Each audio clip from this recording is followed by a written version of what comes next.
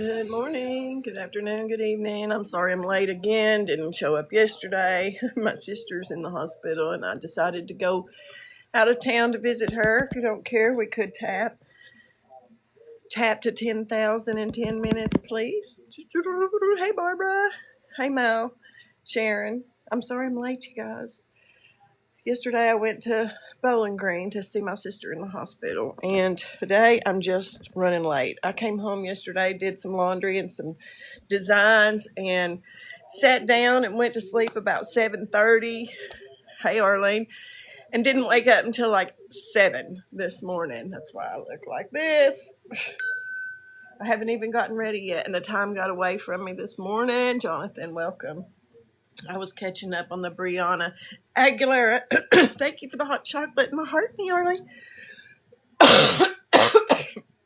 I've got that going with the police, whatever you call it, update on her. And there's not any, really.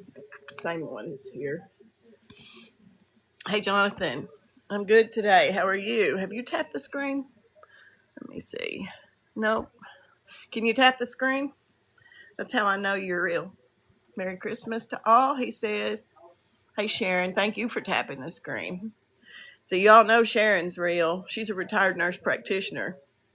She lives in 2 large cities and 1 beach, and one's on the beach. Love to laugh, travel, garden, chase, decorate, read, cook, antiques.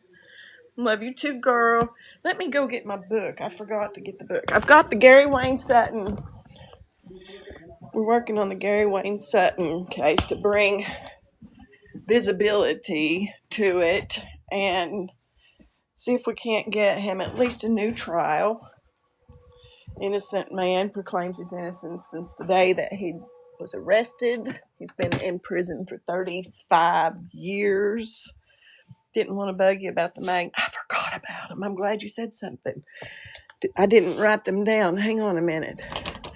Let me just get this real quick. Arlene, magnets. And please give me the details again. I'm terribly sorry if I do not write it. When you do something with me, make sure I write it down. You're not bugging me at all. So, what was it about the magnets? Please, while I'm sitting here to write it down. Okay, Jonathan, where are you going? See, I followed you back, but I don't think you're real. But you are real. You tapped. Thank you. Arlene, please forgive me. But I totally did forget all about them. I have the magnets in a certain size, but I need to know what size you need. You going to see your kids? Well, you have a great visit. Law, look at that shining right in on my wrinkles. Well, you can tell there's no filter there. Even looks worse than it is in real life to me. Gary, thank you for tapping. Can we get to 10,000 taps in 10 minutes? Let me see. I can't get it to slide over. We got 0 followers, so if you could reset, we're in 3 minutes. If we could tap for 7 more minutes and see if we could get it to 10,000 taps, we're at 1.4 on my side. And I have a flash goal. It wants 3 different fest pops from 3 different people within 15 minutes. Hey, Tina. Thank you, Sharon. We're trying to get to 10,000. I came back here to pick up my book. We're going to read Framed in the Smokies. This is the Gary Wayne Sutton wrongful conviction of. Thank you, Taco. You got number 3 gifter. You sent a fest pop. Thank you. We just need 2 more fest pops. Thank you for the heart me. Now we just need 1 fest pop from someone else. Uh-oh, Seller Center. We have sold something on TikTok shop. Won't open. There. Oh, I want to show you. Impeach Trump today. I'm living proof. Kathleen Nowak. He ordered me to be silent and wanted me unalive too. Let's see you, Kathleen. You only have no bio. Literally no bio. And only that comment without taps. So we don't believe you. We don't believe you're real. We think you're a BOT trying to cause trouble. If you can't tap the screen, first and foremost, I don't pay you any attention. Samantha J, welcome. 18 and over only. Okay, you all check Samantha out. You may want to check her out. She hasn't tapped though, so we don't even know she's real. However, we do have one more fest pop we need from someone, and tapping the screen to 10,000. I don't have my other device in here to help. I've got my tapper, so let's go. Arlene, please tell me about the magnets. I did write the name down and the magnets, but that's all the information I've got. Look, this is what I wanted to show you, where I was working on my baby girl. Thank you for the fest pop. We need one more, it says. Look. That's Mimi baby. You don't know about a tapper? Let me tell you about it. I don't have a device. We'll pretend this is my phone. This one is a cordless tapper. Let me tag it for you in case somebody wants one while I'm talking about it. I get in trouble every time I pin something, so remind me to take it down. This one's cordless. The other ones I've got, you have to have it in trouble every time I pin something, so remind me to take it down. This one's cordless. The other ones I've got, you have to have it.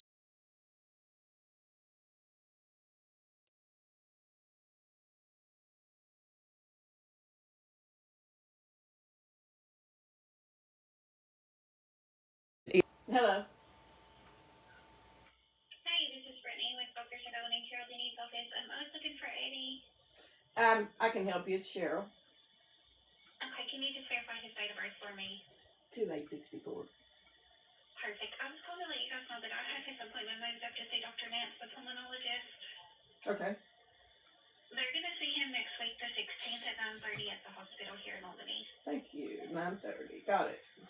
Doctor, what's his name? Nance? His name is Dr. Nance. Okay. And then I'm working on the oxygen that needs to go into like his CPAP machine. Right. So I'm working on that, and I'll let you know whenever I get that figured out. Wonderful. All right. Well, if you guys need anything else, you just let us know, okay? I sure will. Thank you. You're welcome. Bye-bye. Bye. Sorry about that, guys. Doctor's appointments. Are we tapping? We got 5K. Let's see. We only have 3 minutes left. Can we get to tap? All you do with your fingers is like tap the screen once, one finger or two or three or two hands of four, however you want to do it. But the tapper, you just turn it on, set it for how many taps you want. I usually set it around 3. And then you just put it on your device and you click tap. And then this right here will start blinking, and that's the same as your finger touching the screen. Somehow. You're welcome. And I'll keep it pinned for a minute if anybody wants to look. And this is the book that we're going to go over. This is Cohen and Ellis, The Justice Warriors. They met in 2015 during the Holly Bobo murder trial. I shouldn't have said that out loud. I should have said murder. Can we keep tapping, please? We're almost there. 6.6K. 6.6K. Just spirit fingers, as Barbara calls them. The pair quickly realized that they shared a love for truth and justice, and since then they've written 2 books and started their own true crime podcast, The Justice Warriors Podcast. I guess I could turn the screen around. It makes me feel backwards, though.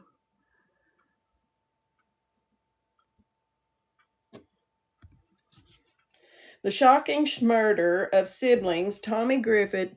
Keep tapping, please. Keep tapping. We're at 7.5. Yay! We might make it. We got 1 minute. It's going to be... No, we're not going to make it, are we? Tap, tap, tap, tap, tap, tap, tap. Everybody tap. 7 people tap. Please, please. We got 1 minute. We got 1 new follower. If you want to reset after we tap. That helps keep me going. It helps keep me pushed out so that we can get stories out. It helps. We need one more Fest Pop too.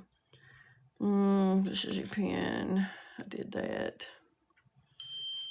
One more Fest Pop by someone different. And tapping away. We're 8.5. We're at the 10-minute mark. We've got just a few seconds left. Everybody, I can't do it. I can't do it. It drives me crazy. Okay, the shocking murder of siblings Tommy Griffin and Connie Branham sent waves of horror through Blount County, Tennessee, when James Dellinger and his nephew Gary Sutton were convicted and sentenced to death for the crimes. The community believed justice had been served. Now, over 3 decades later, Sutton's family has enlisted private investigators, Heather Cohen, to prove his innocence. Private investigator, Heather Cohen.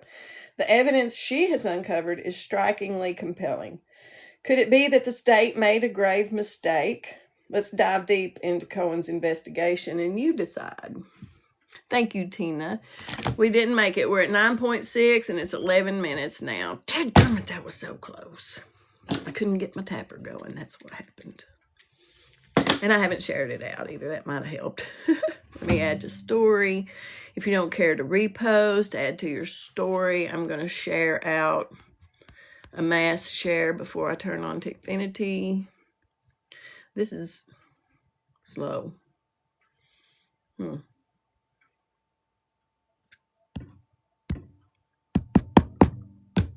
stuck. I can't share it out that way.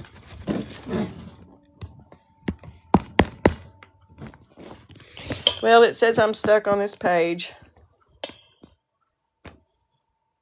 It had me stuck on that page. Thank you for sharing. Let me see. We made it to 10, but we're at 12 minutes. Thank you so much for that. We'll make it. I know we will. We've done it before. Let's see. Let me square. It was Squirrel Daddy where I was going. Let me share this out. First person I saw was Squirrel Daddy, so we were going to score this out. Thank you so much. You're the best, Sharon. We can keep tapping. Let's get it. The next goal will be 50K, so. And by the end of the day, hopefully we'll have 100K. I'm sorry I wasn't here yesterday, guys. I had to go see my sister. I've had the heaviest heart the last few days and such anxiety and chest palpitations and stuff, so I had to go see her for myself. I was being left out of a lot of the information, and I do not like that. You know me and FOMO. Whew, can't stand it. Now let me get this sent to the last few. If you guys want a mass share, you can hold down on the screen and it'll give you the option to share to more than 15 people that way.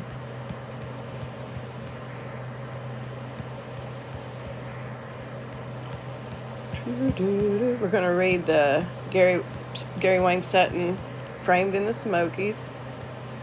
If you're not familiar with it, there's several YT videos about how they used a discredited medical examiner. Hey, Miss Squash. Hey, Arlene. Thanks for sharing. Thank you, everybody.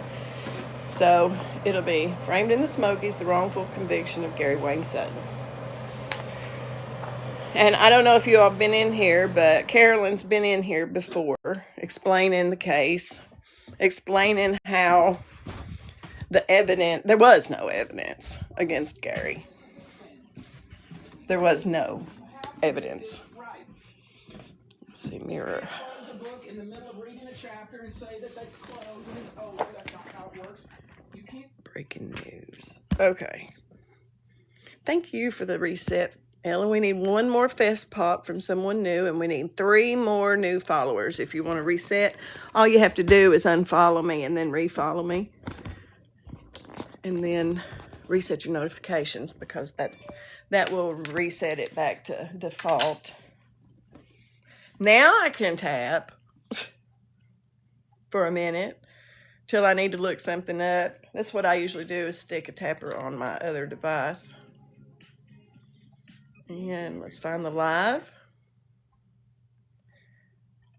couldn't watch, I'm going to need to switch profiles and find the live. Okay, there we are. I'll just put this on, turn it on, leave it on 3, and start it tapping. See, you can see right here where it's tapping for me. Turn the volume down. And I'm going to unpin this tapper. So if anybody wants to see anything that I have in the showcase, just let me know and I'll pull it up. Thank you, Ellen. We achieved it. Yay, thank you. And I was going to show you how to unfollow and refollow. So you just go to my name up here. Hit that. Down here at the bottom, you hit this button. And unfollow. And then follow back. And then that counts as a new follower every time you do that. Thank you, Miss Squatch. Thank you for the Fast Pops. Thank you for the daily heart me's. And be sure you go up here and grab these people. They're definitely engaging besties you want in your corner. And there's Carolyn. She's in here. Carolyn, would you like to come up in a box while I start reading this? Hey, Nikki Lily Rose. Thank you, Miss Squatch. Maybe you can give a preempt to the book. Good morning. Good morning. Give me just a minute to get my phone fixed, and I'll come on. I'll come on where you can see me. Okay. But while she's doing that, I'll read the beginning. Dear reader, thank you for your compassion and for taking the time to consider the information laid out. I need to actually turn that around so that people can read it, I think. For taking the time to consider the information laid out in this book. And I want to start by sharing Ephesians 6:12, which says, "For we wrestle not against flesh and blood, but against principalities, against powers, against the rulers of the darkness of the world, against spiritual wickedness in high places." Ephesians 6:12 calls each of us to be warriors in the spiritual battle against darkness. Mankind is messy and fallible. Our justice system, because it's man-made, is also messy and fallible. Sometimes it fails, and in this case, it creates more victims in an already tragic situation.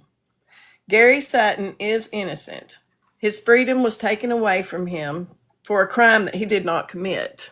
Thank you, Big Brush. We stand and we will continue to fight for his life because we are lovers of the truth and justice. We stand against corruption, lies, and half-truths that were sworn before God that landed him on death row. Gary's case is not about race, religion, or political affiliation. Rather, it's about innocence and true justice. As of late, the great Dr. Martin Luther King once said, "Injustice anywhere is a threat to justice everywhere." To be complacent with evil is to side with evil, and that we will not do. Thank you for the roses. Thank you. We believe that by the time you finish reading this, and any doubt that you may have about Gary's innocence will be satisfied. The bottom line is that no man should be sentenced to death based on an investigation that lacks integrity and prosecution that withheld crucial information. As a licensed private investigator, Gary's case is one of the worst cases of injustice that I have ever seen. I believe that as citizens of the United States and defenders of the Constitution, we must demand accountability. We ask each of you to join us in our fight for Gary by signing his petition for exoneration on change.org. And here's the address if you want a screenshot. Right here. If you need to get the words out of the way, you can hold the screen down and pick to move the words out for a minute. And this is Carolyn. This is Gary's significant other. She is also his eyewitness that she was with him. And I don't hear you, Carolyn. Can you hear me? Yeah. Okay. She was with him the night that they're accusing him of doing this. And I will go on to read the book after she gives you a little intro. Free. Okay, hi, my name's Carolyn. And yes, I was Gary's alibi for that weekend. Um, and to clear it too, I was not his only alibi, but they just didn't care what we had to say. They wanted Gary to be with Tommy on Friday night, and that was their timeline. This case is fully circumstantial evidence. There was no DNA, no eyewitnesses, no ballistics, no murder weapon, no anything. They did have other suspects that they never went and really, truly, fully investigated.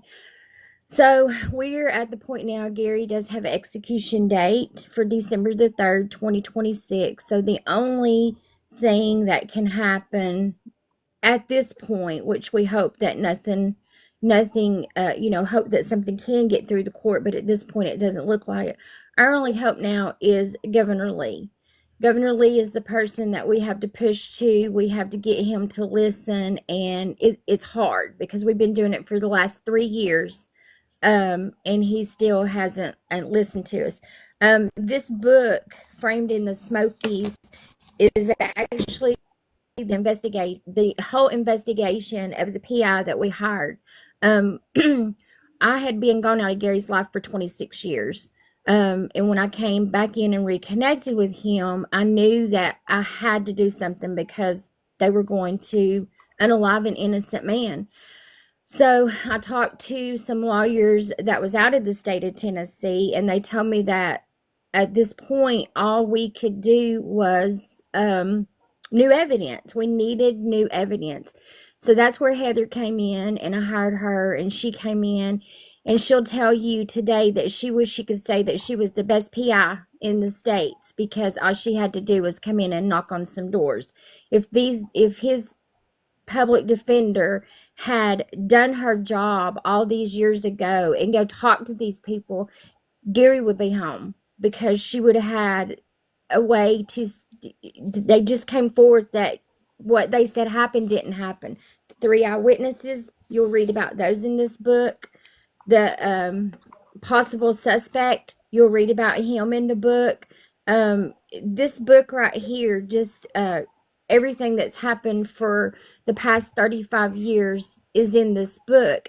What could send him home, and nobody's listening. This man right here is Lester Johnson. He's the man that had the means, the motive, and he did the threats, which we didn't know back in the time. We knew that he could have been another suspect, but they didn't go out and investigate him. But that investigation about him is in the book. So what we're asking right now is everybody follow along our journey to tell Gary's story. Understand that he is on the road for something he did not do. They did not have direct evidence, and they had doubts, lots and lots of doubts in this case. So we're just asking, follow along, help us write the governor, call the governor's office. We're going to be doing some stuff in January, and as soon as I get that on the calendar in stone, then I'll let everybody know. And there's the petition. You can go to change.org for the petition, and you can call. Let's see, is the governor's information right here handy? You can call the governor's office and just ask to free Gary Wayne or to request a new trial with new evidence. And tell about Dr. Charles Harlan. Yeah, Dr. Charles Harlan's not in this book, but you can Google him as well and find everything about him. Dr. Charles Harlan was the he wasn't then. He used to be the medical examiner of Tennessee. Back at this time, he had lost his license and been discredited, but we didn't know when we went to trial. So with Dr. Harlan, he came in and gave the state their time of the unaliving. So I guess to get people to be more clear is the state had to have Tommy unalived on a Friday night because that's the only time that they could put Gary with him. Tommy was not found until Monday afternoon. When Tommy was found, he was in full rigor mortis. And full rigor mortis only lasts, and we have even to this day, people will tell you the most that rigor mortis would probably last is up to 36 hours. 24 and 36 hours is pushing it. So when Tommy was found Monday afternoon, he was in full rigor mortis so badly that the paramedics was afraid, didn't even know if they could get him on the gurney and into the ambulance.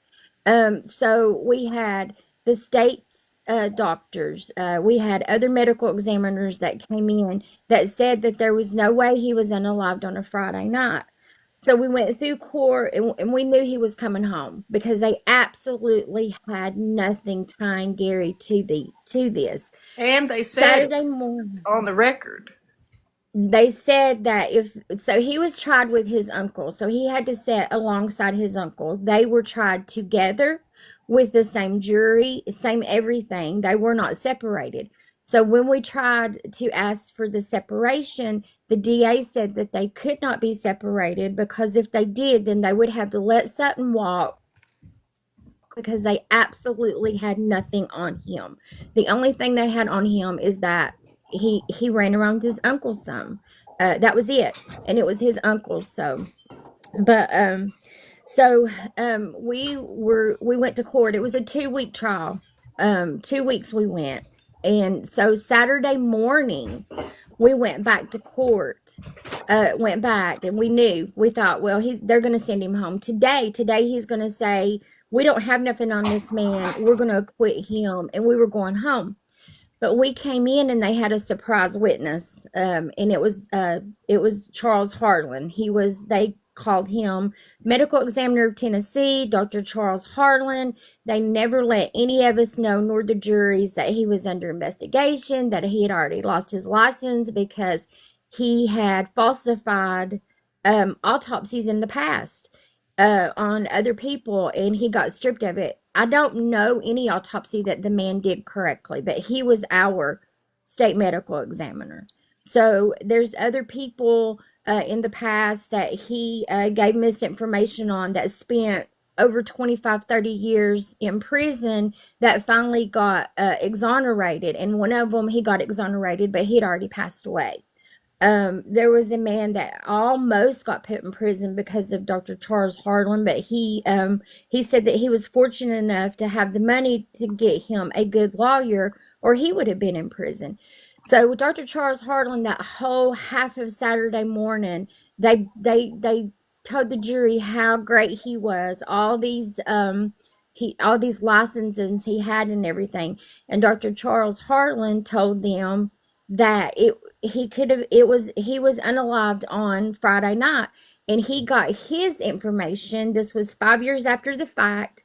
They flew him from Nashville to Knoxville. He looked at a slide on the plane, the only time he knew anything about it, and he said that he got that he made his decision on that slide. Well, that's not possible on a slide.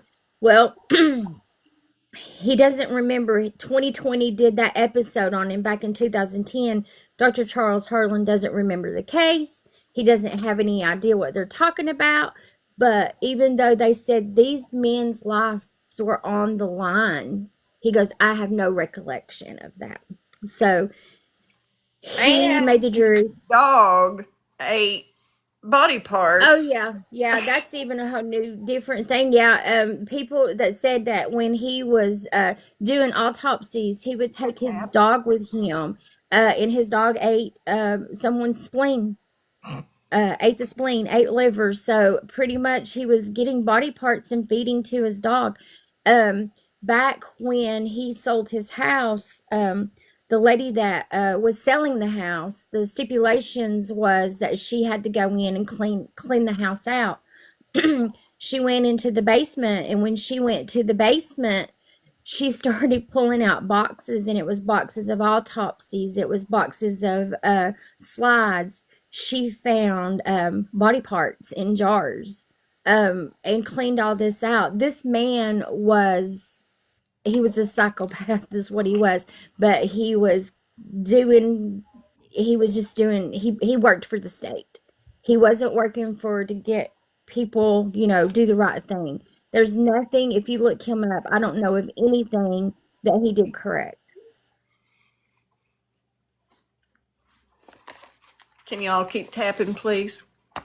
So I guess, so Charles Harlan was he was the biggest reason that these jurors thought that Tommy was unalived on a Friday, because he got up and they made him this big person, and he said, yes, this could happen, against all the other medical examiners that came in and said he had to be an unalived either late Sunday night or early Monday morning. And there was one medical examiner that said he thought that he was probably only unalived 3 or 4 hours before they found him. So To be so in that's complete rigor. yeah, Still. yeah. You don't stay in So rigor from Friday to Monday. no, you don't. But Friday is absolutely what the state was bound on, because they could not do anything else. And two, with the state, with these the detectives and stuff, they did not do their jobs, because when Tommy didn't come home on Saturday, and then Connie didn't come home, they were worried. So they went to the police department and said, hey, we want to help you find them, because this is what happened.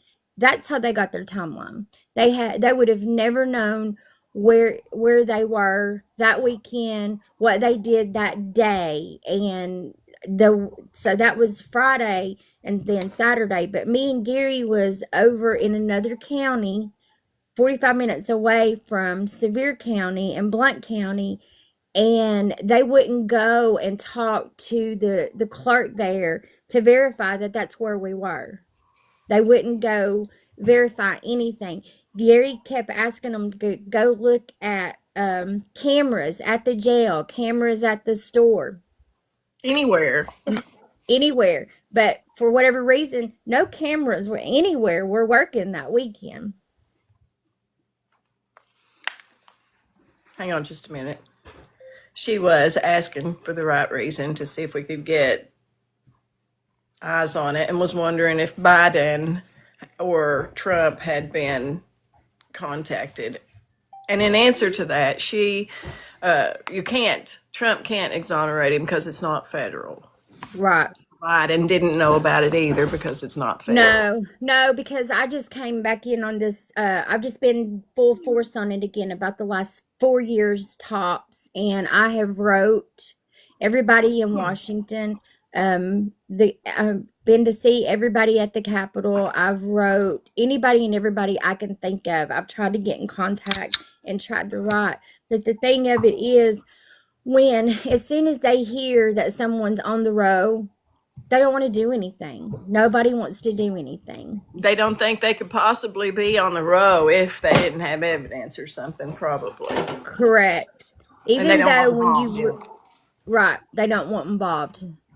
But when you look at Gary's case and you start reading the first of it, I mean, you see right away, because the 3 witnesses that they were supposed to have said that that's not what they said. They even got up on the stand and said that they didn't. Like one of them, he said the detective went to the judge and said he's had 3 eyewitnesses that could put these men on the scenes of the crime. The judge signed it to let him go to a secret grand jury. Not just a grand jury, but a secret grand jury. He went to that grand jury and told the same 3 lies that he told to the judge to get the arrest warrant. When we were going to court, and I'll have to find it in the transcripts, he even said that that they sometimes have to lie to get what they want. Quote unquote, well, not quote unquote, but to that part, and it's in the transcripts. I need to pull that out. Mm-hmm.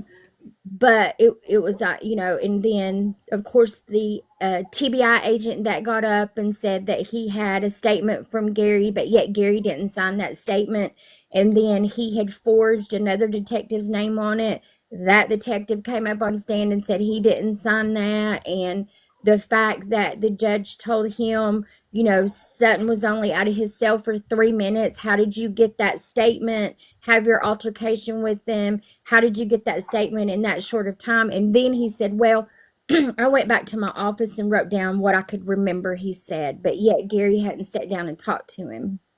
So that was a lie. Judge still let it go. It's just one thing after the other that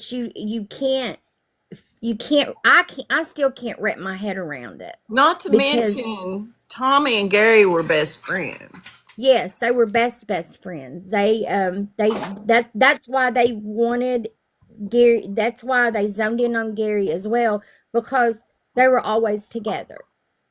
So they just zoned in. They didn't try. You've got Lester Johnson that's in this book. That there's more. What's in this book is more than what we knew.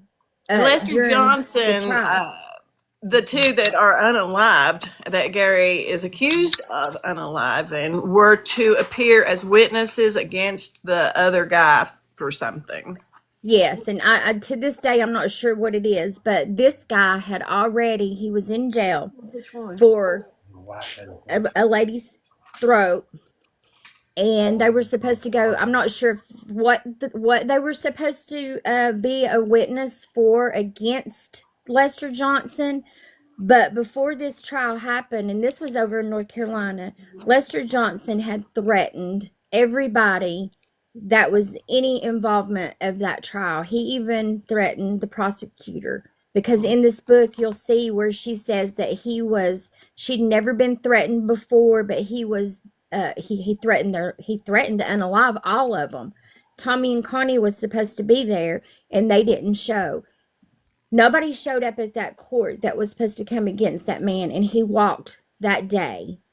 He walked, and in this book as well, there's a statement from, I can't remember if it was his wife or his girlfriend back in that day, but she says that morning after he came out of court, she brought him back to Kodak, and Kodak is Sevier County, brought him back to Kodak, dropped him off at his house. He had a white truck. He left in his white truck, and that's the day that Tommy went missing. So that's a whole lot of stuff that we didn't even know back at trial. And that's another reason why he needs a new trial, because there's so much that, and the attorney he had did not present all of this for his appeals. For his appeals. So when he went to court for the state, he had a public defender that asked to be taken off of his case because he had never tried this kind of case. And the judge told him, no, you're going to stay on this case and you're going to do it. Then he told him, he goes, we don't even know how to pick a jury for this type of case. And they gave him a jury picker, which she was fabulous. She was great. We picked the first jury. We thought, okay, we've got us a fair jury. This is going to be great. We went to recess, which we thought we were just going to come back, but it ended up a day or two we didn't come back to court. When we come back in, and still to this day, I don't know what the reason was. I can't understand why, but we came back in, and the judge said, I have some bad news. He goes, we had to send that jury home.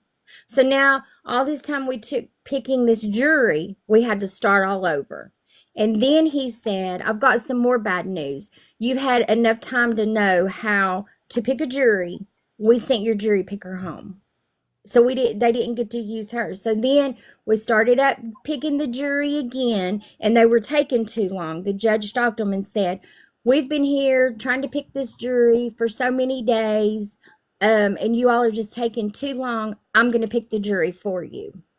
So when they picked the jury, how often has anybody ever heard of that? That's right. So when they picked this jury and we get started, and we found out when Heather came in to do her investigation, because she talked to these jurors. Nobody had talked to them in 20-something years. So when she started talking to them, one of them actually was friends with the detective, had been on the police academy and worked with that police department for 10 years. One of the jurors said she didn't want to give, they didn't want to put them on the roll, but that's what they had to give. She said she was the last one to sign, and she never really wanted to. Then we had another juror that said, "Oh, the young boy didn't do that. We didn't convict the young boy." Yes, you did. They were side by side. You absolutely did.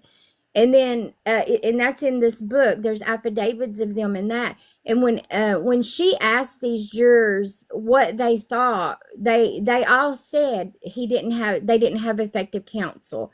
They didn't have good counsel. Nobody stood up and fought for them. There were things that they could have and should have argued, but they didn't. So then he goes to the row, and then that's when the federal habeas federal defender comes in, and she done nothing for him. Nothing. The appeal sounded like the DA wrote it. She didn't talk to him or speak to him for 12 years. She did file one thing that the judges granted him a new trial, and she didn't respond to it, so they threw it out of court. And I have that, and it has, then when she went to explain things in it, she didn't go in full depth. She just skipped over a little bit, just enough to where if he tried to get it back into court, the judges will say, "Oh, well, we've already heard that. We're not going to hear it again." Even though they So, just yeah. heard a bit of it. Even though they just heard a little bit of pieces. I mean, all she had to do was put possible alternative suspect, Lester Johnson, blah, blah, blah, and that would have been it. His name was in that, so you can't take it back through court again. And So if you in the all know end- anything that we can do or that she can do that she's not Yeah. done, did you ever get a hold of the law schools? I have not. I actually need to work on that today. I keep saying I need to work on it every time I start to You're busy. work. Today, yeah, work. I have to work. But yeah, I have someone that's supposed to be helping me with that will know how to talk to them, and I need to get in contact with him today. But if we could get the law schools, and here's our thing, we're crunched for time now. We've got less than a year now. December the 3rd of 2026. So we've got to really pump it up. Date. Yeah, we've got to really pump it up. There's just so much in this case. It's like, I don't know which way to go when we're talking about it, because, you've got bad science in it. You've got nobody, even these past years, Gary's asked him, do the ballistics. So here, the one thing too is that when they were at the crime, they have to block it off, and they have to go through every little piece of that crime scene.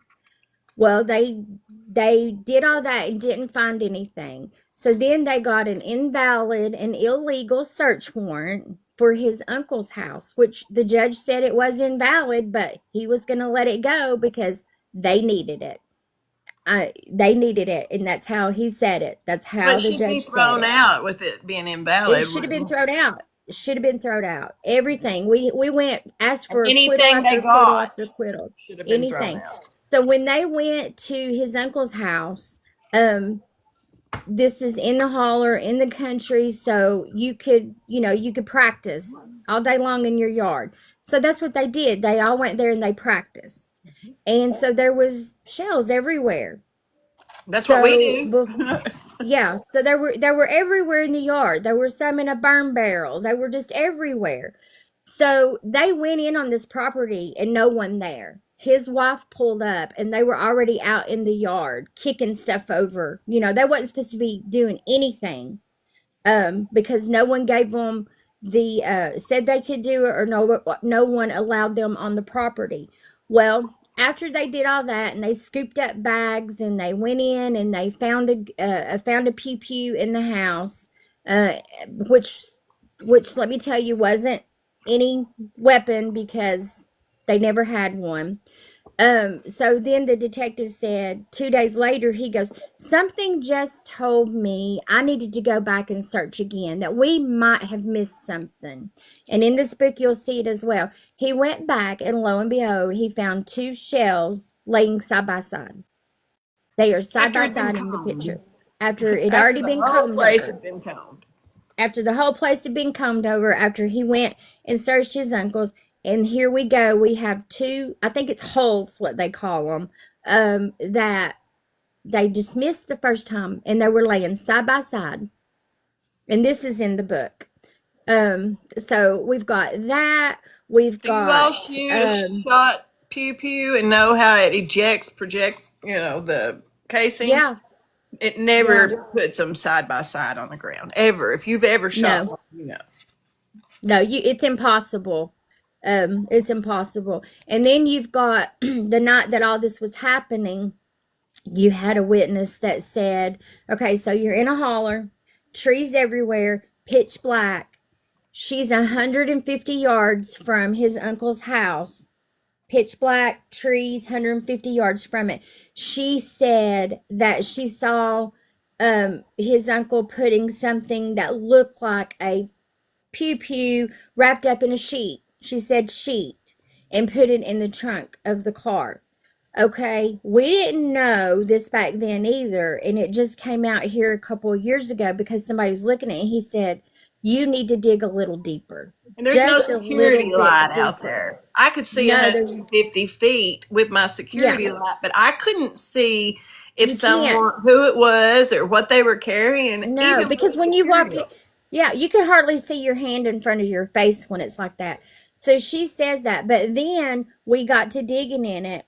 She had her light on in her house, looking out her window, and scientifically, when she looked out that window, she was seeing a reflection Wow. of herself.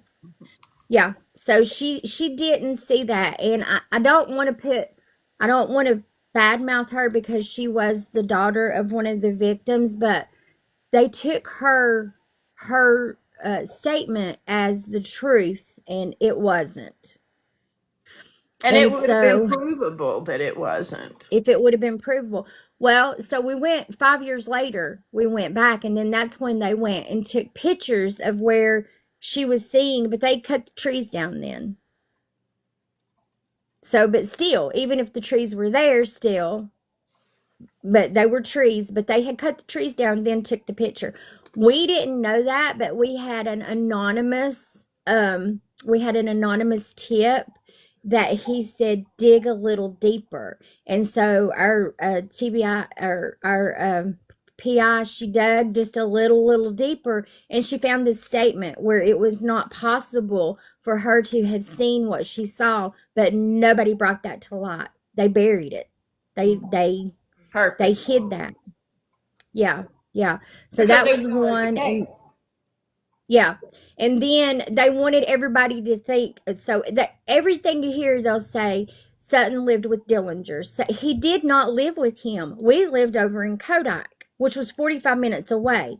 And all they would say, well, he lived there. He lived there. They know he didn't live there.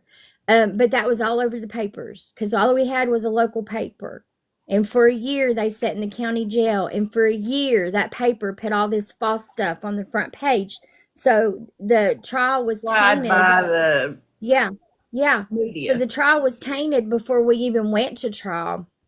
And So so they said that they had wait, a, time out. She says, so the person who actually committed the crime is still out there and free. He's he not was, alive anymore, but he was. yeah, he absolutely was. He all this time, and they know because it wasn't just him that was a suspect. There was another guy. His name was Bill Cogdell. He had said, and we had the woman came and was a witness. He had told her she had a warrant against his brother, and he had told her, "You need to drop that warrant against my brother, or they're going to find you." Like they found, like they find Connie. Nobody knew that Connie was even missing yet. And she came, she came and she testified to that, but nobody cared. For whatever reason, it went in one ear and out the other. But they told him that he was a drunk and he didn't know what he was talking about. And then we had, I've read through statements and stuff here in the last 4 months that when they were at the bar, the barmaids that said that they described Gary and his uncle, they described his uncle as a floppy hat. He had on a floppy hat. Anybody could have had on a floppy hat.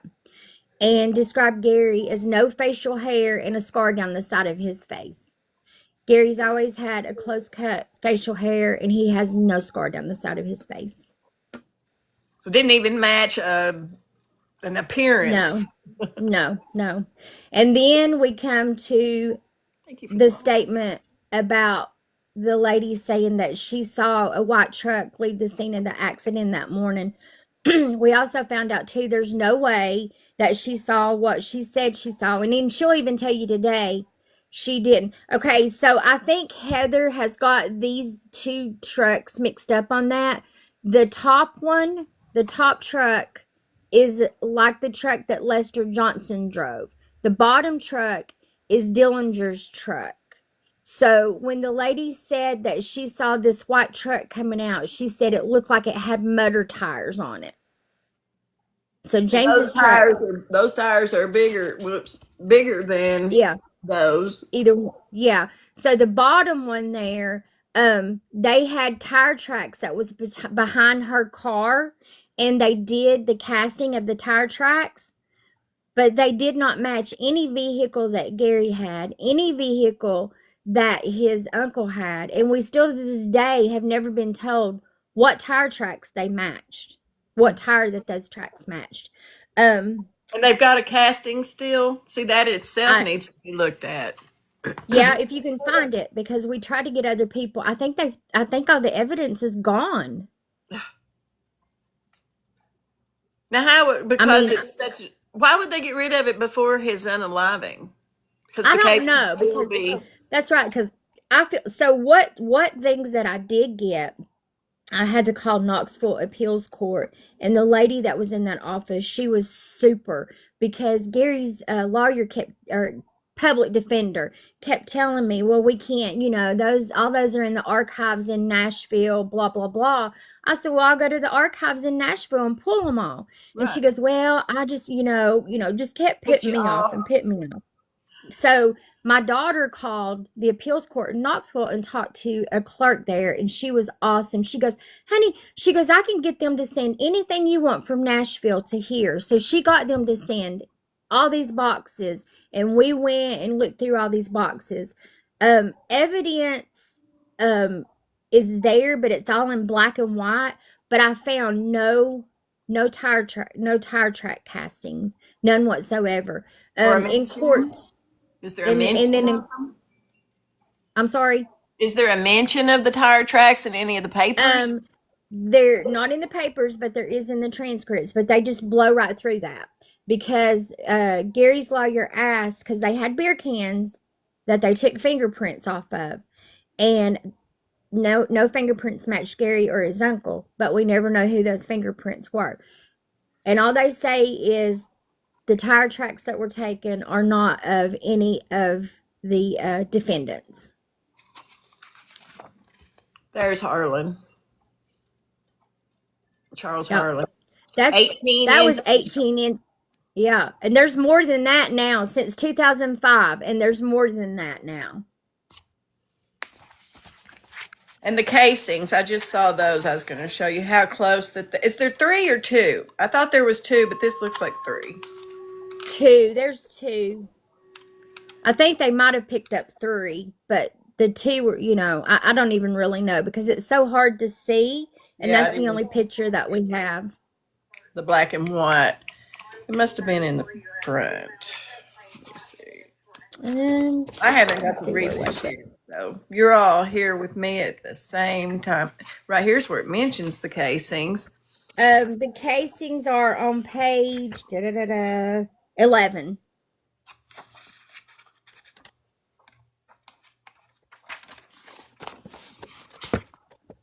Let me get it in here. I'm backwards and I can't hardly.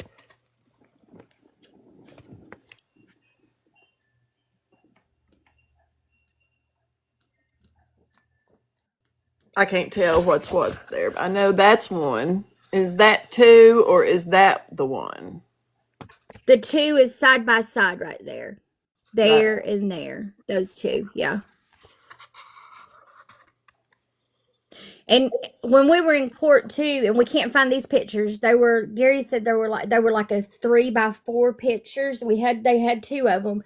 They had one that was when Tommy was there, same spot. There's no shells or anything around him. They have the exact picture with him gone, and then there's those two laying side by side. So when they went back, they thought that they messed themselves up because they didn't think anybody was going to pay attention to those laying side by side. And there's Gary's face when he was arrested, clean shaven, not bald faced with a scar.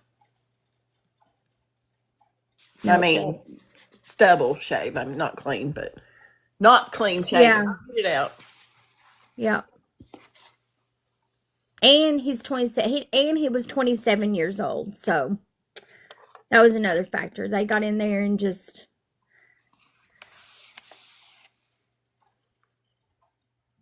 Gary Wayne's quote, unquote, "I just want everyone to know that you can be innocent and still end up on death row."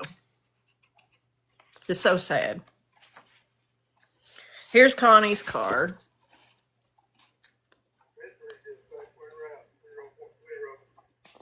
And why that guy right there, the guy right there on down with right over on this side, go over the other side there.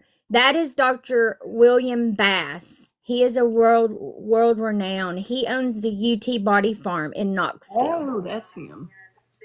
That is him, and he also got up and said that rigor mortis only lasts up to 24, maybe 36 hours. And they took Charles Hardlin's word over this man right there. And you know what the it's UT Body Farm, right? Right. He you know started what that. Is? You know what that is, people? That's where they have a whole farm of unalived bodies, and they study the process of decay, decomp, what bugs. He's an entomologist too, isn't he? Or did you get a separate entomologist? Got a separate entomologist. But they watch like what stage you are at unalived in 24, what stage you are in 2 days, what stage, etc., etc. A whole farm full of these bodies. And that's what they do. In months and years. Yeah. And the entomologist showed in court said there was no bug activity that should have been there after he'd been alive from Friday to Sunday. Right. So every one of them dead's going to have ants or beetles or. Yeah. And two, when I look at the autopsy report, the one that I have, it tells you what all they did, and where it says slides or where did they collect the slides? Did they collect this? It says none on it. So my question is, if they didn't collect any slides, where did Hardlin get his slides? And he was on a plane. So how did they get him the slides to look at on a plane? And he was on a plane at what time following past Monday? When was he looked at the slides? 5 years later. So there were no slides at the time, but 5 years later, no, whenever he went to court and he had 5 years later. Oh, that was it? Yes. It took them Okay, so when they first, let me explain this. When they first got arrested, they were at the county jail for a year before. Okay, so this is two crimes. One is in Blount County. One was in Sevier County. Tommy was in Blount County. Connie was in Sevier County. They sat at the Sevier County jail for 1 year before they took it to trial. So Tommy was unalived first. Then they found Connie. Okay. They said that they had no motive for Tommy. No motive whatsoever. The motive that they said that they had for Connie was because they unalived Tommy and was trying to cover that up. But yet, they had not been convicted of Tommy yet. So They're in the county jail for a year. That gives them a year to get all this publicity out of the paper out, and they'll never get a fair trial in the county. They wouldn't let us have a change of venue. Instead of going to court in Blount County first, where Tommy was the first one, and they was supposed to have unalived Connie because of Tommy, which they hadn't been convicted of that yet, we went to court in Sevier County first.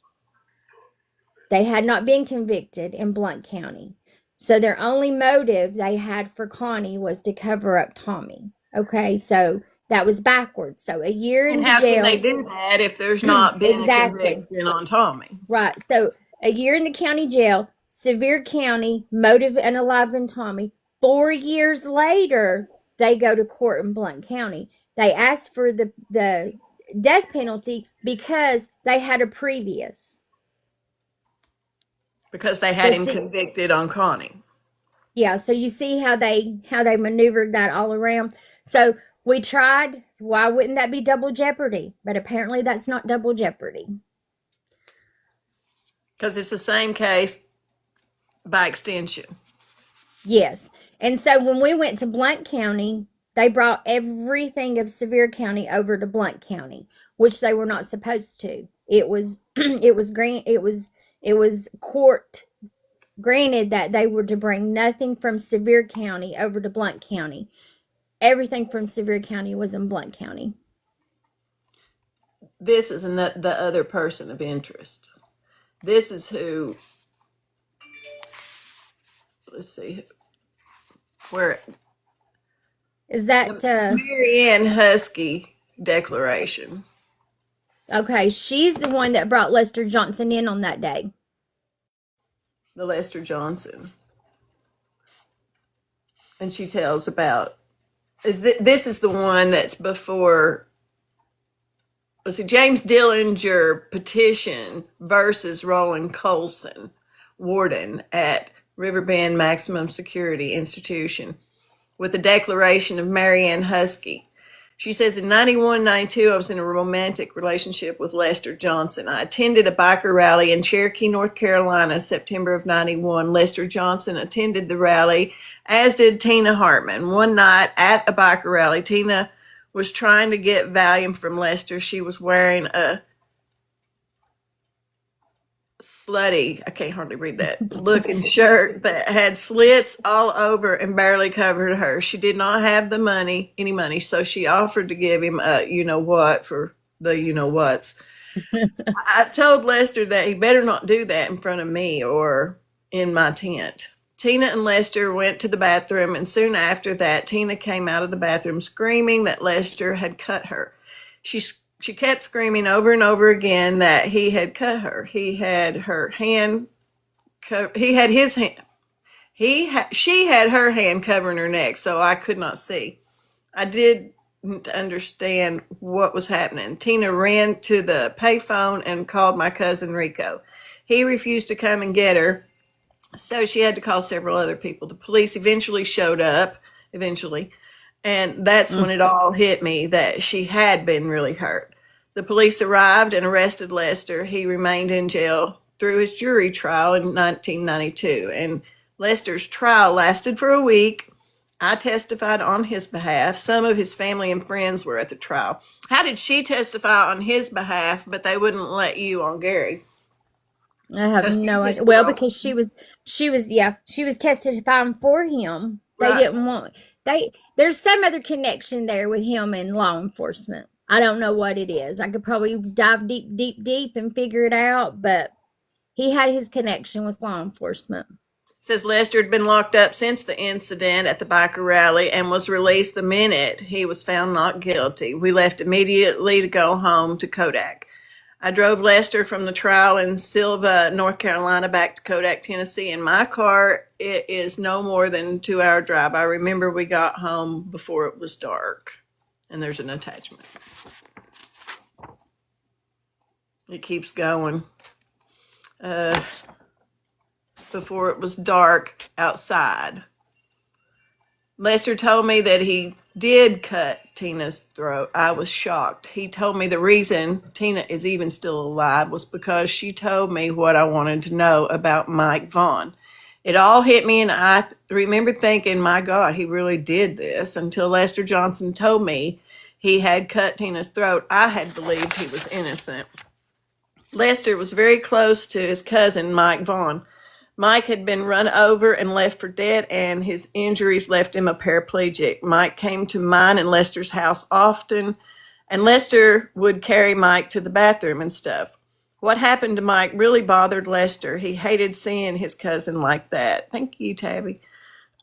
We all knew Tina was involved in what happened to Mike, and this was why Lester had all of this against Tina and wanted to know what all had happened to Mike. I understood from hearing Mike talk about what happened that Tina was in the car with 2 or 3 other people, and they were trying to take Mike's pills from him. They cut his throat and ran over him. I have heard that someone said that Tommy Griffin and Bobby Gilraith were involved in the attack on Mike Vaughn. Bob Gilraith, am I saying that right? Gareth, I guess. I don't know who these people are. Used to live in Pigeon Forge. He was an evil man. I wouldn't put it past him to do something terrible. Bob even cut up one of his girlfriends, Margie. My cousin, Rick Ogle, is also known as Rico. Rico ran in the same circle as Tina, Bob, Dwight, and David, and Judy. Tina and Judy were gang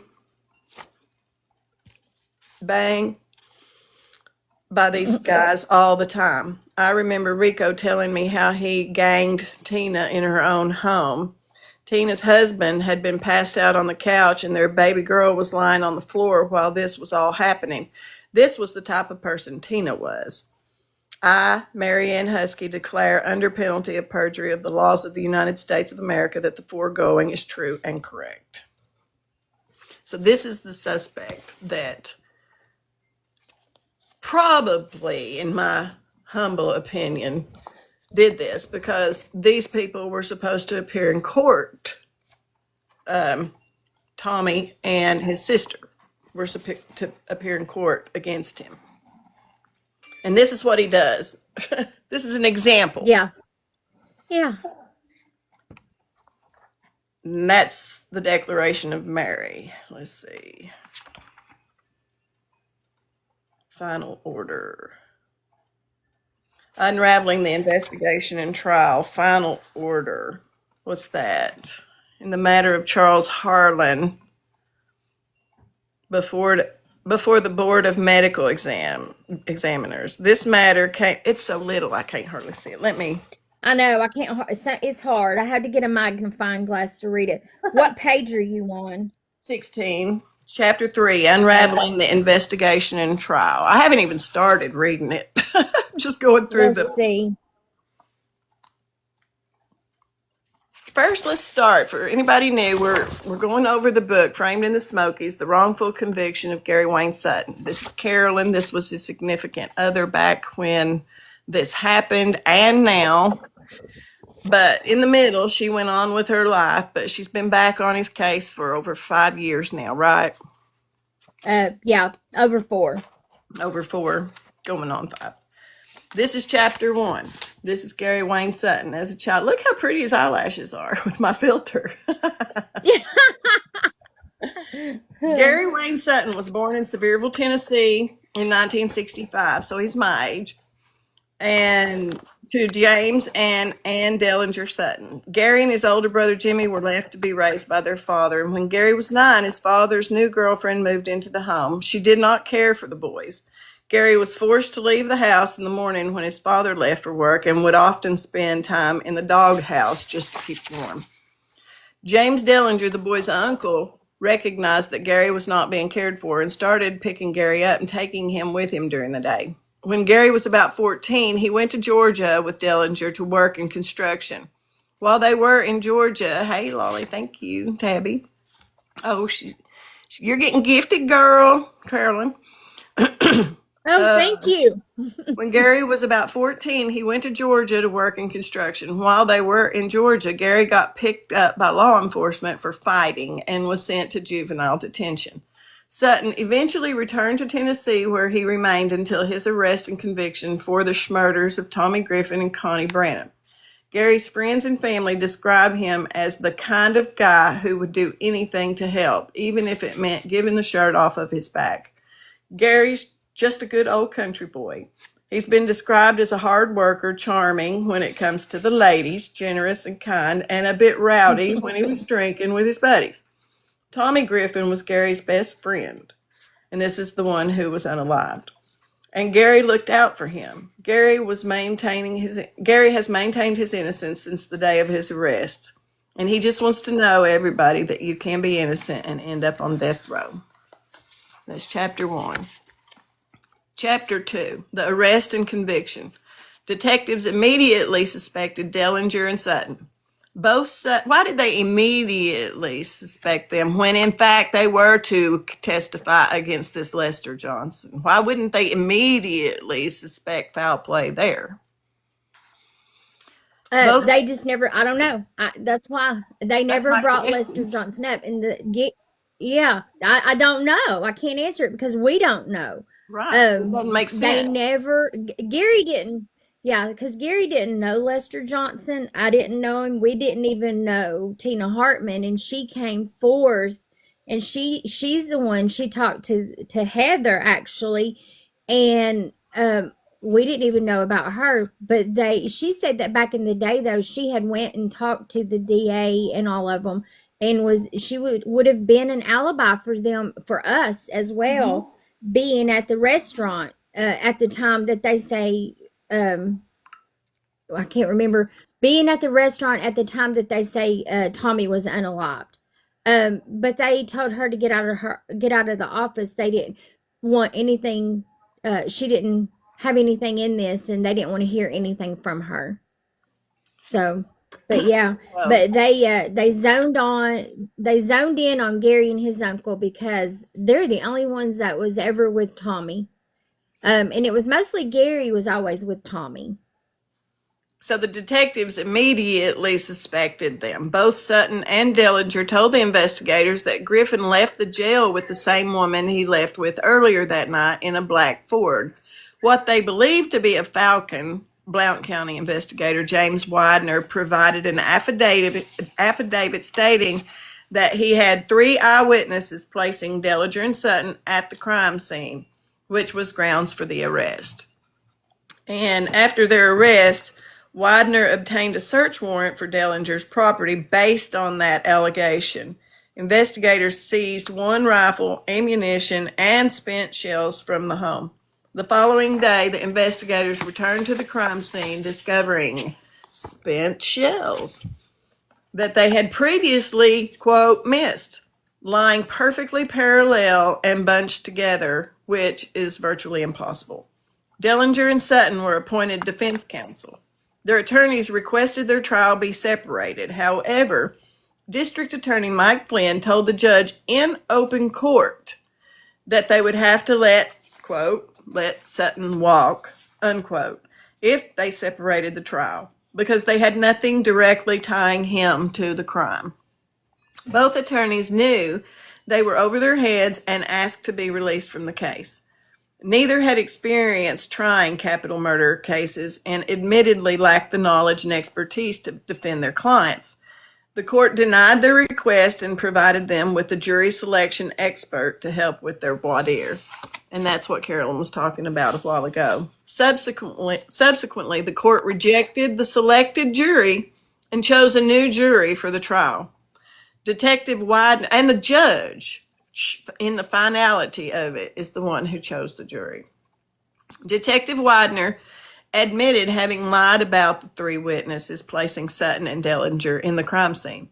It was also revealed through testimony that he had forged another investigator's signature on the 3-page statement that he claimed to have obtained from Gary Sutton while he waited for trial. Sutton denied the statement. He didn't write the statement. The court allowed the evidence despite its questionable validity. The Sevier County trial. Connie Branham's murder in Sevier County was tried first. The prosecution asserted that Sutton and Dellinger's motive for unaliving Branham was to cover the unaliving of her brother, even though the men had not yet been convicted for that. On February 22nd of 92, Connie Branham went to look for her brother. The owner of the Sullivan's grocery store in Townsend testified that he saw Connie talking to two men in a white Dodge pickup truck in the parking lot. A barmaid at Howie's Hideaway testified that she saw Connie with Dellinger and Sutton at Howie's Hideaway. She did not know who Connie left with because her shift ended before they left.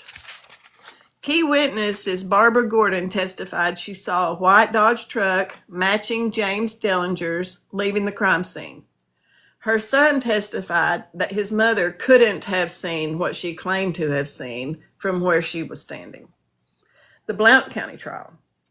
Two witnesses, a husband and wife, provided testimony about seeing an altercation between three men on the side of Alcoa Highway. Allegedly, the men were traveling in a dark-colored Camaro. Oh, tell this story, and then I'll go ahead. Or do you want? I can just go ahead. Okay. On the side of Alcoa Highway? Mm-hmm. So apparently so when they left the bar and they stopped at the convenience store to get more beer and stuff, this is where Tommy came into contact with this girl, whoever this girl was, and that he left with her. And that's when Gary and James came on back to his brother's house and picked me up.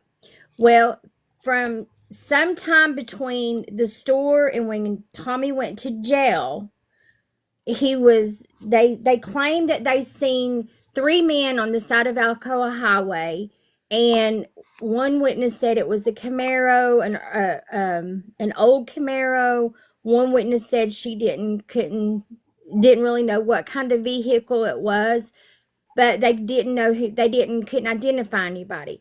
Well, Gary has a Camaro. He had a newer Camaro back then. Every witness that saw this car on Alcoa Highway said it was an older Camaro. Even one of the witnesses, when they would show pictures of the two Camaros, they had Gary's Camaro and they had an older Camaro. Everybody circled the older Camaro, except for the ones of us that they asked, which is Gary's Camaro. Then, of course, we circled his Camaro. So they never identified Gary's Camaro either, but that's what they tried to say. It was Gary's Camaro, that it was them that was having an altercation out on Alcoa Highway. So then later on, they got a dispatch that there was a guy stumbling on the side of Alcoa Highway. They just called it in.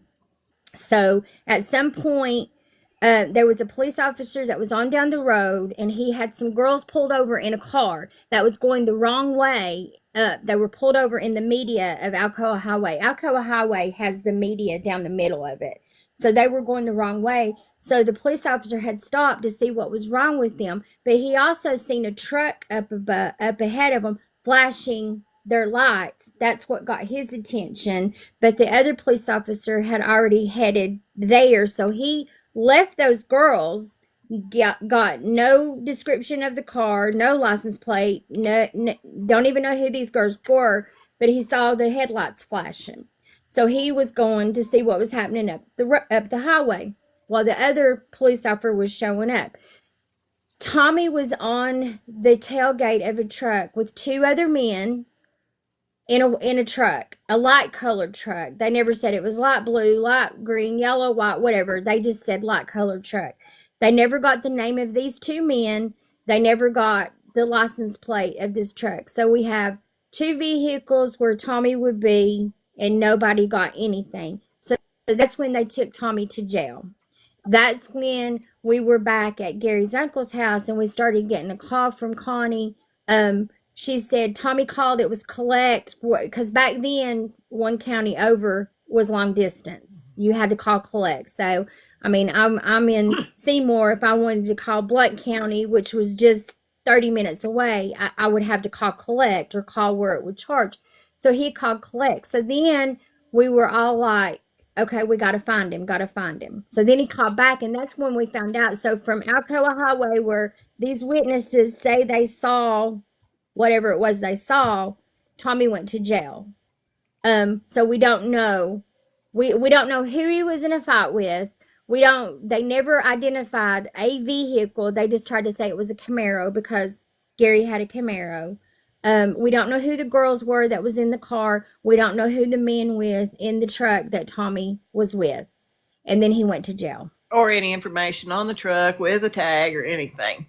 And it looks No. like they would have called it No the information. tag in immediately. We need to check on this tag number or something. It's what they do on the scanner but all they the did time. not. So that's right. So, I mean, it just doesn't make any sense. Thanks for the repost, Tabby. So that brings us to where I was, Alcoa Highway. Allegedly, the men were traveling in a dark-colored Camaro. The witnesses claimed that two men were trying to pull a third man out of the vehicle. Other witnesses testified that she saw a shirtless and shoeless man stumbling down the side of the road near Hunt Road exit. The same witness also testified that she saw two men standing outside of a dark-colored Camaro on the side of the road approximately 30 minutes later. A neighbor testified that he saw Dellinger's truck near Griffin's trailer at about 9 p.m., just before it caught fire. He also testified that he saw someone in the passenger seat, but he couldn't identify that person. The call came into dispatch about 9:02 p.m. The state heavily relied on the testimony of a medical examiner, Dr. Charles Harlan, to establish a time of death. Harlan testified that Griffin had been unalived that Friday after leaving the jail. However, defense expert witness and forensic anthropologist William M. Bass adamantly disagreed, stating that because Griffin was found on Monday, February the 24th, 1992, in full rigor mortis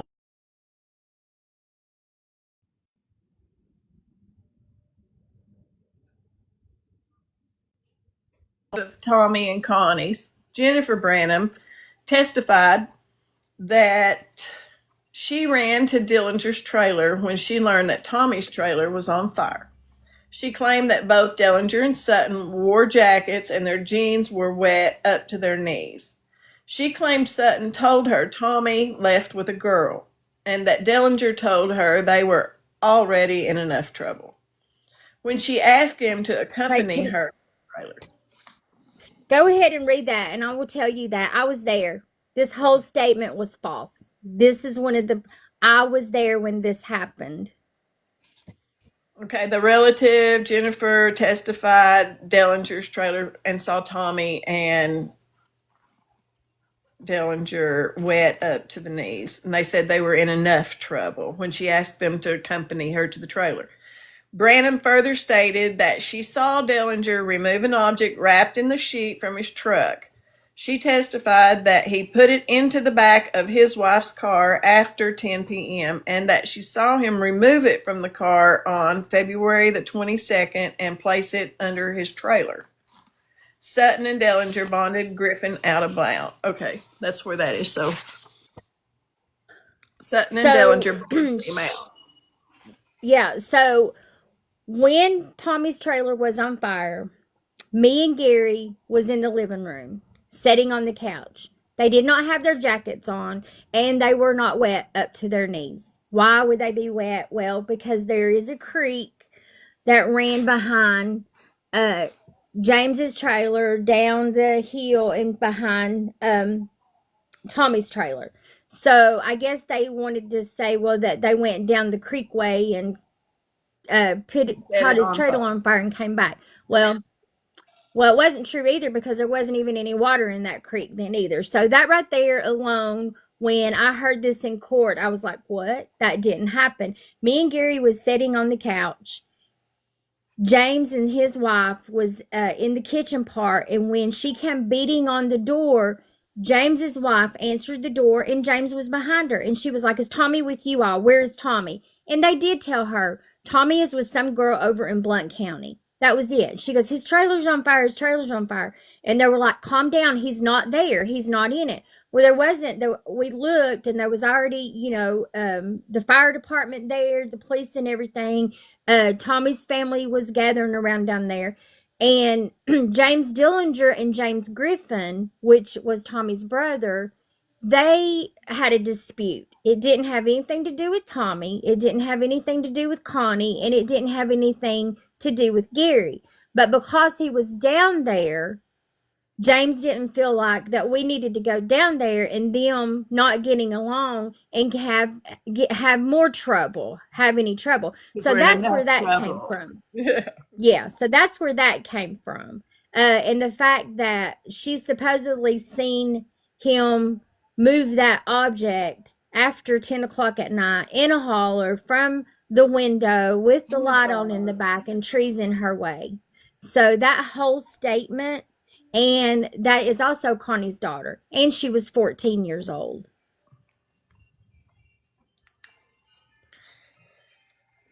So that was that statement.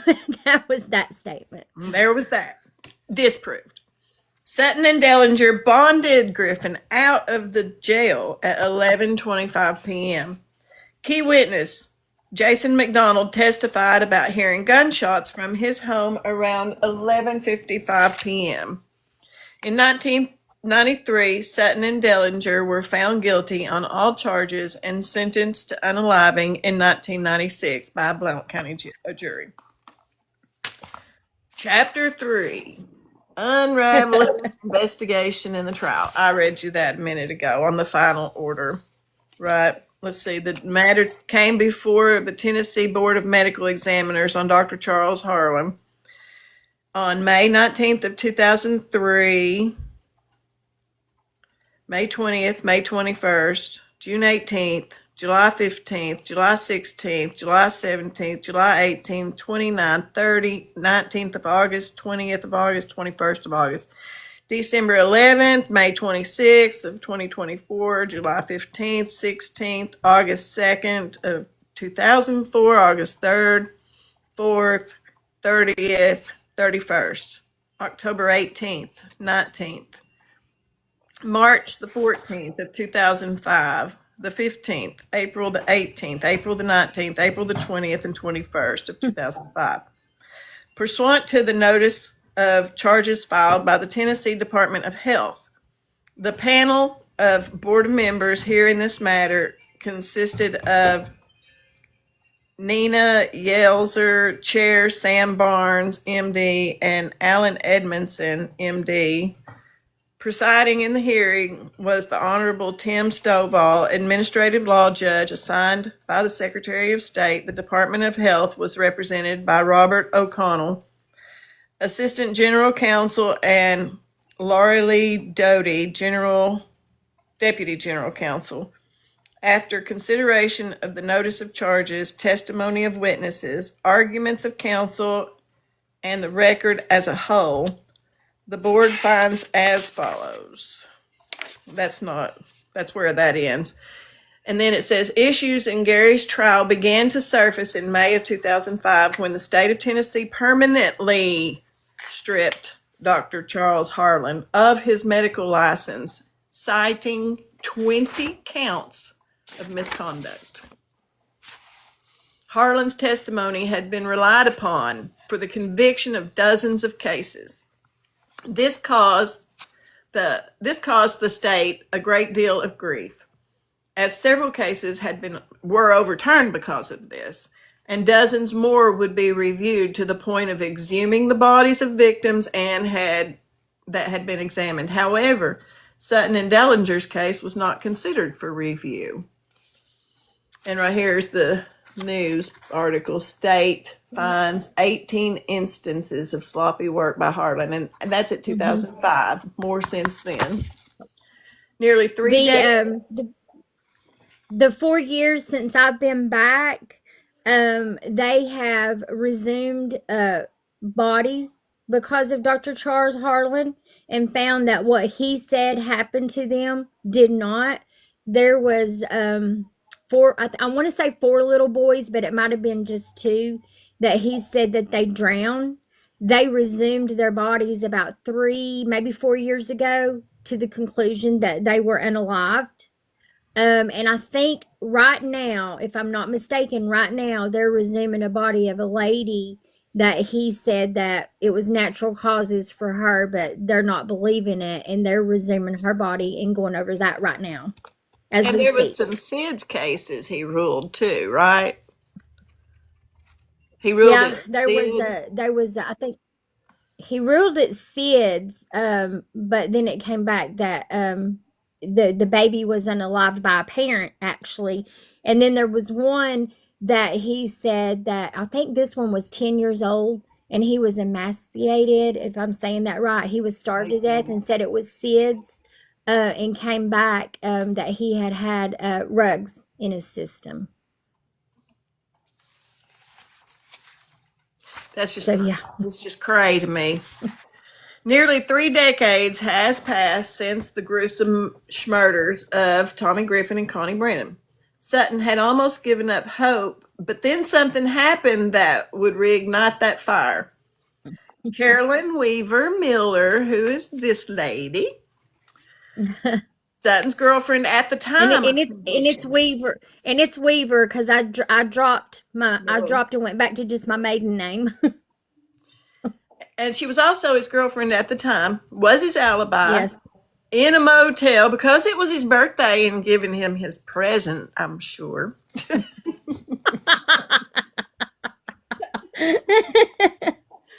And Sutton had almost given up hope and they reignited a fire. Carolyn, his girlfriend at the time of conviction, was watching the news when a segment came on announcing the first scheduled execution date on October the 6th, 22. She was with Gary the weekend of the murders, so she knew he was innocent. I had to do something, quote, she told Fox 17's Dennis Ferrer. Miller was determined to prove Sutton's innocence, and for years, Sutton's only allies were his attorneys at the public defender's office. However, according to Gary, they'd refused to talk to him or provide copies of his appeals until after they filed them. Sutton's post-conviction team had never, in 3 decades, taken the initiative to speak with the jury or witnesses who testified at Gary's trial. In May of 22, Tennessee executions were halted due to an issue with their lethal injection. I think that was that they were out of date and things like that, right? Yeah, yeah, they was sloppy. They wasn't going by their protocol. So this bought time for Miller to gather the evidence she needed to prove his innocence, and that's when she contacted Justice Warrior Investigations for help. Hello. At first glance, I wasn't convinced of Gary's innocence, she said. However, speaking with key witnesses, I realized that the question was not whether anyone went wrong with the investigation or anything, but rather whether anything went right. Investigators and the state failed to consider the alternative suspect, Lester Johnson. Earlier that year, Johnson's cousin, Michael Vaughn, was the victim of a brutal assault that left him paralyzed. Johnson was enraged by the attack on his cousin and set out to vindicate him. In doing so, Johnson copped charges of his own when he cut a woman's throat who was present when his cousin was attacked. Johnson issued several unaliving threats from jail through his son Shane to the witnesses. Tommy Griffin and Connie Brennan were supposed to testify against Johnson, but neither of them or any other witnesses showed up for the trial. Consequently, all charges were dismissed and Johnson was released from jail on February 21st of 1992, the same day Tommy went missing. That alone says hello. Johnson's girlfriend at the time provided a statement to James Dellinger's post-conviction legal team stating that she picked him up from jail on that day and dropped him off in Sevier County. See Declaration of Mary Ann Husky, which is what I read a minute ago. That's what she read. And you notice there it says James Dillinger's post-conviction lawyers, not Gary Sutton. Right. So once they got convicted and was sent off to the row, then they got separated. Then they had separate lawyers. So James fortunately got he got lawyers that was down in Nashville post conviction, and Gary's lawyers was here in Knoxville. Gary's lawyers was too close to this county. So they all work together. That's why Gary is adamant about, if you read his appeal, it sounds like the DA sat down and wrote that appeal. She would not let them read that appeal.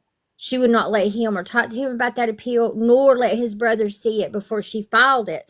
And after she filed it, Gary called her and said, now I know why you didn't want me to read it, because you sat down and you let the DA write that appeal. And that's when they had, like, she told Gary he was stupid, that he didn't know anything about the law, and that he didn't need to be telling her how to do her job. And of course he said, so you can't build a house, so that makes you stupid. So she got mad and told him, if you have anything to ask me or say to me, write it to me in a letter, and slammed the phone down on him. And they did not speak for 12 years. And Gary started speaking to her again, because when I came back in, I was like, well, we got to work with her, because we don't have any other choice. So he did, in which now I regret that he did, because she had tried to bombard anything and everything that we tried to do. And when we went to meet for her the first time, I thought I was doing the right thing, taking Heather there and letting Heather talk to her and say, okay, this is what this is what I found, and this is what, and she told Heather, you're not a part of his legal team, and I'm not going to talk to them if you're here. So, but she wanted Heather to hand over everything that she had, but didn't want Heather to work with them. So I told Heather at the meeting, I said, I hired you. You work for me. I said, you do not give her anything. And Heather goes, I'm not giving her anything. She goes, but I will dismiss myself so she'll talk to you. So Heather, she left the meeting. And so when we were talking to her, but you hired her as part of the legal team. Yeah, but that's not how it works with public defenders. It's their team or nothing. And so when we were sitting there, I just plainly told her, because she didn't want us to do any news conferences. She didn't want us to do any press conferences. And she didn't want us to do anything. So I just told her, I said, if you think I'm going to sit and keep my mouth shut, I said, you've got another thing coming. I said, because if this was your loved one, somebody you know, or if you were doing your job correctly, he would not be sitting where he's at. I said, you have done nothing for him. So I guess she was trying to cut me off because she called me and she goes, I have Ben Hall from out of Nashville that wants to do an interview with you. And I said, okay, that's fine. So we go do this interview, and we do it in the park in Knoxville, because I was working and I couldn't do it until I got off work. And she had one of her lawyers in her office come and sat right beside of me, and I would try, Ben Hall would ask me a question and she would say, she can't answer that. Yes, I can answer that. So at that point, watch me. Gary said, yeah. At that point, I did the interview with him, but then I've also done other interviews, and she's not in the picture anymore. Gary tried to fire her many, many years. And with a public defender, you can't just write the judge and say, hey, I don't want her on my case anymore because of this and this, because they're not going to give you another lawyer. They're just not going to do it. So until it's been the last 6 months, he finally got her off of his case, but she had to tell the judges that she wanted to dismiss herself off of his case. She had to do it. So now we have some from out of Alabama that is just now coming in, and I honestly don't know if they have enough time to even go over everything. Go over it. So these are the ones too. They're like, we need media, we need the public, we need help. So they're encouraging for everybody to help. They're not just like, oh no, you can't do that. That's going to hurt him. There's nothing going to hurt him at this point. And any lawyer in the right mind would think that anything you were doing would not hurt him. And she scared the family too by not giving news conferences and stuff where they could not appeal for him. It is backwards. She It's very did. backwards. She did back in the day when they had doors opening and people wanting to do things. She cut them off. She said, "Oh no, you can't do that. If you do something like that, you might hurt him." So she scared the family for all the doors that they had open and stuff. So here I am, and I'm not stopping. Mhm. And so in 2022, I received a call from, this is Heather, the investigator.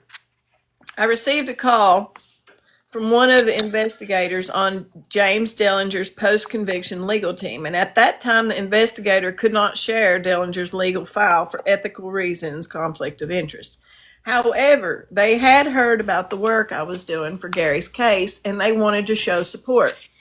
The investigator told me that I was on the right track and keep up the good work. Quotes. Dellinger died on death row in January of 2023.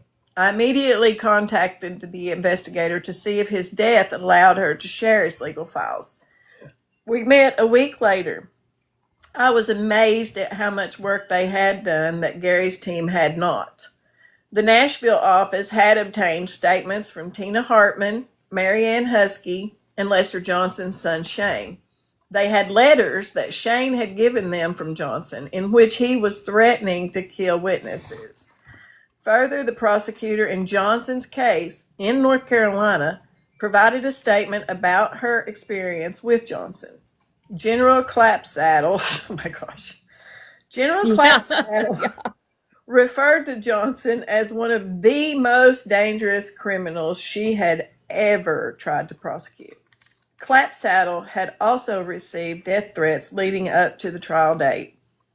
Dellinger's team of attorneys and investigators attempted to get the file from the court clerk, but never received the requested documents. Specifically, they were hoping to obtain court summonses for Connie and Tommy. They were also looking for witnesses who would be able to provide a statement about the color of Johnson's vehicle. It was with their help that I was able to locate Lauren Kirby, the deputy who provided me with the declaration with this information. Dellinger's team expressed deep regret about his unaliving and that they were unable to prove his innocence beforehand. However, they were eager to help Sutton's team in any way they could, but their attempts to reach out to them remained unanswered. Sutton's team, out of Knoxville, did not seem interested in exploring the idea of an alternative suspect. Instead, they refused to speak with Gary and advised us, Carolyn and me, not to speak publicly about anything other than the misconduct of Dr. Charles Harlan. Dellinger's team filed a motion for an order that would permit them to obtain the file on the 1990 assault of Michael Vaughn. The information they sought was pertinent, proving Dellinger and Sutton's innocence, and would have established the motive behind the alternate theory that Lester Johnson was, in fact, the person who unalived Tommy and Connie. Unfortunately, in 2018, the court ruled that it did not find good cause for the information to be released or considered, and it denied the motion. Is that what this? No, here's James Dellinger versus Tommy Mays, warden.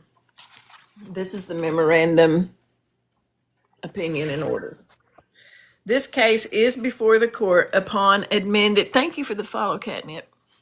This case is before the court upon the amended petition for habeas corpus under the 20 U.S.C. something 2254, brought by James Dellinger, the petitioner, presently pending its petitioner's motion for discovery, document 113. Respondent has filed a response in opposition, document 115, to which petitioner has replied, document 120. Because petitioner has failed to establish good cause for any of his discovery requests, his motion for discovery will be denied. Background. On February 24th, 1993, petitioner, along with co-defendant Gary Wayne Sutton, was convicted by Sevier County jury of premeditated first-degree murder in the death of Connie. Petitioner was sentenced to life in prison at that time. His conviction and sentence were affirmed on direct appeal. See State versus Dellinger in the docket number. Tony Mays is now the warden at Riverbend Maximum Security Institution. The clerk is directed to substitute Tony Mays as respondent in this matter. Rule 2A of the rules governing Section 2254 cases in the United States District Court. So that's where they ended up putting him as versus. So let's see. The Tennessee Supreme Court denied permission to appeal. Petitioner filed a petition for state post-conviction relief, which the trial court denied. The Tennessee Court of Criminal Appeals affirmed that the trial court's denial of that petition, Dellinger versus State, in June of 2006, and the Tennessee Supreme Court again denied permission to appeal. Petitioner filed a federal habeas corpus petition on September 09. Although the petition was untimely under the statutes, Magistrate John C. Clifford Shirley, following an evidentiary hearing, concluded that equitable tolling should be applied in this case. And the court accepted in whole his recommendation. On April of 2016, petitioner filed the pending amended habeas petition, raising a plethora of grounds for relief, including inter alia. I don't know what that means. Do you? I don't either. Alexa, what does inter alia mean legally? Inter alia is a Latin term meaning among other things in legal context. Among other things. It's used to indicate that a list or statement includes... Alexa, stop. So including, among other things, multiple claims of ineffective assistance of counsel and numerous claims alleging the concealment of exculpatory evidence. Petitioner now seeks discovery of physical evidence and law enforcement records, as well as leave to serve a deposition subpoena under Federal Rule of Civil Procedure 45 for the purpose of investigating and establishing violations of his constitutional rights, as alleged in his amended petition. In particular, he requests the ballistic evidence. This is Gary requesting this.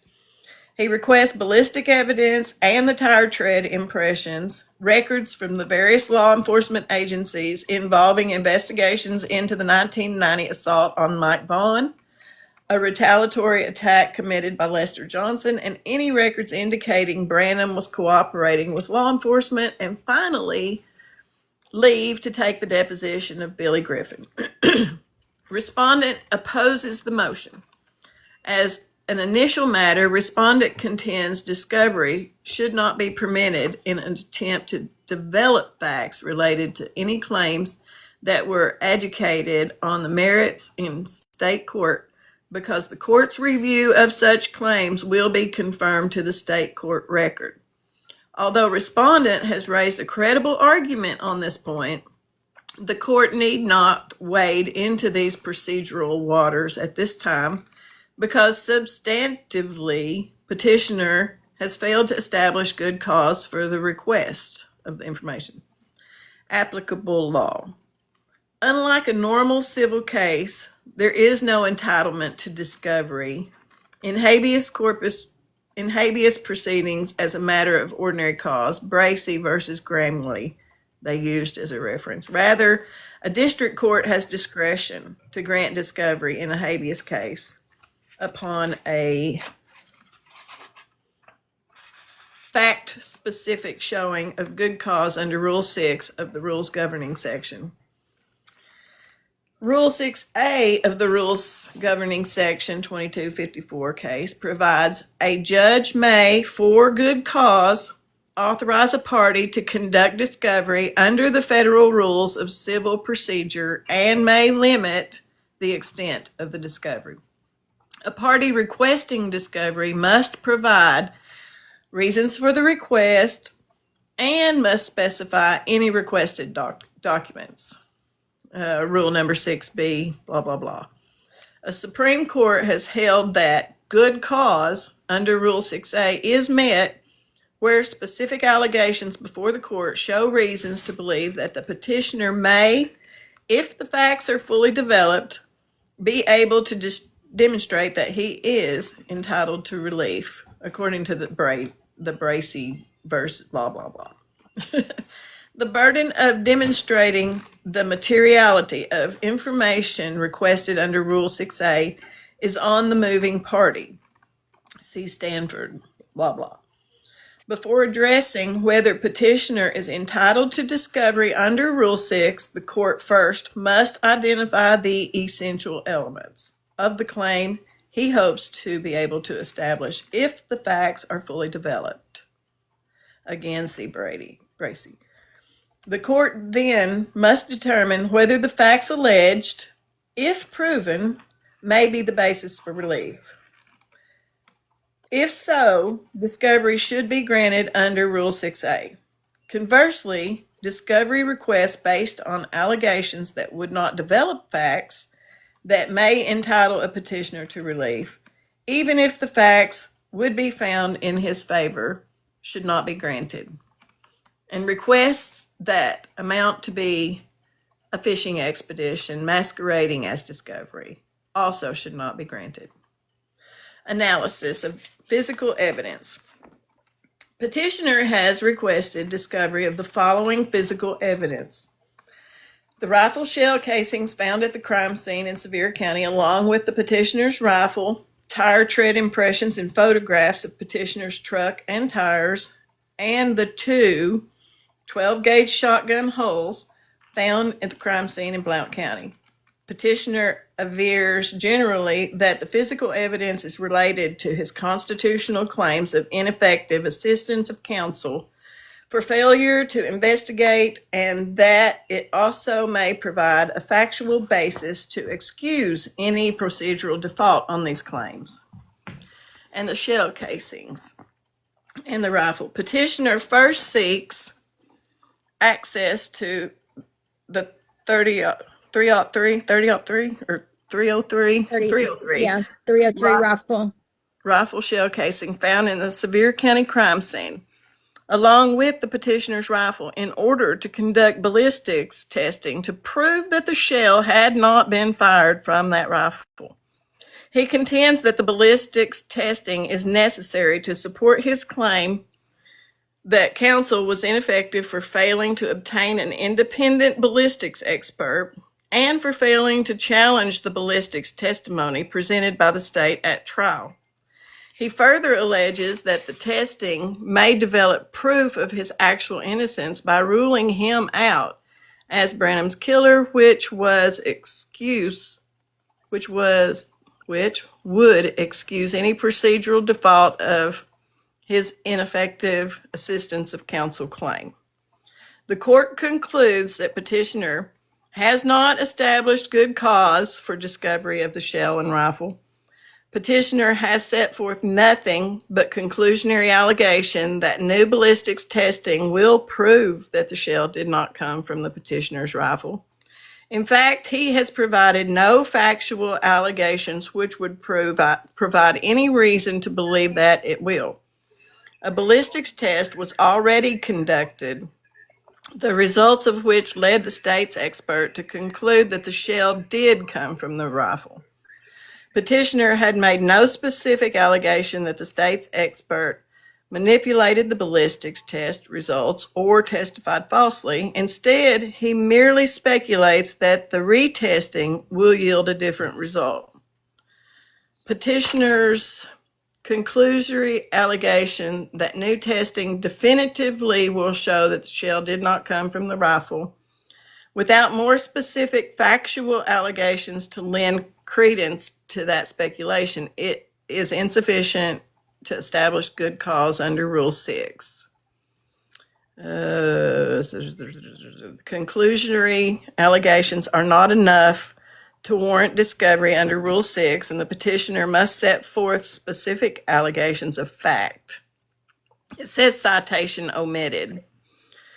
Because petitioner has failed to state specific non-conclusory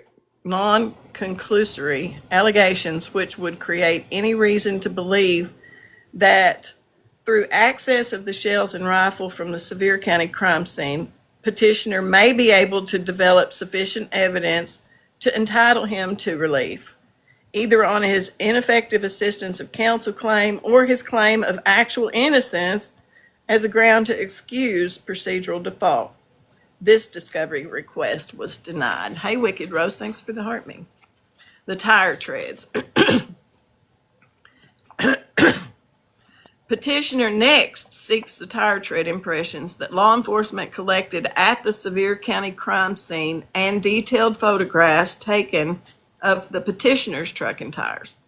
He contends that this discovery request will allow him to demonstrate that the tire tread marks at the scene did not match the petitioner's tires, that would eliminate him as a suspect. Hey, thank you for sharing.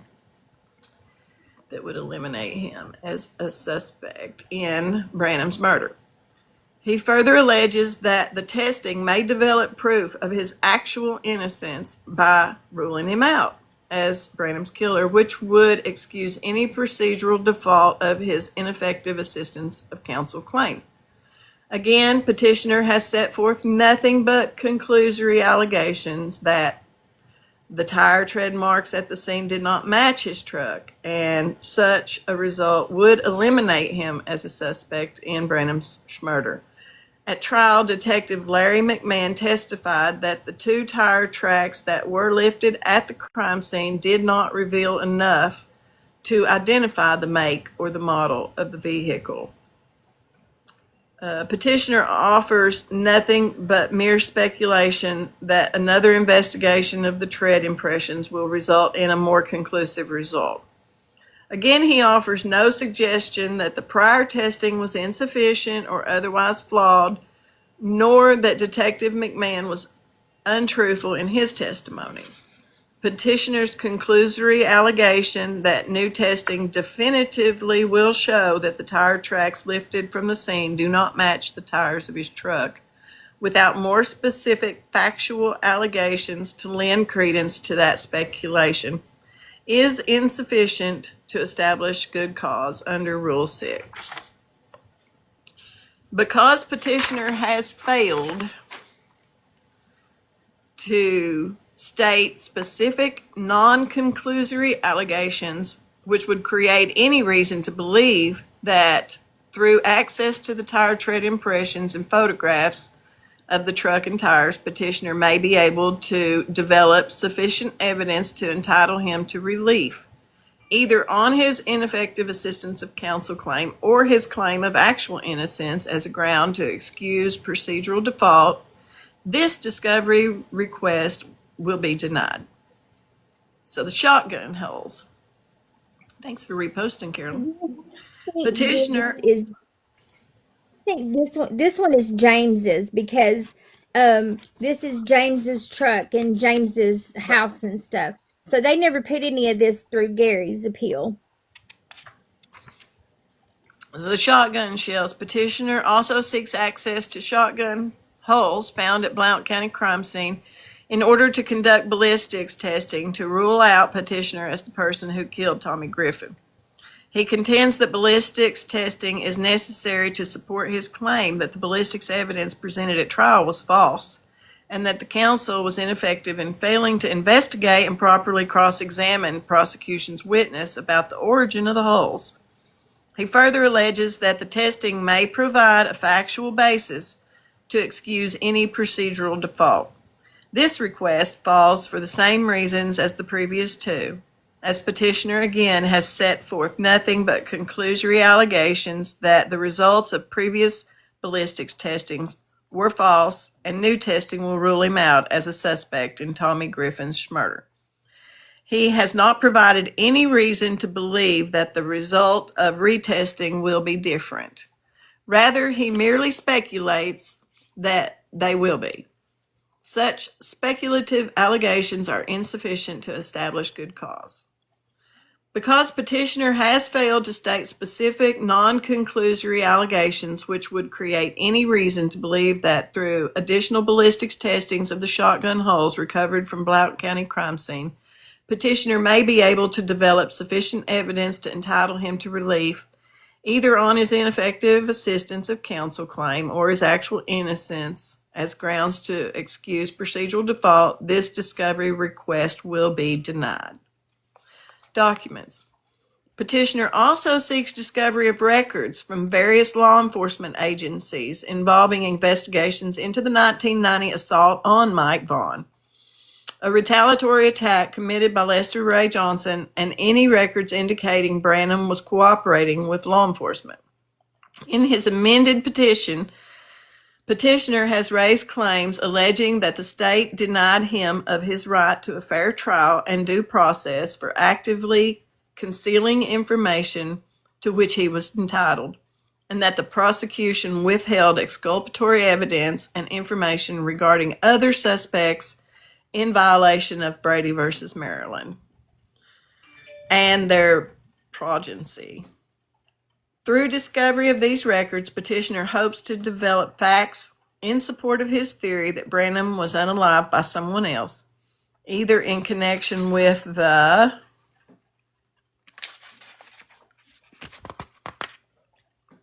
no pages are sticking together. Investigation and prosecution of Lester Johnson, or because of her cooperation with law enforcement in investigating rogue activity in Sevier County. 1. Records relating to Mike Vaughn and Lester Ray Johnson. Plaintiff's first discovery request for documents broadly seeks the entire file of the Sevier County Sheriff's Department relating to the investigation and the attack on Mike Vaughn. All North Carolina State Bureau of Investigation records of the investigation into Lester Fetus Johnson's September retaliatory attack on Tina Hartman for her part in the Mike Vaughn assault. And third, any notes of the Jackson County judge who presided over Lester Fetus Johnson's trial. Sorry about that. Kicked it. Lost my place. In support petitioner, let's see, Johnson trial as witness lists presented by the parties and any notes regarding threats made by Johnson against witnesses to others. In support, petitioner avers that Vaughn was violently attacked by several men and at least one woman. Vaughn reported that Tina Hartman sliced his throat during an attack. It says cut. I don't know if I'm allowed to say that. Vaughn's cousin, and I'm saying so many words I shouldn't be. Vaughn's cousin, Lester Fetus Johnson, later was tried on attempted homicide and grape charges in North Carolina related to his retaliatory attack on Hartman. During state post-conviction proceedings in petitioner's Blount County case, petitioner's counsel located in the file of the Blount County Sheriff's Department a March 4th, 93 report of a phone call from the North Carolina Bureau of Investigation agent Sam Gregory containing information that 1, many of the state's witnesses against Johnson had received death threats. 2, Hartman had purportedly offered the testimony of Tommy Griffin and Connie Branham as character witnesses on her behalf. And 3, that Hartman's family had received calls threatening that they would be the next people harmed after Branham and Connie, or Tommy. It says after Branham and Tommy Griffin. That's a statement that if anybody can go to Dennis Ferrer on Fox 17 in Nashville and pull up his statements on Gary, he did an interview with her, and he had told her grandmother that he was coming after Tina, he was coming for Tina after Connie and Tommy. She has that on the news segment. So that's what that's talking about. Well, I found Dennis Ferrer on the YT. I was going to try to bring that up, but it's not easily scrolled to. If you know where it's at, you can send me a link and I'll pull it up. Thank you, Bonnie. And if you're new, we're discovering the book we're reading, Framed in the Smokies, The Wrongful Conviction of Gary Wayne Sutton. He is on death row. He has an execution date set for December the 3rd, 2026. He's proclaimed his innocence since day one. He has not had a fair situation through the whole thing. He needs at least a new trial to present all of the correct evidence. He was basically convicted because of false testimony from the state's medical examiner, who has been disgraced and lost his ability to be a medical examiner anymore. They've overturned convictions of most of his findings, this Dr. Charles Harlan. Thank you for the heart me. If you don't care to tap the screen and share us out, that'll keep this going. That'll get more eyes on this. And we need to sign a petition at change.org. We need to call the governor respectfully, Bill Lee in Tennessee, and just request a new trial. Free Gary Wayne Sutton. You don't talk to anybody, you just leave a message. You can do it over and over. Thanks for the repost and shares. This is Carolyn. This was his significant other at the time, his alibi. And we're going through the book, and she's explaining everything step by step. And thanks again. We've got 32 people in here. 64K taps. Again, if you don't care to tap and share. Now, what page was on? Investigation, process, enforcement, investigating drug activity in Sevier County. Is that where I was? Yeah. 1. Records related to Mike Vaughn and Lester Johnson. Is that where I was? I think so. Plaintiff's first discovery request for documents broadly seek the entire file. I read that, right? Yes, I think you're on the second paragraph. In support, petitioner avers that Vaughn was violently attacked by several men and women. I got that. First cousin, Vaughn's cousin Lester Fetus Johnson later was tried on attempted homicide and rape charges in North Carolina. Petitioner's counsel located in the file on the Blount County Sheriff's Department March 4th of 93 report of a phone call from the North Carolina Bureau of Investigation agent Sam Gregory containing information that 1, many of the state's witnesses against Johnson had received the death threats. 2, Hartman had purportedly offered the testimony of Tommy Griffin and Connie Branham as character witnesses on her behalf. And 3, that Hartman's family had received calls threatening that they would be next harmed after Branham and Tommy. Petitioner also avers that other reports indicate that Tommy Griffin was present and participated in the attack on Vaughn, and that Johnson was released from jail in Cherokee, North Carolina around 1 p.m. on the day that Tommy Griffin disappeared. Through discovery of all of the foregoing records, petitioner hopes to develop facts establishing a connection between the unalivings of Branham and Tommy Griffin and the investigation and prosecution of Lester Johnson. However, petitioner has not advanced any specific allegations giving any reason to believe that the requested discovery may lead to relevant evidence that may entitle him to relief. Rule 6 does not sanction fishing expeditions based on a petitioner's conclusory allegations. What petitioner is seeking with the request is information which he speculates may lead to relevant evidence that Lester Johnson or someone else may have had a motive to unalive Branham, which may entitle him to relief on his claims that the state concealed the exculpatory information and that the counsel was ineffective for failing to investigate it. However, petitioner merely speculates that these records might contain information which may lead to evidence indicating that someone else may have had a motive to unalive Branham. What he has not done is set forth any specific allegations suggesting that his requested discovery may lead to any evidence direct or circumstantial, which may show that someone else unalived Branham, even if someone else had a motive to do so. The state presented abundant circumstantial evidence that petitioner unalived Branham, even accepting petitioner's allegation as to the lack of proof of motive. But the lack of proof of motive does not provide the necessary good cause to warrant discovery, nor is the fact that there may have been other potential suspects, even those with motives, a reason by which the court can find good cause to warrant discovery.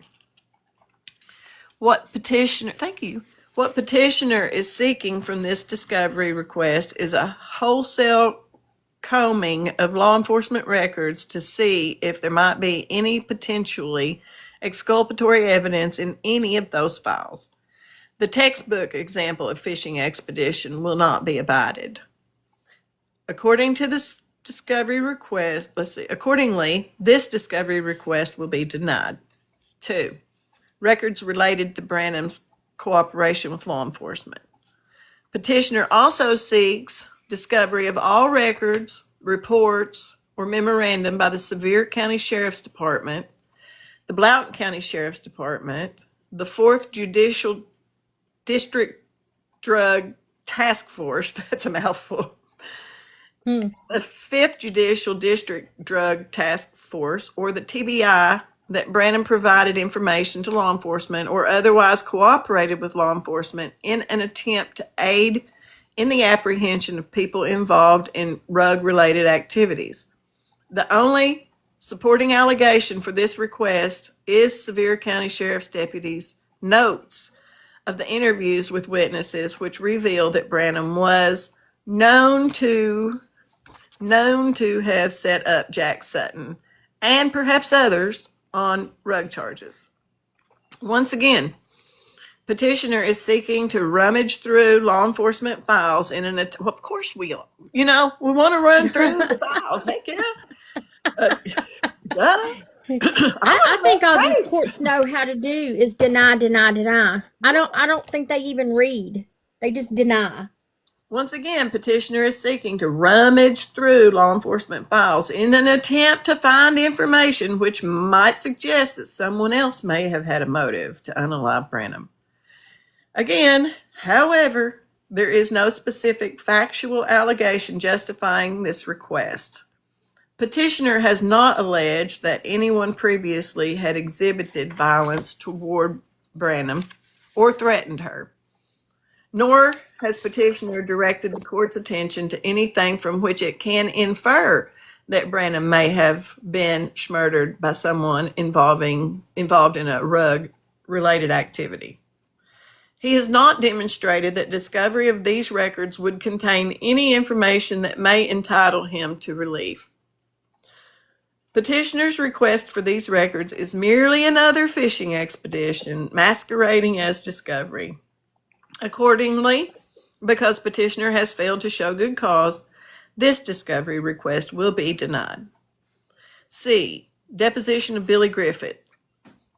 Plaintiff's final discovery request is that the court grant him leave to serve a subpoena under Federal Rule of Civil Procedure 45, commanding the attendance at a deposition of Billy Griffin, the brother of Branham and Tommy Griffin. Plaintiff contends that Griffin may be able to provide testimony regarding the disappearance of Tommy Griffin and the possible involvement of Billy Cogdill in Tommy Griffin's murder. In support of this request, petitioner avers that the proof presented at trial showed that, prior to the discovery of Branham's body, Cogdill made statements to Joyce Tipton and others that Branham would be found burned in her car. Accordingly, the state provided as Brady material a redacted note indicating that Cogdill had been present at Tommy Griffin's trailer and fought with him the night of his disappearance. Plaintiff further avers that when defense counsel sought additional information as the source of the redacted annotation, the Office of District Attorney General provided misinformation, in quotes. Thank you for the follow. Laura. Misinformation as to the source of the information about Cogdell, and that it actually came from Billy Griffin. Accordingly, petitioner seeks to depose Billy Griffin about the events that transpired between Tommy Griffin and Cogdell on the night that Tommy Griffin disappeared. Petitioner again has failed to set forth specific allegations providing any reason to believe that Billy Griffin has any information that may entitle petitioner to relief.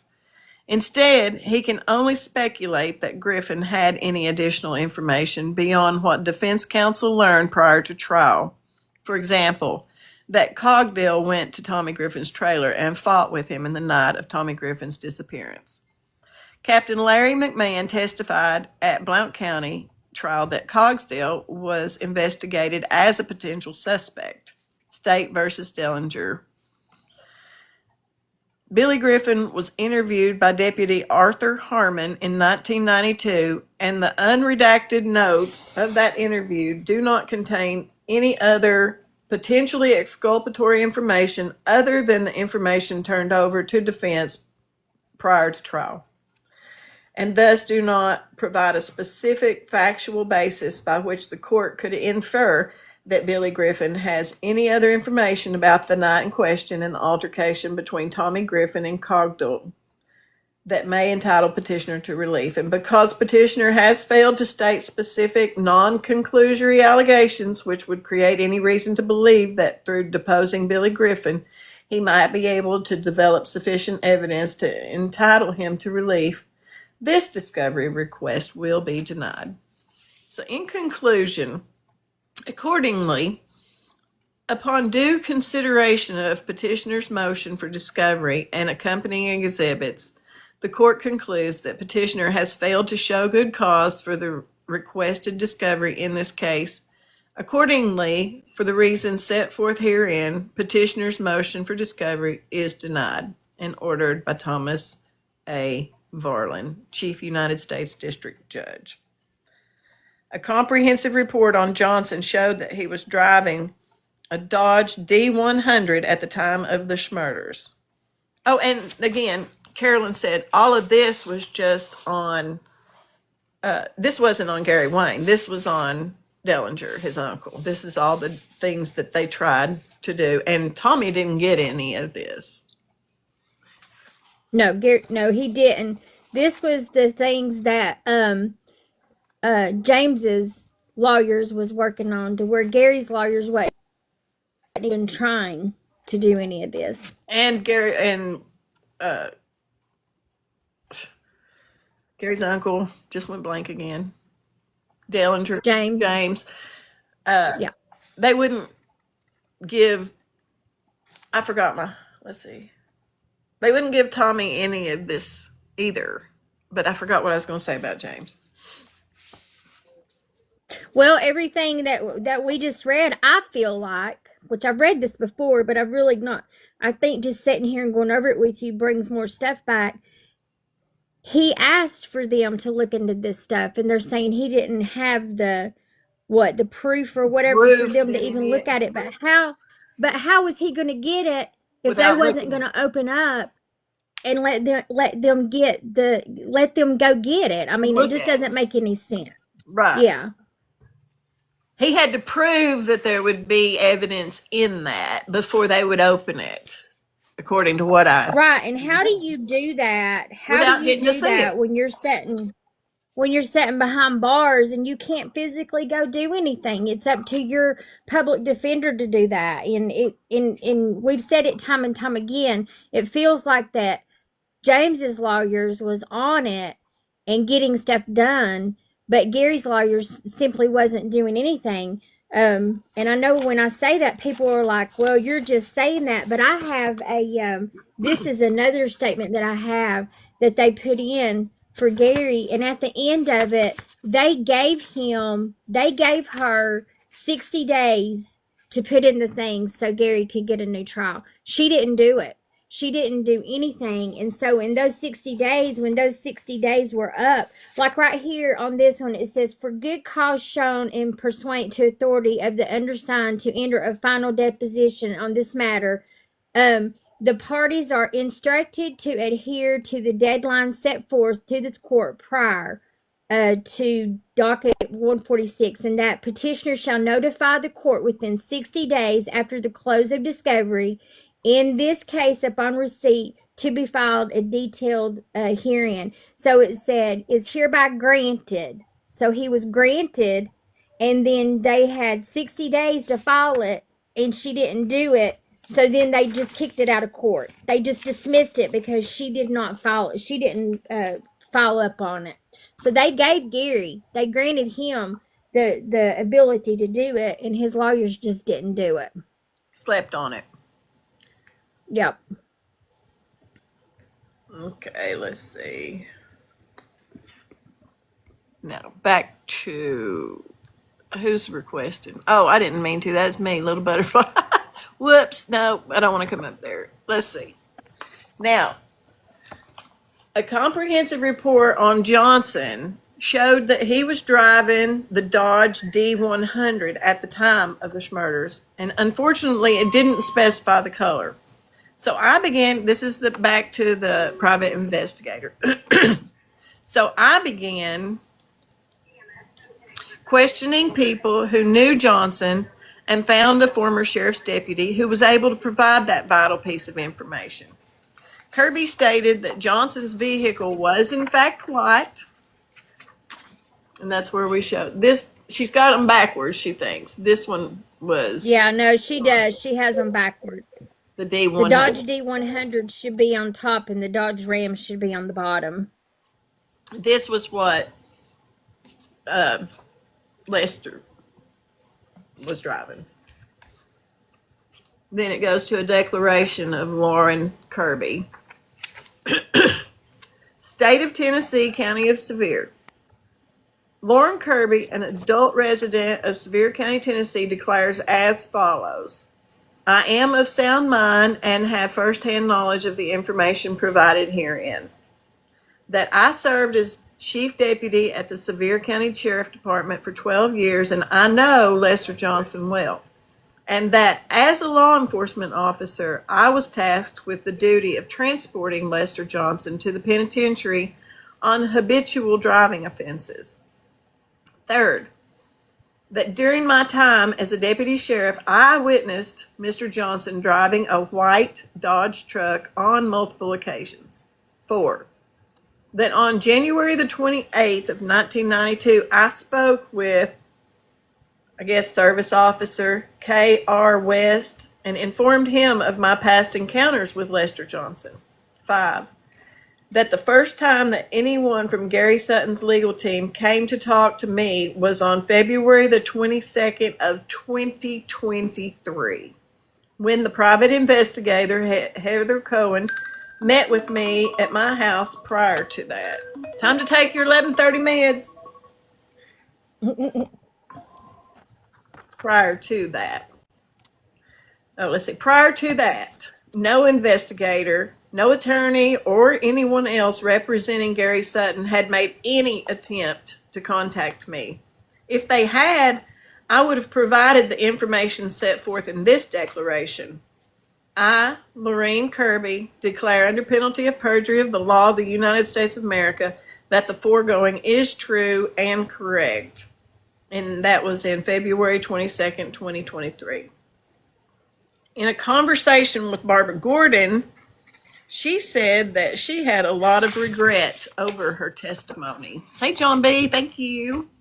We're going over Framed in the Smokies, the wrongful conviction of Gary Wayne Sutton. He has an execution date, December the 3rd, 2026.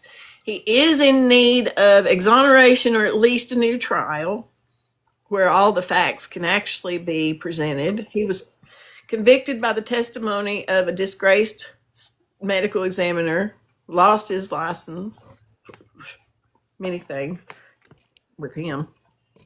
Okay. That this witness, Barbara Gordon, had regret over her testimony and that she had lost sleep over the thought that it played a part in Sutton's fate. She admitted that she was never sure that the truck she saw fleeing the scene was James Dellinger's Dodge Ram, and she confided that she felt the state had put words into her mouth.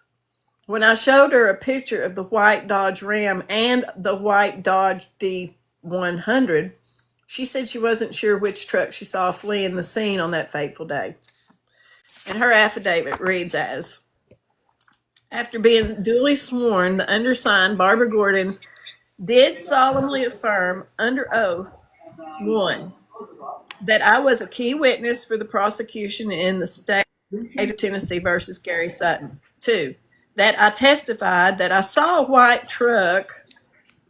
She's got marked out with larger than normal tires or mud tires. Tracy, is your volume up? I think that might be what's echoing. Big tires. Charge. I'll be right back. That I testify that I saw a white truck with big tires and a toolbox in the back coming out of the woods around the time that Tommy Griffin was believed to be murdered there. And that investigators did show me a white truck belonging to the defendant, James Dellinger, and was asked if it was the same vehicle. 4, that at the time and still today, I'm uncertain whether the vehicle shown to me by investigators was the same exact truck that I saw on that day. 5, that since the conviction of Gary Sutton, I have been troubled over the thought of my testimony having played a part in his conviction. That I believe that the prosecution took my statement as being certain when I did say that I was uncertain. I didn't say that I was certain. That on or about April 27th of 22, I provided PI Heather Cohen with a statement that expresses my concerns. And that on or about June 25th of 22, PI Cohen returned to my home with the below picture of the white Dodge D10. And again, here are the trucks. This one is the one that Lester drove. This one is the one that James drove. No, backwards. Backwards. She's got that backwards on there. James is the bottom one and Lester's the top one. Okay. That's backwards. In a conversation with Barbara Gordon, she said that she had a lot of regret over her testimony. Okay, and that number 10 or number 9, and they posted the picture of this truck on this, that I cannot say with certainty if the truck I saw on that day was a Dodge Ram or a Dodge D100. And that I do not recall whether the hubcaps on the truck in question had the Dodge Ram logo on the hubcap. And that I am troubled and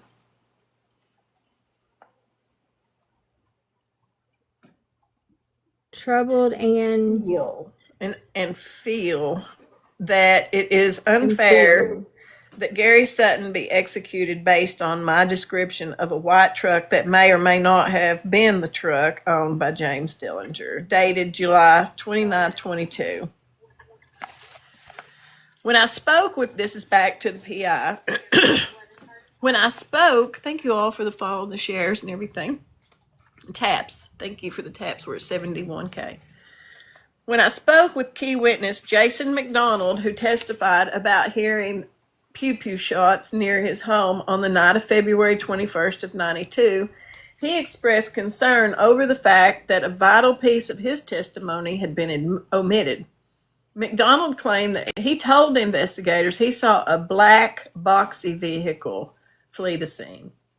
When I showed him a picture of a black Ford Fairlane, he said, "That's it." The state deliberately left this information out because it would have created a reasonable doubt by validating James and Gary's statements that Tommy Griffin had left the jail with a dark-haired woman in a Ford Falcon, which is similar to a Ford Fairlane. black boxy car. He showed the Fairlane and he said that's it. But she drives the Falcon. I'm backwards here. It's hard for me to know where to go. So they do look severely similar. And his declaration, I, James McDonald, an adult resident of Anderson County, Tennessee, declare as follows. 1, that I am of sound mind and I have firsthand knowledge of the information provided herein. 2, that I am providing this declaration as a supplement document to the affidavit that I provided to Private Investigator Heather Cohen on July the 21st, 2022. 3, that on June 24th of 23, Private Investigator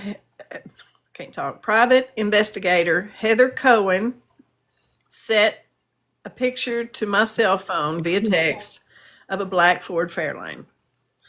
4, that upon viewing the photo of the Ford Fairlane, I believe that the vehicle I saw fleeing the crime scene, known as the Blue Hole, in February of 92 was, in fact, a Ford Fairlane. 5, that I did tell investigators at the time I was interviewed that I had seen a dark, boxy car fleeing the scene, but that until Miss Cohen sent me the photo on June 24th of 23, I was unsure what type vehicle it was. Number 6, that when I testified for the prosecution in the State versus Gary Sutton, they did not ask about the vehicle I saw fleeing from the crime scene, and that the description of the vehicle I saw on that day was omitted from my testimony. I, James McDonald, declare under penalty of perjury of the laws of the United States of America that the foregoing is true and correct. This is really hard to read. Affidavit, is this the same one? Mhm. I, James. That's the McDonald, yeah. Let's see, that I, James McDonald, am I over think he must have given her 2. testimony, Blue Hole, that picture, that I am 100% positive that the vehicle I saw fleeing the scene after hearing 3 gunshots was not a white truck or a Chevy Camaro, and I'm willing to testify to the facts. Let me take my ibuprofen. You want to talk about any of that right now while I take my medicine? Well, it's just that, just the facts that these witnesses are coming back. So, the detective said he had 3 eyewitnesses. Right there, shoots down 2 of them. And I don't know that Heather has the other one in here. Yeah. Well, they manipulated the whole thing, but the third witness was Gary Sullivan. He owned the store, and they had first in one of his at first they had said that he saw them and he saw Connie get in the truck with them, but now she has a recording from him where he said he didn't see anything. He couldn't identify them. He never saw her get in the vehicle with anybody. He never saw any of it. So that was the third witness that even gave them the grounds to even go to the grand jury. But I don't think Heather has it in this book. It doesn't have his in here. His name was Gary what? Sullivan. Gary Sullivan.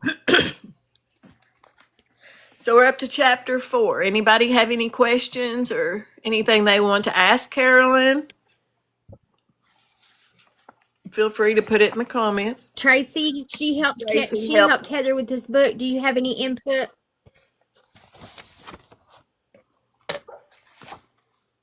And that's this lady right here, Tracy. Heather's the private eye, and Tracy's right here.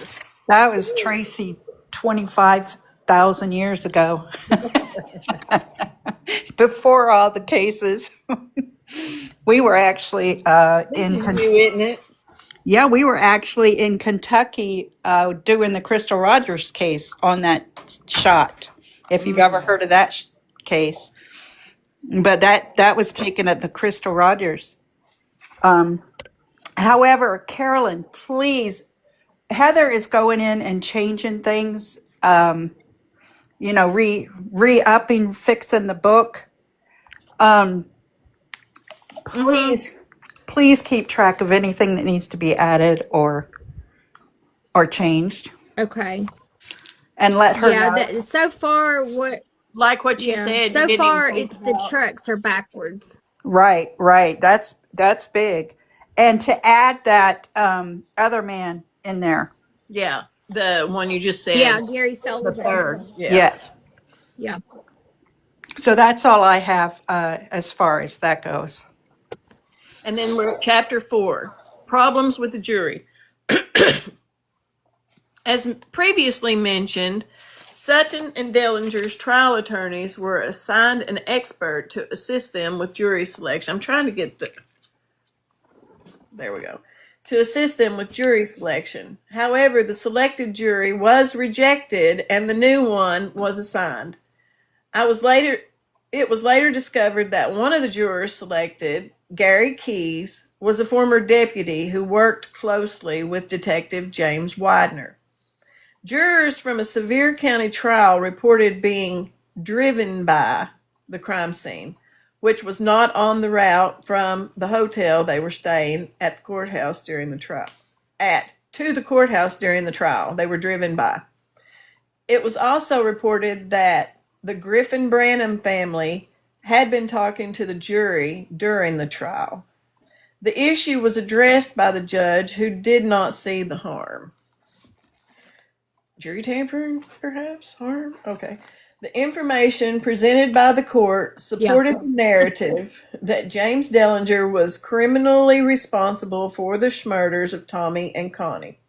However, the majority of the jurors who were later interviewed conceded that there was no evidence to support Sutton's conviction and that they could not have convicted him had the trials been separated, as stated by Attorney General Mike Flynn in open court.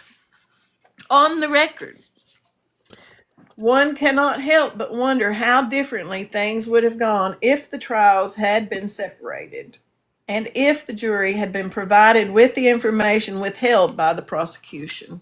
Thanks for the repost. So the affidavit of Teresa Gale Sparks is next in the county of Blount.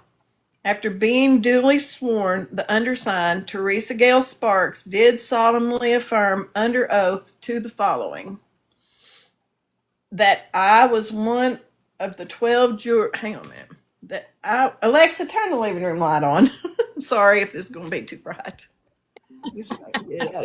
I know they're hard to read. See, look at this.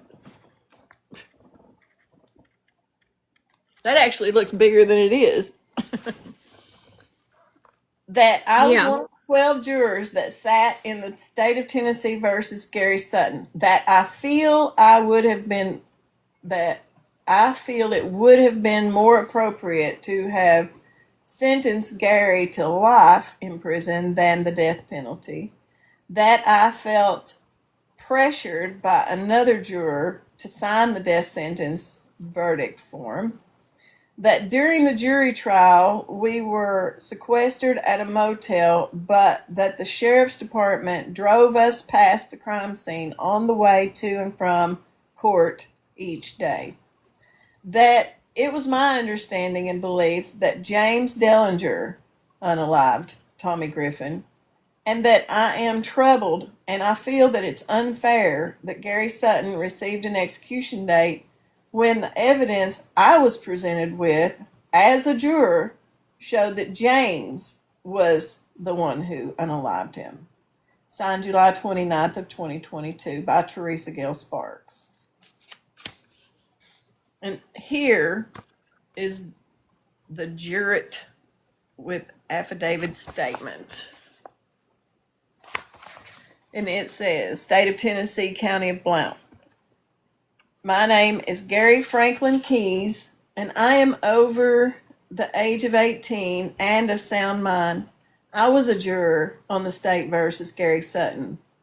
That during deliberation, we were pressured to sign the guilty verdict by a woman who was getting irritated with jurors asking questions because she I guess wanted, and it says go over here.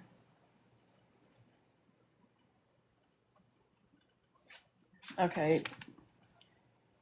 I don't know what Oh, that because she says. wanted to go home. That's what I figured, but I couldn't find Because it. she wanted to go home. And this one's really hard to read, so bear with me, please.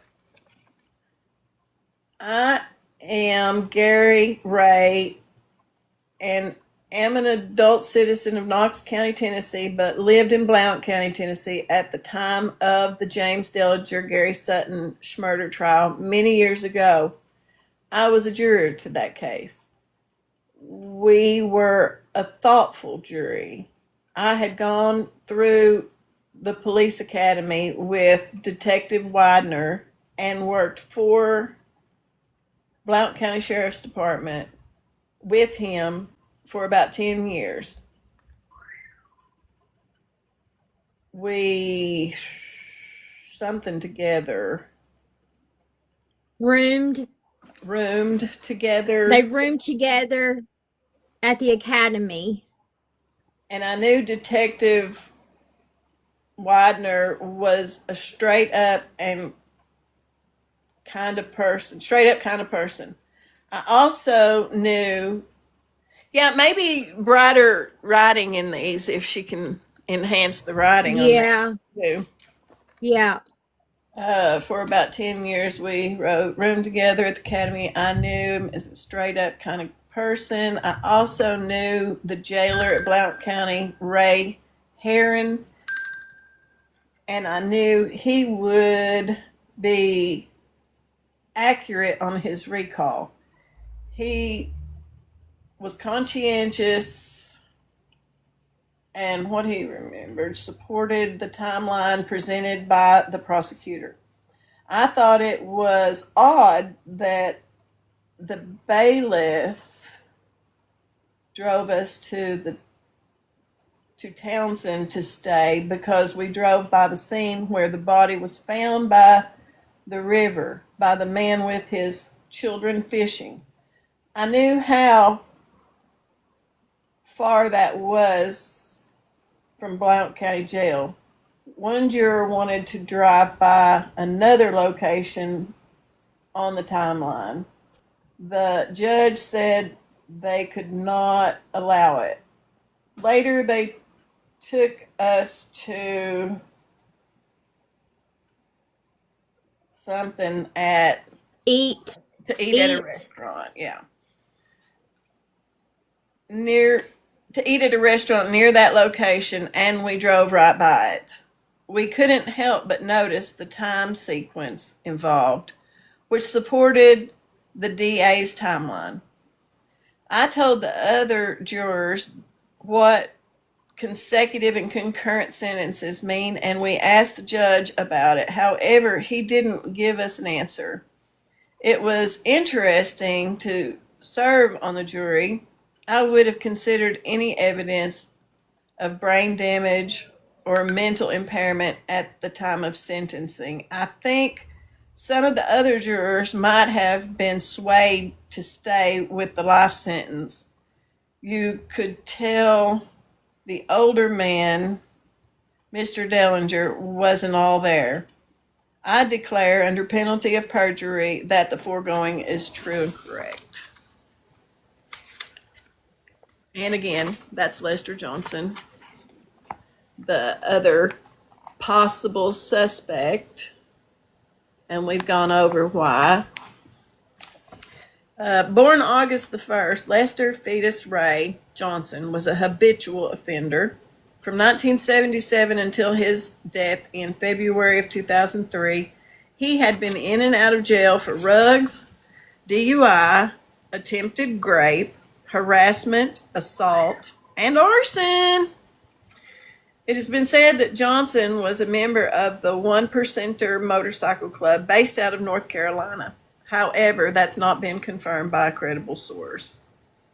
And his incident report states, well, here's how long it is. All this.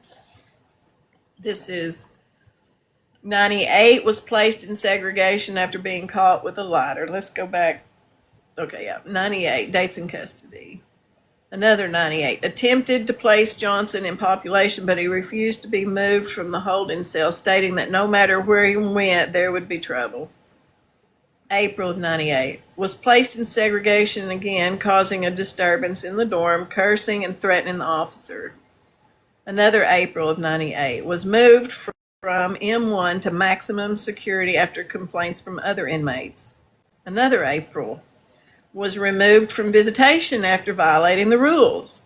Another April, moved Johnson from M3 to max after receiving threatening letter from inmates to move him.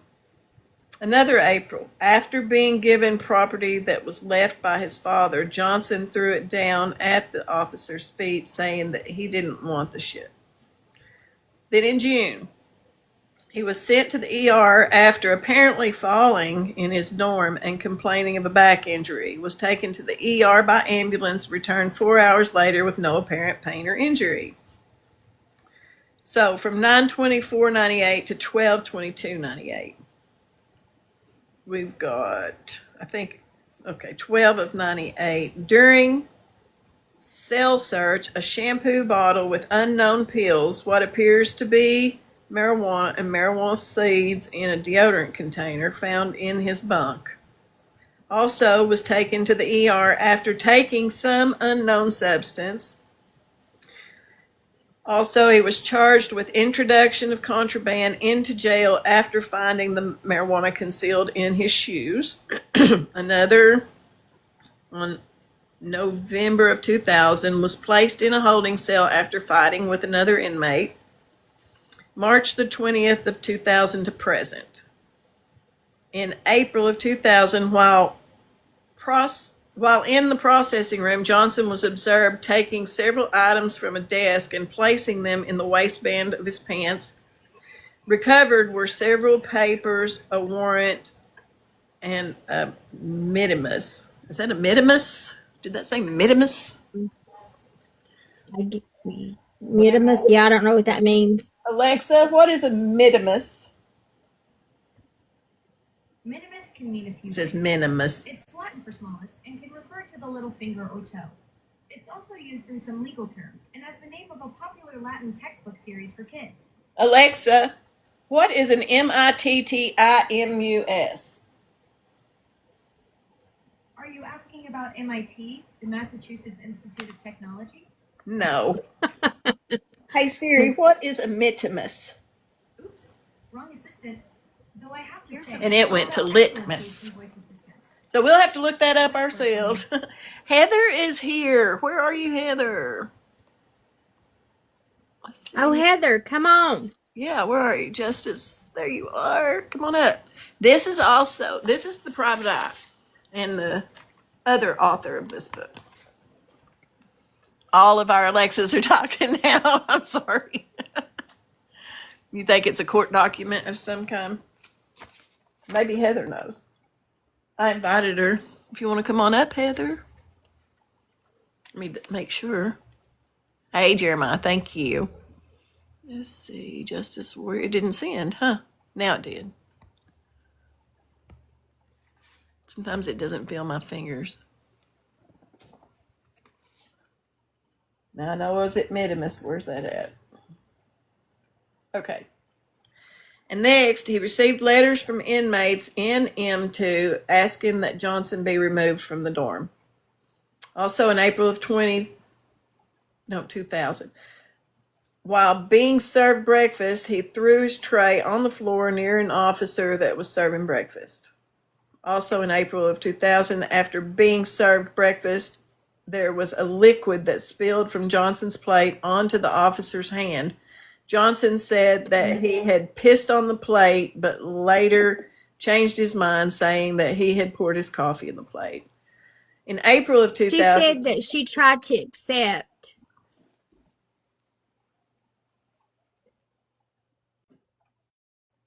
There you There go. she is.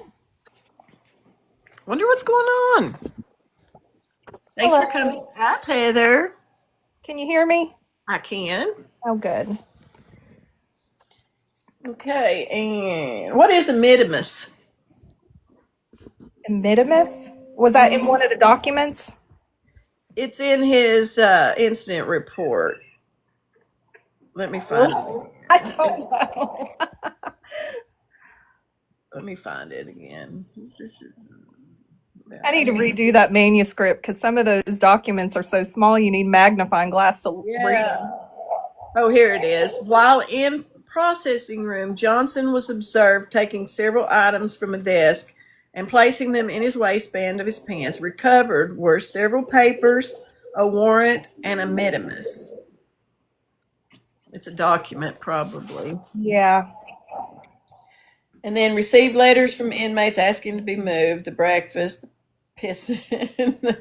Okay, after informing Johnson that all he had to do in order to see the pastor was to give us the name and phone number, he gave us a name and phone number for someone in Orlando, Florida. In May of 2000, was placed in a holding cell for observation after drinking a bottle of hand cleaner. A note was left by Johnson saying, self-induced poison, pump stomach.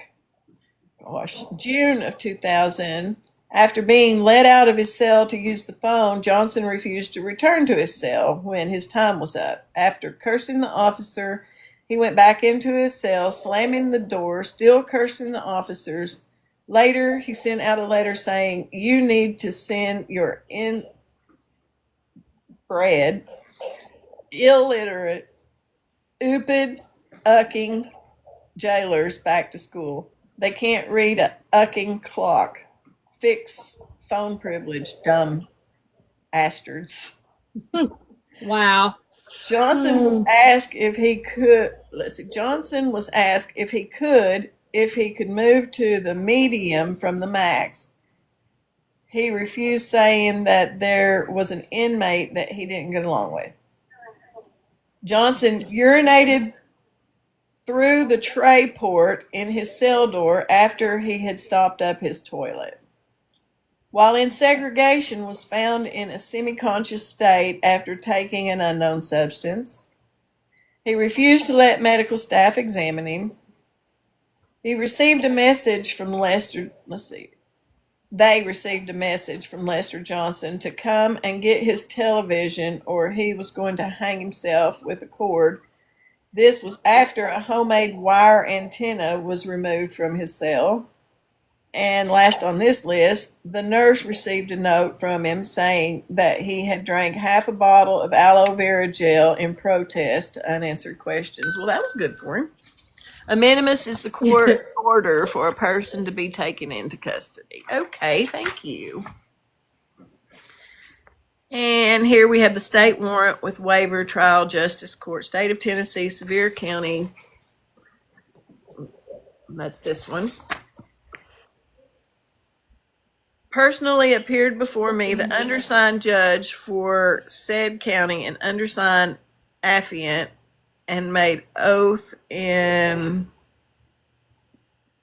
due form of law and on or about November 4th of 96, the offense of arson, the affiant, who, Anderson, somebody Anderson, Finn, is it Finn Anderson? Tim Anderson, Jim Anderson, something, states that on this date he observed Lester Johnson something to, is it setting two fires on right something right road with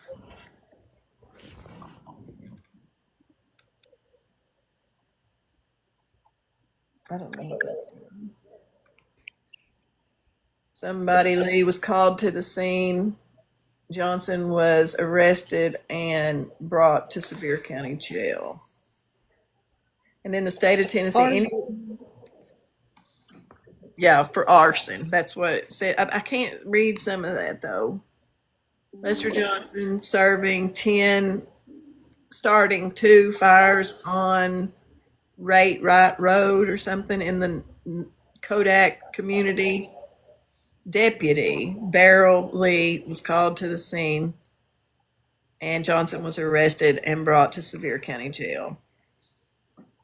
Information on oath having been made to me by Jim Anderson, that's Jim Anderson, the offense of arson, has been committed, the aforesaid, and charging Lester Johnson. Therefore, you are therefore commanded in the name of the state forthwith to arrest the said defendant and bring before trial, and that was on November 4th of 96. So, chapter 6, the alternate theory. Who's wanting to come up? Ellen? The alternate theory is that Lester Johnson set out to vindicate his cousin, Michael Vaughn, for the brutal attack that left him paralyzed. That's the motive. Johnson's first known attack was on Tina Hartman. Hartman was at a motorcycle convention in Cherokee, North Carolina, when she encountered Johnson. Johnson's girlfriend, Marianne Husky, and another female, according to Hartman, they invited her back to their tent. At some point in the night, Johnson began to question her about the attack on Vaughn. Allegedly, Tommy Griffin and Bobby Gilray, aka Satan, were involved. Johnson then proceeded to cut Hartman's throat, which Hartman had allegedly done to his cousin. So according to Miss Husky, Johnson told her that he let her, Hartman, live because she told him what he wanted to know, who was involved in the attack on Vaughn. Hang on just a minute. There are many moving parts involved in the motive behind the alternate theory. This is only one of them, but the core issue is Ruggs. The block was hot. During this time, the FBI was in the beginning stages of a sting operation called Operation Sweet Pickles. Large amounts of pure Coca-Colas were being transported via private jet to Blount County. This is closely related to the several individuals involved in the attack on Michael Vaughn and subsequently the murders of Tommy Griffith and Connie Branham.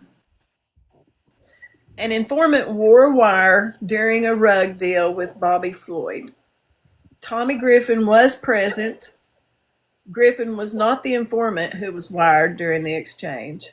However, the alternate theory suggests that there may have been some suspicion that Griffin was a snitch, based on the statements of witnesses who overheard the word snitch during the altercation between Chief Cowboy, Dellinger, Sutton, and Griffin at Howie's Hideaway. In a statement I obtained from Bobby Floyd, he admitted that he had been released from jail where he was being held on pew-pew charges in exchange for giving illegal weapons to police chief as a personal favor. If true, this would suggest that law enforcement may have had knowledge of illegal gun and rug trafficking in the area, and that they were turning a blind eye in exchange for gifts and money.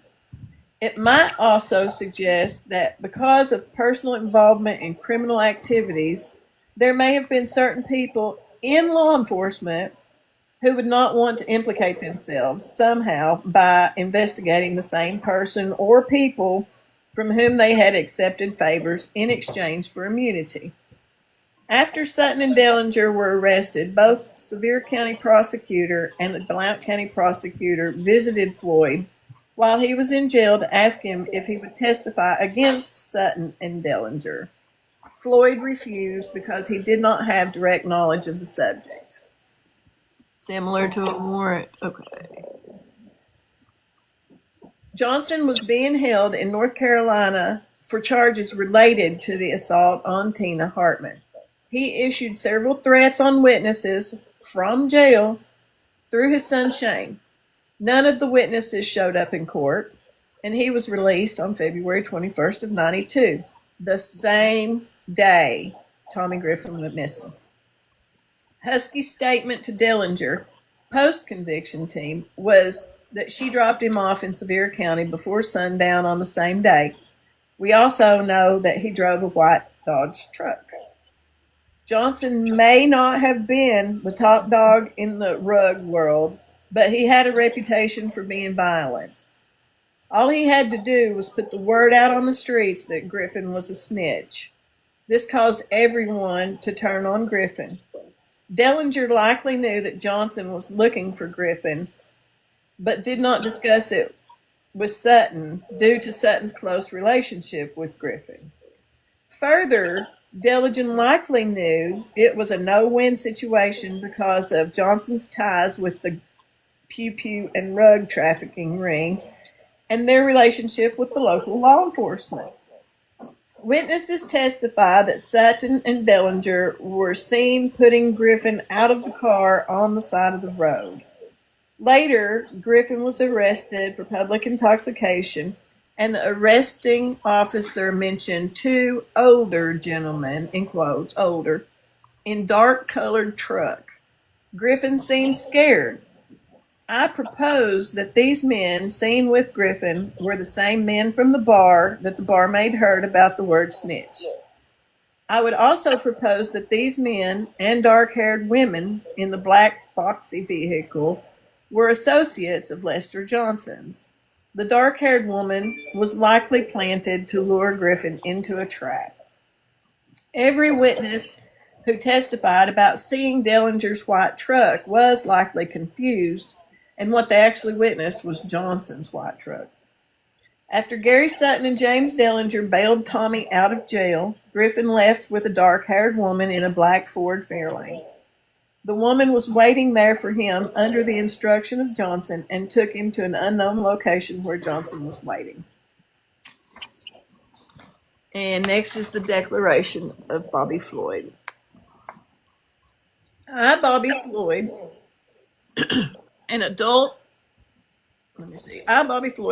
resident of Sevier County, Tennessee, declare as follows: that I am of sound mind and I have firsthand knowledge of the information provided herein.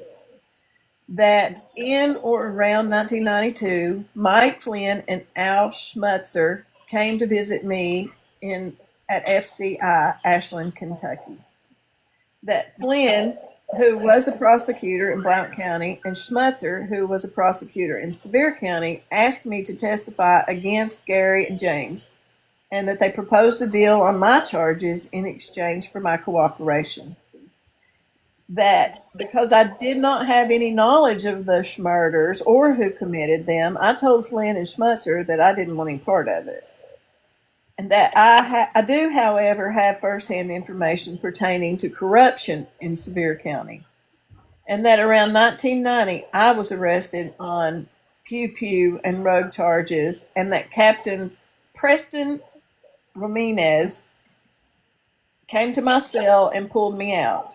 And that on that day, Ramirez dropped the charges in exchange for a short barrel M14 and a long barrel M14. I, Bobby Floyd, declare that under the penalty of perjury of the laws of the United States of America, the foregoing is true and correct. Chapter 6, the ineffective counsel at the post-conviction level. In 2024, Sutton filed a motion to remove his post-conviction attorney, Susan Bales, from his case. Sutton claimed Miss Bales had refused to speak with him for about 12 years. That's ridiculous. So this is the motion of removal of counsel. Gary Wayne Sutton, petitioner, pro se, and petitions the court to remove current counsel of record, Helen Suzanne Bales, and in support of Mr. Sutton states the following facts. I am the moving party in the above captioned matter. I wish to have counsel of record Helen Bales removed from my case completely and entirely so that I may proceed either pro se or with alternate counsel. I am of sound mind and body, and I understand my decision fully, and I have no way been coerced, threatened, or made any promises. I feel that Ms. Bales has failed her duties as counsel and violated multiple Tennessee rules of professional conduct, as well as ethical violations that have caused me harm. Ms. Bales has failed to communicate with me throughout the entire appointment, including refusal to allow me to have a copy of my appellate briefs until after it was decided. She did not communicate with me for over 12 years, violating TRPC Rule 1.4 communications. Ms. Bales failed to file critical motions for the new trial in a timely fashion and missed deadlines, which caused my appeals to become depleted. And that's why he's got an execution date and he has no more appeals. Ms. Bales refused to look at new evidence that was found, such as newly discovered discrepancies in autopsy reports, which show a different date of unaliving than the date that the court determined Mr. Sutton allegedly unalived Mr. Griffin. On other evidence she failed to consider concerning the shotgun shells lying side by side, Dr. Harlan's false testimony, witness testimonies, changing and being omitted, and uncovered evidence from the private investigator, Heather Cohen, who's right here. And I lost my place doing that. By Heather Cohen.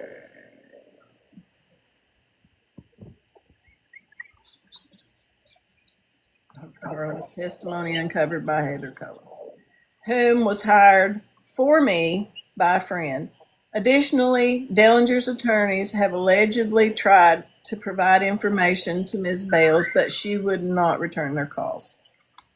Upon reading some of the documents that had been filed by Ms. Bales' office, the Federal Defender Services of Eastern Tennessee, it became apparent that Sutton's post-conviction team had not done their due diligence. Specifically, they missed deadlines and did not follow proper filing procedures. This is the second petition under the writ of habeas corpus.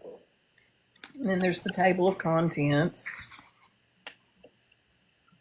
This petition presents Mr. Sutton's later arising newly exhausted claim that his death sentence is unconstitutional because it rests upon a single, unconstitutionally vague, aggravating circumstance. The enhancing a sentence based upon a vaguely defined prior conviction denies due process of law. Pursuant to provisions, etc., Mr. Sutton moves this court to issue a writ of habeas corpus for respondent to bring petitioner before the court to the end that he may be discharged from this unconstitutional and invalid sentence of unaliving. The petitioner, Gary Wayne Sutton, is an adult resident citizen of the United States of America, currently incarcerated at Riverbend Maximum Security Institute in Nashville, Tennessee. The respondent, Bruce Westbrook, is the warden of Riverbend Maximum Security Institution, where Sutton is detained. Mr. Westbrook is detaining Mr. Sutton pursuant to the judgment of the Circuit Court for Blount County, Tennessee, in violation of the Constitution or laws of the United States as described herein. Jurisdiction and venue. The court has jurisdiction to entertain this numerically second petition and grant the relief requested pursuant to Article 1, Section 9 of the United States Constitution, Article 3 of the United States Constitution, and 5th, 6th, 8th, and 14th Amendments of the United States Constitution. Venue is proper in this district because Mr. Sutton was tried, convicted, and sentenced to unaliving in the Circuit Court of Blount County, Tennessee.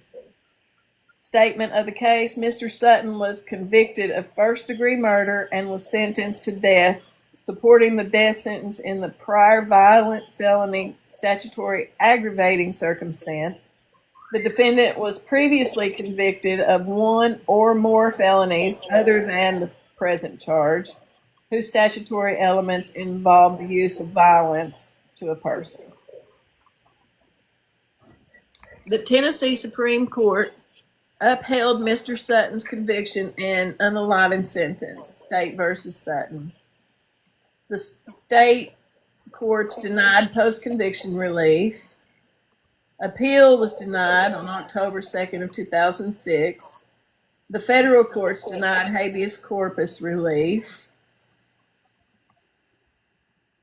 On June 26th of 2015, the United States Supreme Court issued an opinion in Johnson versus United States, holding that increasing a sentence based on vaguely defined prior conviction violates due process. On April 18th of 2016, the United States Supreme Court held Johnson as a new rule of substantive law that must be applied retroactively to cases on collateral review. The state court Johnson exhaustion proceedings. On June 14th of 2016, Mr. Sutton filed a motion to reopen his post-conviction petition based on the new rule established in Johnson. On September 21st of 2016, the state trial court issued a written opinion denying the motion to reopen. Copy attached herein. Mr. Sutton timely appealed the state trial court denial. On January 23rd of 2017, the Tennessee Court of Criminal Appeals ruled on the merits of Mr. Sutton's Johnson claim. The state appellate court observed that instant application is timely and based upon the information included, this court is able to consider the merits thereof. Sutton versus State. The state appellate court denied relief. The Tennessee Supreme Court denied review on May of 2017, Sutton versus State. Premature protective federal Johnson proceedings. Out of an abundance of caution and to ensure compliance with the federal statute of limitations, on June 16th of 2016, pursuant to Mr. Sutton moved in the Sixth Circuit for permission to file a successive application for relief, raising the newly arising unexhausted Johnson claim. He noted the pending exhaustion proceedings and also urged the federal court to permit the state court to review the claim first. On June 23rd of 2016, because the Sixth Circuit had yet to rule on his motion and because the federal statute of limitations arguably was approaching, Mr. Sutton filed a protective petition under 28 U.S.C. raising the same claim. Mr. Sutton noted that the claim was unexhausted, that the motion to reopen based on Johnson was pending in state court, that the federal petition was being filed in district court out of an abundance of caution, and that the appropriate course was to stay the federal petition until the state court had the opportunity to review the claim. On October of 2016, the Sixth Circuit denied Mr. Sutton's application for permission to file successive petition. Soon thereafter, this court dismissed Mr. Sutton's protective filing. Statement of jurisdiction. This petition contains a claim that could not have been raised in Mr. Sutton's first habeas petition, and it is brought following timely state exhaustion proceedings that resulted in merits determination. It is not a second or a successive petition within the meaning of 28 U.S.C. 2244B. Not every numerically second petition is subject to the AEDPA's second or successive petition gatekeeping procedures. The Supreme Court has explained that the phrase second or successive petition is a term of art given substance in the court's prior habeas claims. Let's see. Case competency to be executed claim was not barred, even though a prior petition raising the same claim had been dismissed because the claim was unright. In Stewart versus Martinez Villarreal, the Supreme Court noted, none of our cases have ever suggested that a prisoner whose habeas petition was dismissed for failure to exhaust state remedies and who did exhaust those remedies and returned to federal court was by such action filing a successive petition. A court where such a petition was filed could adjudicate these claims under the same standard as would govern those made in any other first petition. The Sixth Circuit has followed this approach in regards to Bowen numbers. In Bowen, the Sixth Circuit explained where the petitioner does not abandon known issues or where the petitioner cannot bring a claim as a matter of law once the claim ripens. It may not be subjected to the restrictions of 28 U.S.C.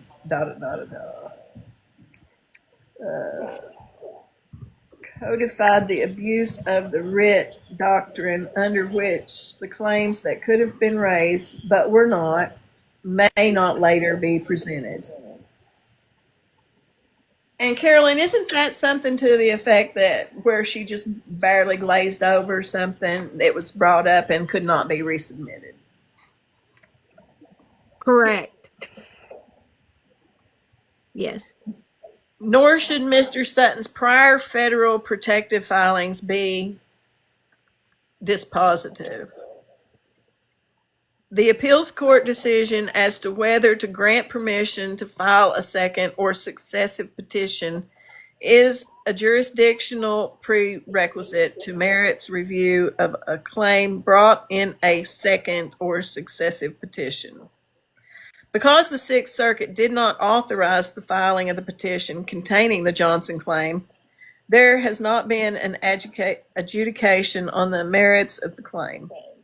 In Stewart versus Martinez Villarreal, the Supreme Court explained that if a prior filing did not result in an adjudication on its merits, the petitioner may later seek review of the claim when it is ripe and exhausted.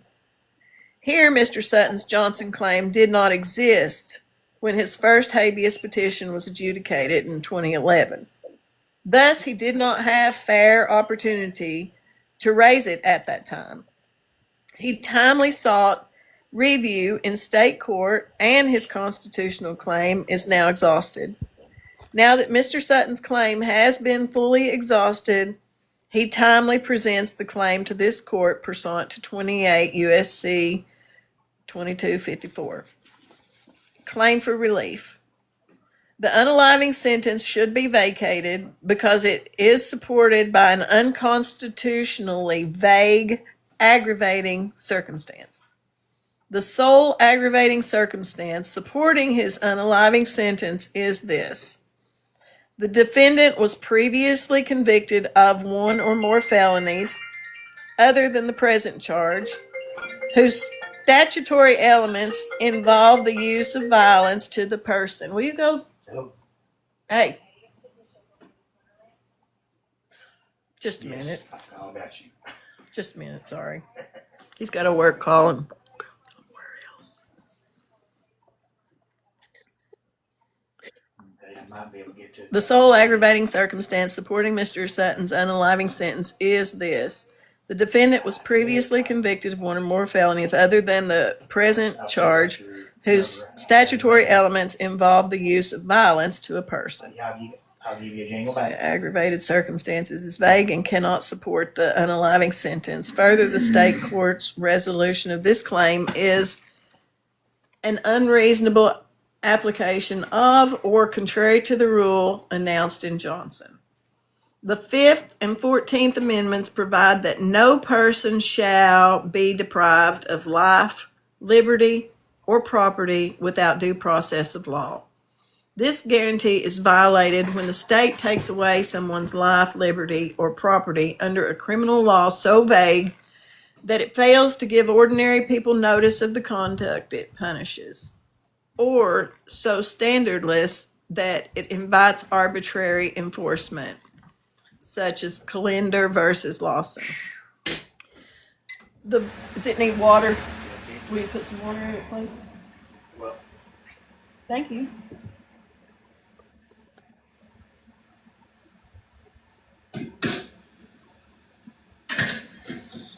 Conduct and punishment are standardless that it invites arbitrary enforcement. The void for vagueness doctrine applies not only to statutes defining elements of crimes, but also to statutes fixing sentences. United States versus Batchelder.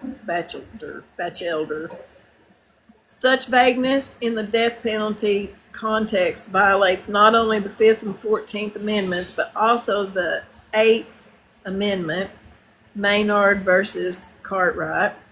It is axiomatic that a sentence of death, which rests entirely upon unconstitutionally vague aggravating factor, is invalid. 1. A sentence enhancement based on prior conviction of an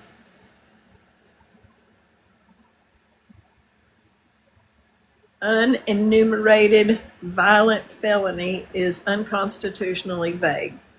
In Johnson versus United States, the Supreme Court upheld a portion of the Federal Armed Career Criminal Act unconstitutionally vague. The ACCA increases punishment for a felony in possession of a firearm that felon had 3 previous convictions for violent felony, a term defined by the statute as any crime punishable by imprisonment for a term exceeding 1 year that has an element, the use, attempted use, or threatened use of physical force against a person or another, or is burglary, arson, or extortion, involves use of explosives, or otherwise involves conduct that presents a serious potential risk of physical injury to another. The Supreme Court found the residual clause unconstitutionally vague because it requires consideration of whether the prior conviction involves conduct of a certain nature and thus extends beyond review of the elements of the crime. Johnson, The Supreme Court explained that while subpart I of the ACCI is restricted to the legal definition of a crime, the residual clause in subpart 2 is not, and its application requires the trial course to determine whether the crime involves certain conduct. The court concluded that by permitting the trial court to stray beyond the elements of the offense, when reviewing a prior conviction, the residual clause permitted indeterminacy of the wide-ranging inquiry that both denies fair notice to defendants and invites arbitrary enforcement by judges. The residual clause produces more unpredictability and arbitrariness that due process clause tolerates. The Johnson court note that the failure of persistent efforts to establish a standard can provide evidence of vagueness, and this was the case with the residual clause. The court observed that in 3 of the 4 prior decisions about the residual clause, the court found it necessary to resort to a different ad hoc test to guide our inquiry. Johnson repeated attempts to craft a principled and objective standard confirms its hopeless indeterminacy. The Supreme Court also noted that the lower federal courts have trouble making sense of the residual clause. The court noted the disagreement centered on the nature of the inquiry, the court must conduct to determine whether a prior conviction qualifies. In Johnson, the dissent urged that the residual clause could be salvaged by reviewing the particular conduct in which the defendant engaged. The Supreme Court explicitly rejected this approach, reasoning that the sentence enhancement must be based on convictions and not on facts unadjudicated or conduct underlying the conviction. This is so because of the difficulty of requiring a sentencing court to reconstruct long after the original conviction the conduct underlying the conviction. Come here. Thus, under Johnson, a sentencing enhancement that requires a trial court inside boys to look beyond the elements of a prior conviction to determine the nature and underlying conduct of is unconstitutional because it does not provide due process of law and it is subject to arbitrary enforcement. The prior violent felony aggravating circumstance supporting Sutton's death sentence is unconstitutionally vague. The Supreme Court's vagueness analysis from Johnson is applicable here. The statutory language at issue in Johnson requires a prior violent felony conviction that involves conduct that presents a serious potential risk of physical injury to another. Tennessee's aggravating circumstance required a finding of felony conviction whose statutory elements involve the use of violence to a person. Thus, just as in Johnson, the trial court is required to apply imprecise language and determine whether the prior conviction involved conduct of a certain type. I got a puzzle piece, hang on.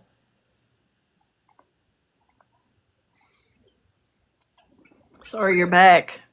You're fine. Yeah, sorry about that. I had to take a call. You're fine. Moreover, Tennessee law permits application of the aggravator even where violence is not a necessary element of the offense. See State versus Sims. Tennessee criminal law statutes do contain criminal offenses which have violence as a specific element of the offense. Robbery is theft accomplished by violence or putting the person in fear. Sexual offenses may be committed by coercion, which is statutorily defined to include threat of violence. But Tennessee's aggravating circumstance is not limited to crimes where violence is an element of the offense. Sims supra. If violence is not an enumerated element of the offense, the trial court is permitted to make a determination about whether the prior offense qualifies. Just as in Johnson, this determination is subject to arbitrariness. This, after the fact judicial assessment of whether the conviction involved certain conduct, places the aggravator in the same vagueness trap as the ACCA's residual claim, because it fails to provide notice of the conduct that may enhance a sentence, and it fails to provide a standard that avoids arbitrary application. In Schuette versus Lynch, the Sixth Circuit Court of Appeals found the focus on whether the prior conviction involves conduct was determinative. There, the court held Johnson applies to immigration proceedings and that the Immigration and Nationalization Act definition of crime of violence was unconstitutionally vague. The appeals court noted that the residual clause at issue in Johnson was not identical to the residual clause at issue in the INA cases, but bore a textual resemblance. Further, in both statutes, Congress has focused on the fact of prior conviction, and in both residual provisions, Congress has asked whether the conviction involves certain conduct. By reviewing prior convictions and determining whether they involved certain conduct, the INA and the ACCA are both vague and deny fair notice to defendants and invites arbitrary enforcement by judges. The breadth of Tennessee's enhancement factor leads to an unconstitutional, wide-ranging inquiry into whether a prior conviction was for a violent felony. This inquiry violates due process by requiring a defendant to defend against allegations that his potentially decades-old conduct did, in fact, involve the use of violence against a person. Determining whether any crime, as defined by the particular statute, involves any type of conduct apart from its enumerated elements. Categorical approach required courts to assess the hypothetical risk posed by an abstract, generic version of the offense.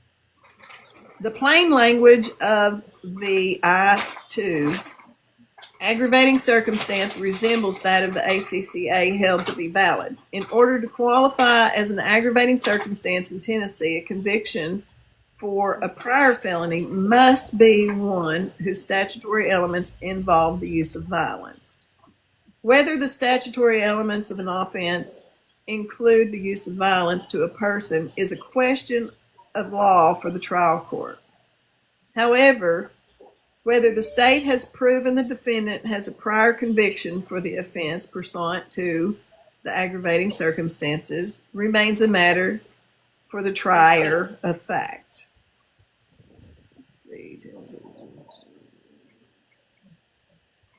The finding of the trier of fact is subject to sufficiency of the evidence analysis.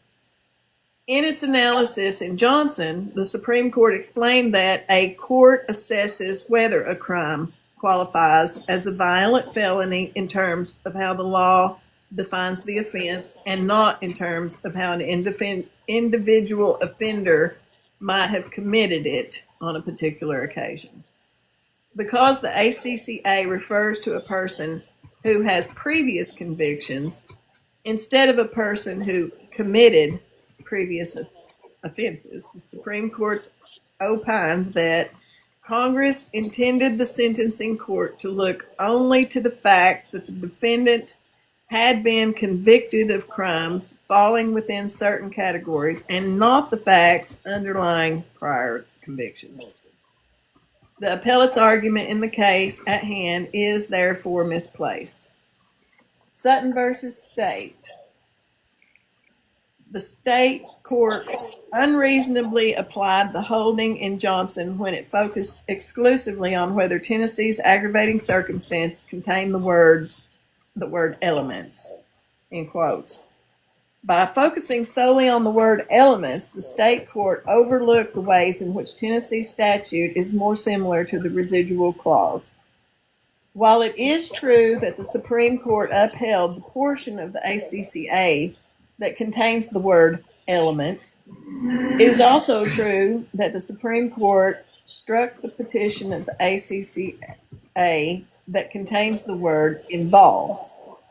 Tennessee aggravator contains the word elements, but it also contains the word involves. Let me get my tapper back on here. You're fine. Right now it's just going over the legal papers, Tina, which is probably hard to listen to me read. Okay, let's see. That it involves. The state court failed to appreciate the import of the fact that the aggravator requires that the prior conviction involve the use of violence. In the Johnson opinion, the Supreme Court explained that the word involve introduces indeterminacy into the analysis. Johnson. Unlike the part of the definition of violent felony that asks whether the crime has an element, the use of physical force, The residual clause asks whether the crime involves conduct that presents too much risk of physical injury. The Supreme Court asks, how does one go about deciding what kind of conduct the ordinary case of crime involves? As explained in Schutte Supra, page 12, the requirement that the trial court determine whether the prior conviction involves conduct of a certain nature is the key fact under Johnson. Tennessee's aggravator suffers the same constitutional frailty. In Mr. Sutton's case, the state court conclusively noted that the trial court makes a legal determination about whether a prior felony which does not contain violence as an enumerated element qualifies as a prior violent felony. That a decision is made by the trial court does not vest the decision with principle or predictability sufficient to satisfy due process. Tennessee's procedure is subject to the same sort of arbitrary application condemned in Johnson. Further, whereas the subpart of the ACCA enhances a defendant's sentence only when a defendant's prior offense has an element, the use of physical force, a legal inquiry, Tennessee's aggravator enhanced a defendant's sentence when a prior conviction had an element that involved the use of violence.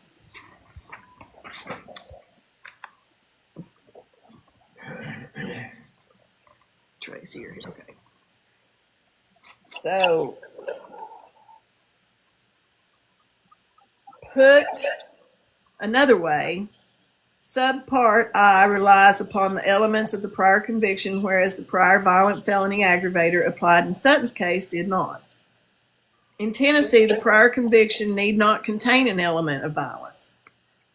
The universe of prior conviction that could be used as an aggravator was therefore unlimited. The difference could not be more material. It is the very fact that the element clause considers only the elements of the offense of the conviction and not the defendant's conduct in carrying out the offense that assures the constitutionality. The Supreme Court recently explained elements are the constituent parts of a crime's legal definition, while the facts are mere real-world things. The Tennessee statute asks whether the prior conviction had an element that involved the use of violence. This is the same question posed by the ACCA's residual clause, whether the prior conviction involved conduct presenting a risk of injury. It is the need for similar after-the-fact inquiry into the defendant's long past conduct that underlies Johnson's invalidation of the residual clause. Accordingly, use of the prior violent felony aggravator in this case runs afoul of the retroactive rule in Johnson because there is no reliable way to interpret or grave uncertainty about the scope of the aggravator. Both statutes necessitate an examination of whether the crime of conviction involves conduct that presents a risk or involved physical injury or violence so greatly as to justify an enhanced punishment. Determining whether any crime, as defined by the particular statute, involved any type of conduct apart from its enumerated elements is impossibly speculative task. The Supreme Court found this to be true even where common sense might dictate what type of conduct was involved in committing certain offenses. And so, conclusion, just as the Supreme Court found in Johnson, Tennessee's prior violent felony aggravating circumstance is unconstitutionally vague. Like the language of the residual clause that was the focus of Johnson's opinion, the language of the aggravating circumstance not only requires a conviction, but also requires consideration of the court of the offense rather than the elements of the conviction. Since the Tennessee aggravator is established by a judicial determination of conduct, rather than the statutory elements. I gotta get some chapstick. Just a minute. My lips are dying. Requires consideration of the conduct of the offense rather than the elements of conviction. Since the Tennessee aggravator is established by the judicial determination of conduct rather than the statutory elements, vagueness as to what supports it is the necessary result. The category of crimes that involve the use of violence to a person is so vague that it fails to give ordinary people fair notice of the conduct it punishes, or so standardless that it invites arbitrary enforcement. The aggravator supporting Mr. Sutton's death sentence is unconstitutionally vague.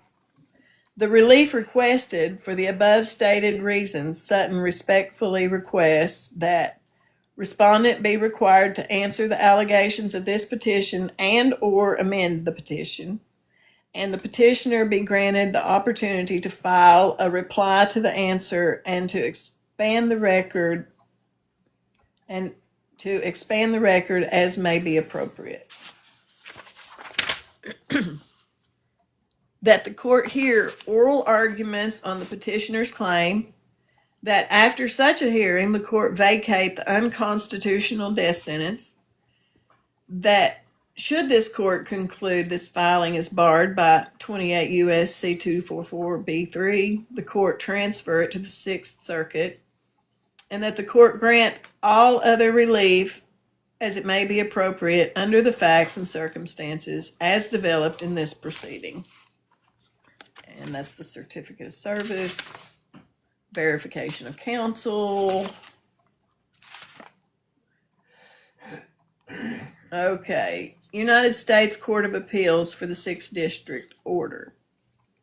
In regards to Gary Wayne Sutton, movement, the district court has transferred movement Gary Wayne Sutton's petition to this court as the movement has not requested nor have been given permission to file a second or a successive application for habeas relief under the Anti-Terrorism and Effective Death Penalty Act 28. The circuit clerk's office notified the movement on March of 2018 that the requirements of the Sixth Circuit Rule 22 must be satisfied. The notice gave the movement an extension to cure the defaults. The time has now expired and the movement has not cured the defaults identified in the notice. It is therefore ordered that this action is dismissed for want of prosecution. Is that the thing that she missed the deadline on? Is that why it was dismissed? Sorry, I was working on something else, so I'm not really sure. Can you reframe the question? What specifically are you referring to? The United States Court of Appeals for the Sixth Circuit order in regards to Gary Wayne, the district court has transferred movement Gary Wayne Sutton's petition to this court as a movement has not requested nor given permission to file a second or successive application for habeas relief under and then the notice gave the movement an extension to cure the defaults. Yes. The time has now expired and the movement has not cured the defaults identified, therefore ordered that the action is dismissed. Yes, that's correct. Because she failed to do it in time. Correct. In the United States Court of Appeals for the Sixth Circuit, in regard to Gary Wayne Sutton, petitioner and movement versus Bruce Westbrooks, warden, respondent. Petitioner, movement, Sutton's motion for finding that this petition is not a second or a successive petition subject to and for remand. Transferred from United States District Court from the Eastern District of Tennessee, Knoxville. This is a death penalty case. We've got table of contents. We've got, let's see, states. states, Mr. Sutton, however, is not claiming that his subsequent petition is a second or successive petition under 28 U.S.C., nor is he seeking permission from this court to file such a petition. Rather, he moves this court to hold that his May 25th, 2017 position is not a second or a successive petition under 28 U.S.C. and to return that petition to the court below for resolution upon its merits. A habeas petitioner who contends that a transfer order was erroneous because he believes his petitioner motion is not second or successive may challenge the transfer by moving to retransfer the matter to district court. Sutton's petition does not constitute a second or a successive petition within the meaning of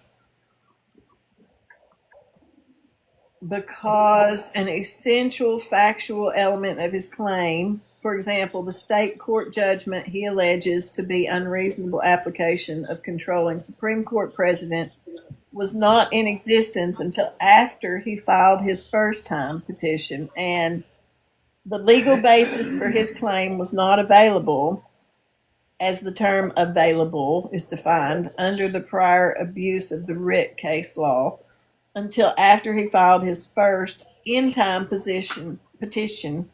Moreover, it does not constitute a, I think these pages are backwards. Does not constitute a second or successive petition within the meaning of 28 U.S.C. blah, blah, blah, blah, which this court denied on October 5th, 2016, and is not a prior application for the purposes, nor could it have presented the unreasonableness of the state court decision, which had not yet occurred. Consequently, authorization from this court to proceed with litigation of Sutton's Johnson claim should not be required. Sutton's petition should be remanded to the district court for further proceedings in accordance with that conclusion. Sutton notes that he received a letter from the clerk of this court dated on June 8, 2017, instructing him to file the necessary documents seeking permission to file a second or successive habeas petition in satisfaction of the 6th District's Rule 22. Sutton respectfully submits this motion in lieu of submitting an application for permission to file a second or successive petition. This motion does not assert any argument that he meets the factors that might allow a successor petition under la da da da da. To the contrary, Sutton asserts that his petition is not a second or successive petition, and therefore prior authorization from this court is necessary for the district court to proceed with his petition. And I'm confused because this prior page says introduction. So is that the start one, introduction? Yeah, because then the next page is two. Okay, so I'll go back to this page.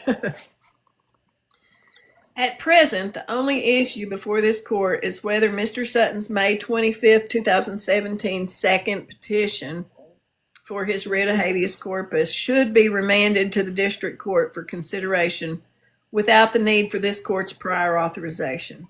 Remand is warranted because it is not a second or successive petition. On July 6, 2007, Sutton filed an amended petition for writ of habeas corpus, challenging his convictions and death sentence. This petition was denied and its denial affirmed. Lots of da da da da da da da da da da. He has now filed a subsequent petition which challenges the reasonableness of the Tennessee Court of Criminal Appeals January 23, 2017 decision rejecting his claim for relief under Johnson versus United. Second, Sutton petition is not the second successive habeas petition under da da da da da because his petition is not an abuse of the writ. The Supreme Court has rejected the argument that a habeas petition filed second in time must automatically be treated as successive. A lot of da da da da da. whether a petition is second or successive within the meaning of does not depend on whether the petitioner had filed a previous application for habeas. The Supreme Court has declined to interpret second or successive as referring to all applications filed second or successively in time, even when the later filings address a state court judgment already challenged in a prior application. A. The applicable legal standard for determining whether a petition is subject to, consistent with Panity, this court has looked to the abuse of the writ doctrine to determine whether a petitioner numerically second petition is a second or successive petition. In regards to Bowen, abuse of a writ occurs when a prisoner deliberately withholds grounds for federal collateral relief at the time of the filing his first application in hopes of being granted 2 hearings rather than 1. The Bowen court observed that new claims raised in a second in time position. Let me go back. The Bowen court observed that new claims raised in a second in-time petition are subject to 2244B only when a petitioner raises a claim that could have been raised in the initial petition but was not, either due to deliberate abandonment or inexcusable neglect. In short, a petition is not abusive and accordingly is not a successive or second petition where the factual or legal basis for the claim was not available at the time the petitioner litigated a prior application for a writ of habeas corpus. Here, neither the factual nor the legal basis for Mr. Sutton's Johnson claim were available when he litigated his first petition. Its presentation in his second in-time petition does not constitute an abuse of the writ. B. Mr. Sutton's petition is not second or is that this? That's a duplicate, isn't it? No. A. B. Okay. Mr. Sutton's petition is not a second or successive petition because his Johnson claim was not ripe at the time he litigated the prior application for writ of habeas corpus. Mr. Sutton's petition alleges not simply that he is held in violation of Johnson, but that the Tennessee Court of Appeals unreasonably applied Johnson in denying him relief. A second numerical petition cannot be a second or successive petition when the factual precedent of a claim could not have been discovered at the time of the filing of the first. Similarly, when a claim was unripe at the time the petitioner filed the initial habeas petition, subsequent pleading of that now ripe claim is not characterized as the second or successive petition. A numerically second petition is not properly termed second or successive to the extent it asserts claims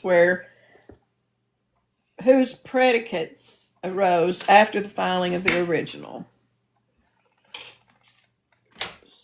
Finding petition was not a second or successive when claim challenged effective changes in state law or administration sentences, and those changes took effect 2 years after the initial habeas. This is explaining that the limitations on the second do not apply to a numerically second. Finding that claims were not presented at an earlier petition and would have been unripe had they been presented. They are not second or successive within the meaning. In Bowen, the Sixth Circuit explained that where the petitioner does not abandon known issues or where the petitioner cannot bring the claim as a matter of law, once the claim ripens, it may not be subjected to the restrictions. Okay, I'm confused again. To the restrictions.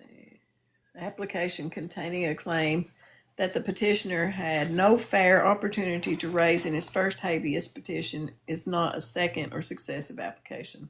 While the rule of Bowen is not universal, for example, not every claim exhausted after the defendant has brought a prior petition for writ falls outside. Newly exhausted claims based on retroactive changes of the law are not within 2244's purview. Whereas here, Carol, can I interrupt for a second? It's Tracy. sure. You're at 96K. Let's get you to 1,000. Come on, 4,000 more. Let's tap, tap, tap, tap, tap. Thank you, Tracy. Whereas here, a second in-time petition presents a new and previously unexhausted claim based on a retroactive change of law, which challenges a state court judgment handed down after his original petition had been concluded. That petition is not second in time or successive. C. Mr. Sutton's petition is not second or successive because the legal basis of Mr. Sutton's Johnson claim was not available at the time he litigated his prior application for the writ of habeas corpus. Under the abuse of the writ doctrine, a claim is not abusive where the claim is so novel that its legal basis is not reasonably available to counsel.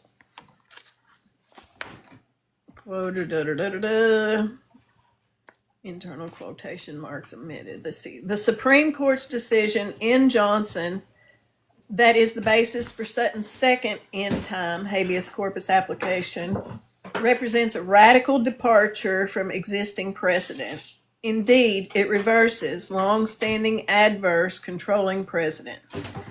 The claim underlying Johnson cannot be considered anything other than novel.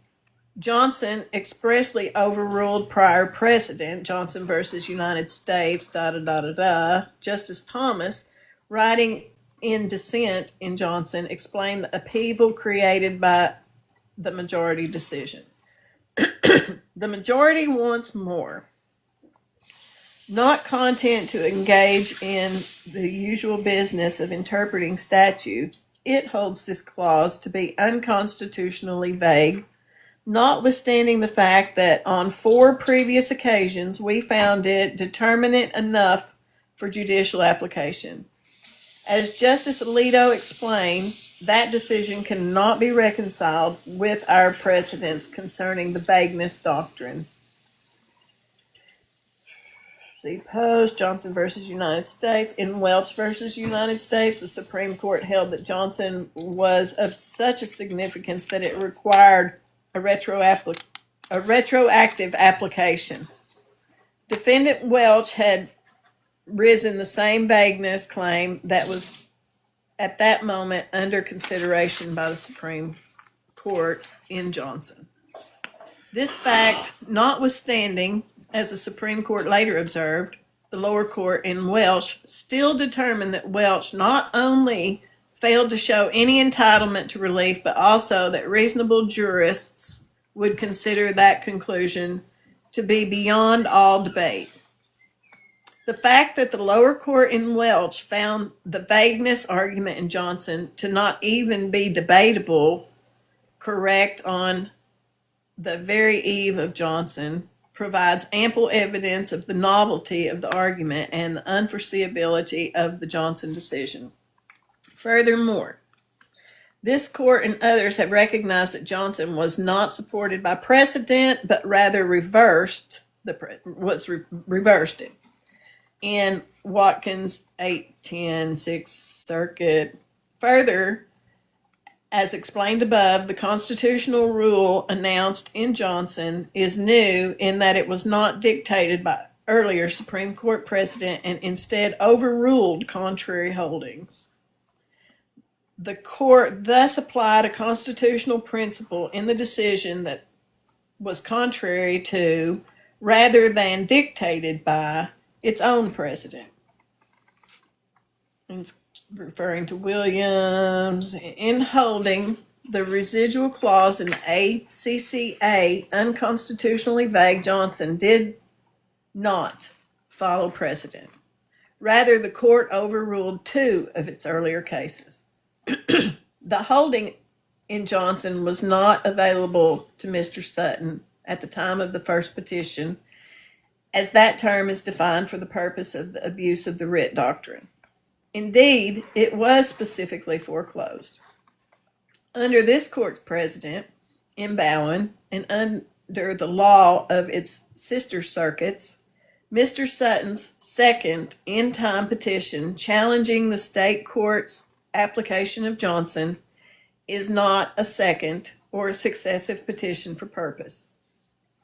Third, Mr. Sutton's petition is not successive under 2244B1.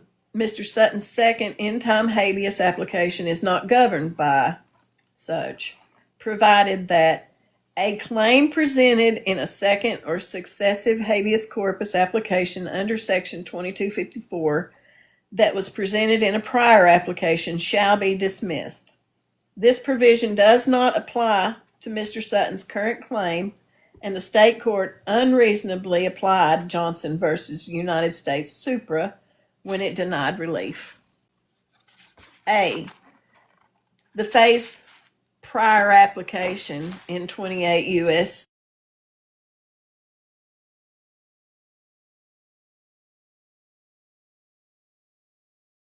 Second to text her, that's my sister.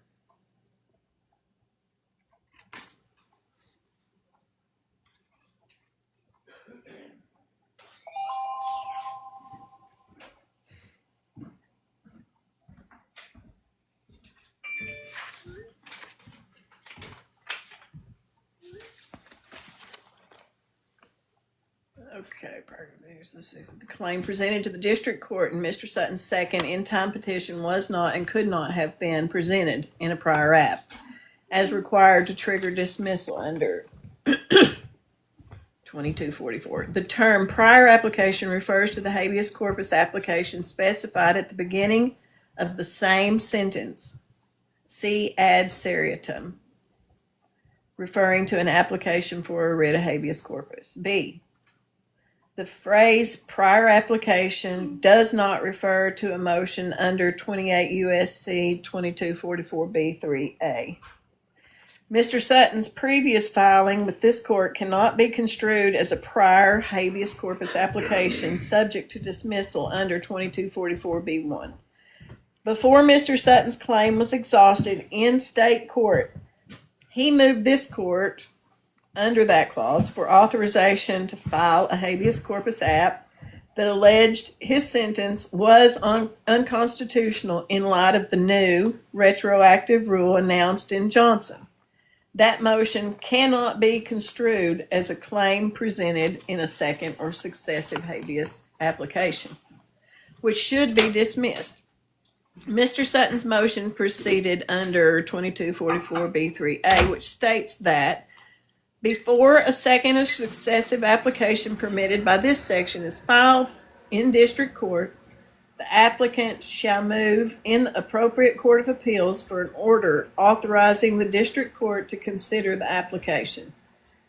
The phrase second or successive refers to a second or successive habeas corpus application. It is the applicant for the writ who must in turn move the Court of Appeals to authorize the second or successive habeas corpus application for consideration by the district court in the first instance. Such a motion is separate and distinct from a habeas application. Under 2244B3A, it is a motion for authorization, not the ultimate merit of an underlying habeas corpus application that is before the Court of Appeals. Indeed, it is widely acknowledged that the ultimate merit or lack thereof of an underlying habeas claim is irrelevant to the resolution of a motion under 2244B3A. Noting apparent merits, let's see. But excluding those deficiencies from the authorization inquiry because they're not relative to whether the movant can obtain permission to bring a second or successive 2255 motion to vacate. In addition to the fact that a motion under 2244 is not the same as a habeas corpus application, which is the subject of 2244 the claim Mr. Sutton presented in his previous motion is different from the claim he presented in his second in-time habeas app.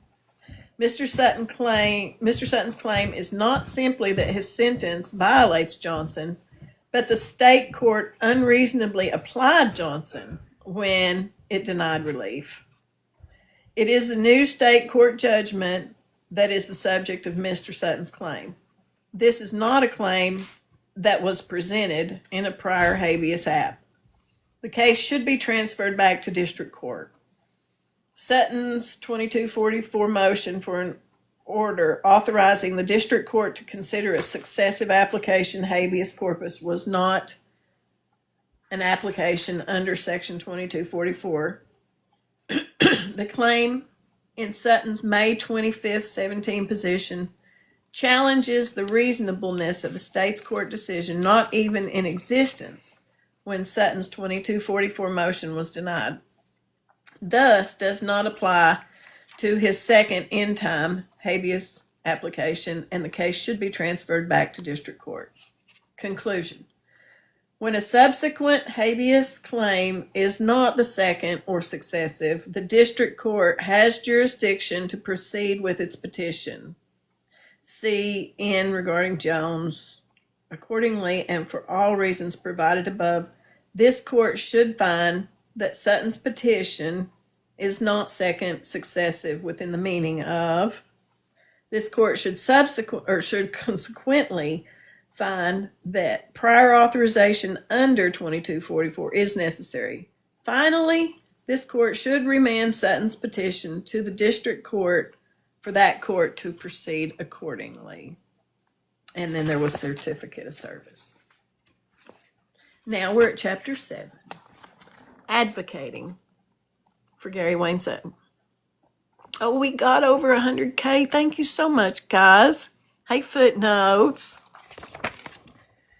So in 2024, I had the opportunity, and this is, oh, where'd she go? Heather, that was Heather. In 2024, I had the opportunity to meet with several congressmen to present new evidence that I had obtained in Gary's case. Senator Paige Wally and the state representative T.R. Williams were compelled to help us in our attempt to get Governor Bill Lee to review the case. They were particularly concerned about the positioning of the shot pew shells in the crime scene photo and Charles Harlan's credibility. In an interview with Fox 17's Dennis Ferrer, Senator Wally said that he had serious concerns about Gary's conviction after our meeting and that Governor Lee needed to take a second look at this case. He further stated, well, damn, we better be certain the verdict was just. When Ferrer asked Governor Lee if he planned to review Gary's case, Lee said that he would not be reviewing any death row cases until the protocol was back in place, meaning once the executions resumed. Gary's team of advocates has held 3 press releases and has written Governor Lee's office requesting a meeting with him. However, their pleas have fallen on deaf ears. Plus, they've been there. So this is from the Senate chamber to the Honorable Bill Lee in reference to review of new evidence in death row inmate Gary Sutton. Dear Governor Lee, Representative Kip Capley, Representative Clay Doggett, and I, respectfully, after meeting with former Lawrence County Executive T.R. Williams, current County Executive David Morgan, and private investigator Heather Cohen, to review newly surfaced evidence in the case of Gary Sutton, convicted in 96 for the murders of 2 persons. Sutton was originally scheduled to be executed October 6th of 2023. You will find attached a letter from Executive Williams requesting that we petition you for a stay in any rescheduling of an execution date pending further review of new evidence in the case. We were presented with multiple documents strongly suggesting gross irregularities in the investigation and prosecution of this case. Knowing the certainty we all want in capital punishment verdicts, we believe that this case merits further review prior to carrying out this sentence. Former Executive Williams, Investigator Cohen, and others stand ready to deliver any and all referenced material to you and cooperate with your office should you deem this helpful. We recognize the seriousness and the complexity of this request, and we respect your role in the process. Thank you for your review and considerations. We pray that God will continue to anoint you with wisdom as you govern his people. Conclusion and plea to Governor Lee. Gary Wayne Sutton never stood a chance.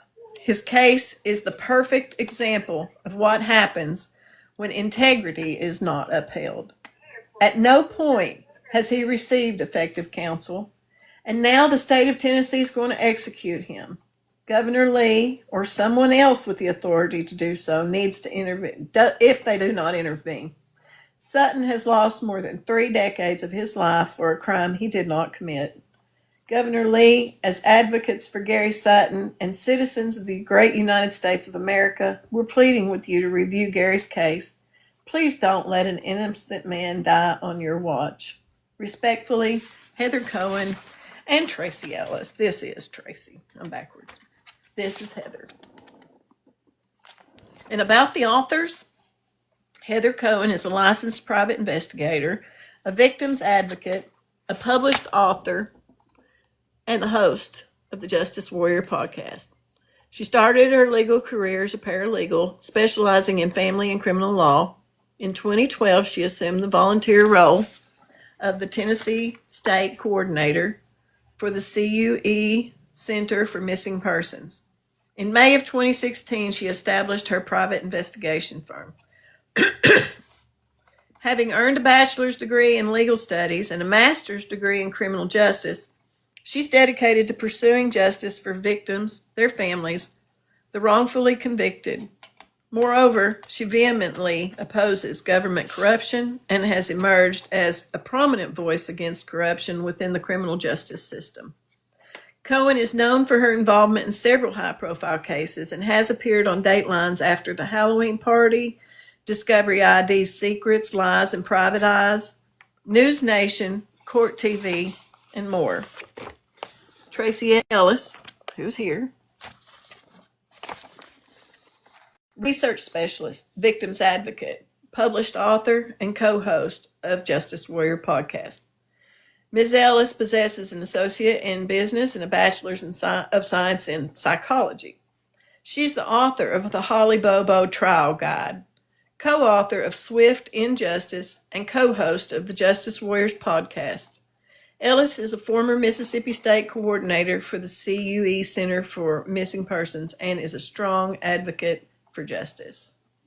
Ellis has assisted Cohen in her investigation since 2016 and has appeared on Discovery ID, Secrets, Lies, and Private Eyes, and the Justice Warriors on the web. And then if you want to take screenshots,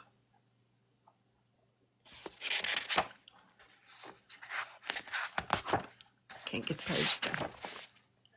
And then any kind of sources that, sorry, low battery.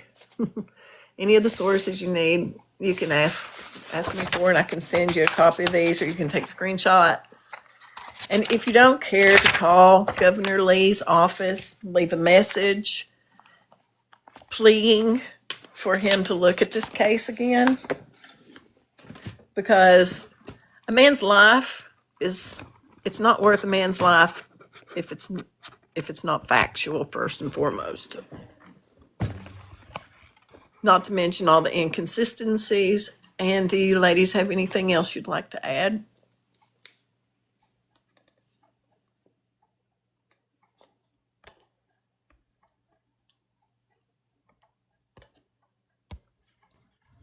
You're muted. There. I missed the whole book.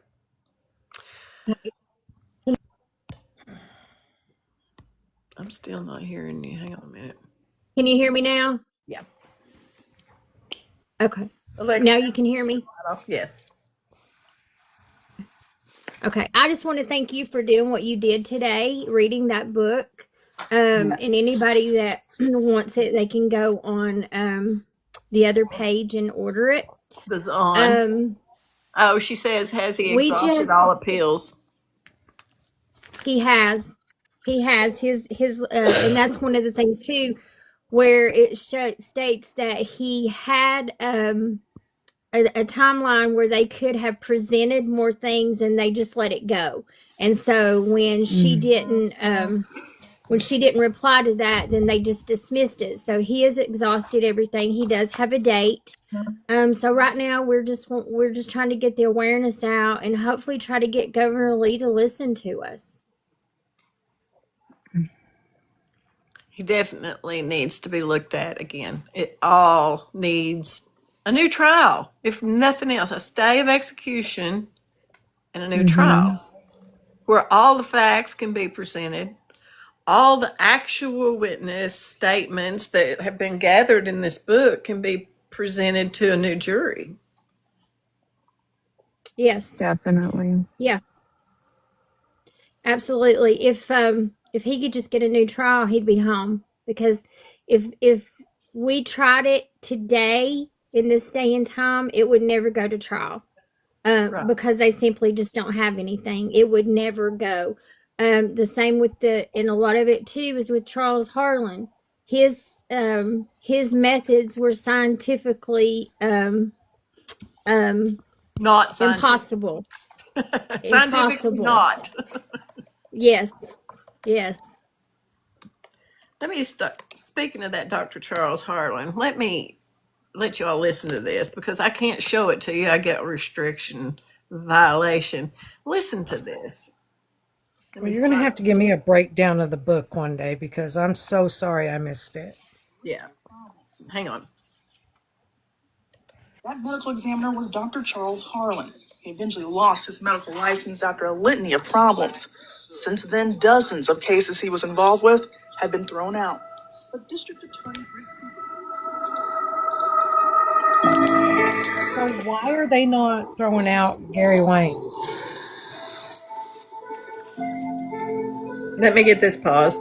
I'm sure it said it in the book, but I'm sorry I missed it. Why are they not throwing his out? Yes. They just didn't look. They wouldn't look at it.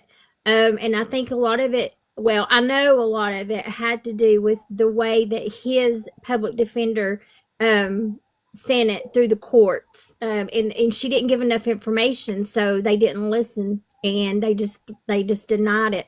Or she didn't go through, and she didn't go back through when he was granted more evidence. She didn't go back and give them more evidence that he needed. So bottom line, it's because she didn't do she didn't do what she was supposed to do. And she delayed all of the paperwork that she needed. She didn't get it filed in time. Hang on, I gotta go to the bathroom. Y'all go ahead. I'll let you say the rest of it. Yeah, she didn't get it filed in time. What she did file, she didn't give everything that she needed, and they just kind of skipped over Charles Harlan. They didn't represent it enough in court for him. The same with Lester Johnson. They didn't represent and put it through court on him either. Carolyn, I believe those two factors are almost all you need to say to begin with, let alone everything else. It absolutely is. It absolutely is. And I know Heather was busy, but Heather will tell you it's not what they did wrong in this case What did they do right? They did nothing right in this case.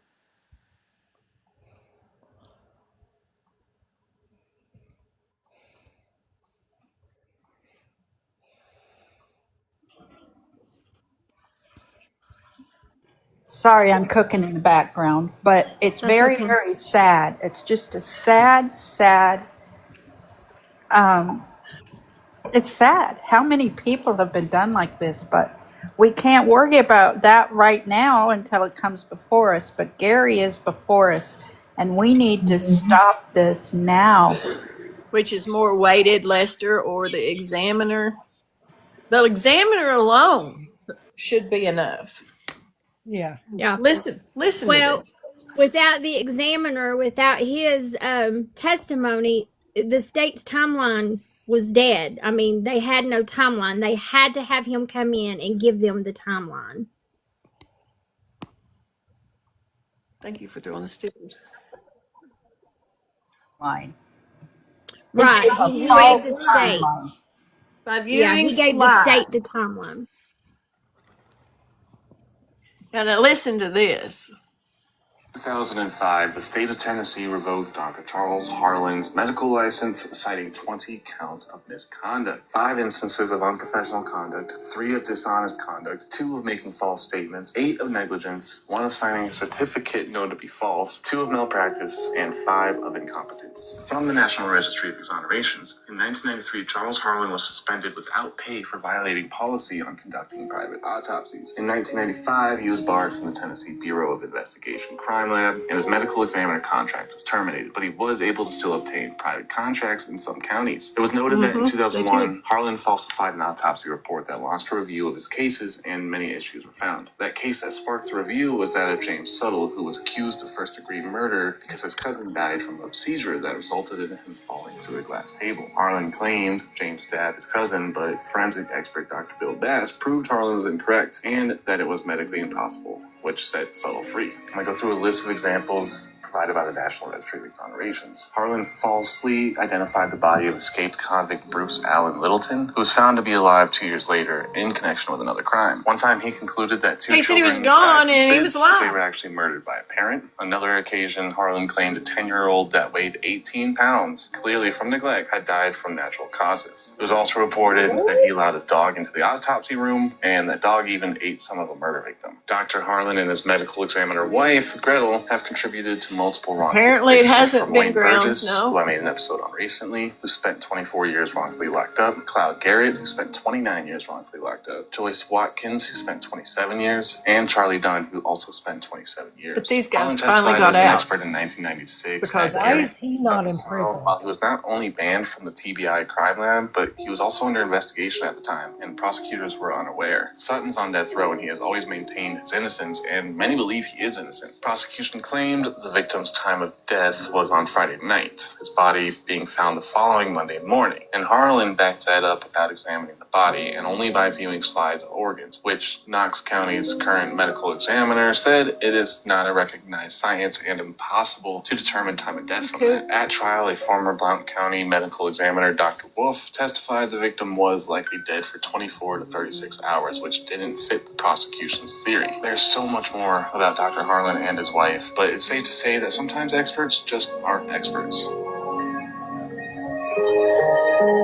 That alone should give He him didn't another get charged because the medical examiners have immunity. He has immunity, so he didn't care to do all this because he knew he was never going to get convicted of it.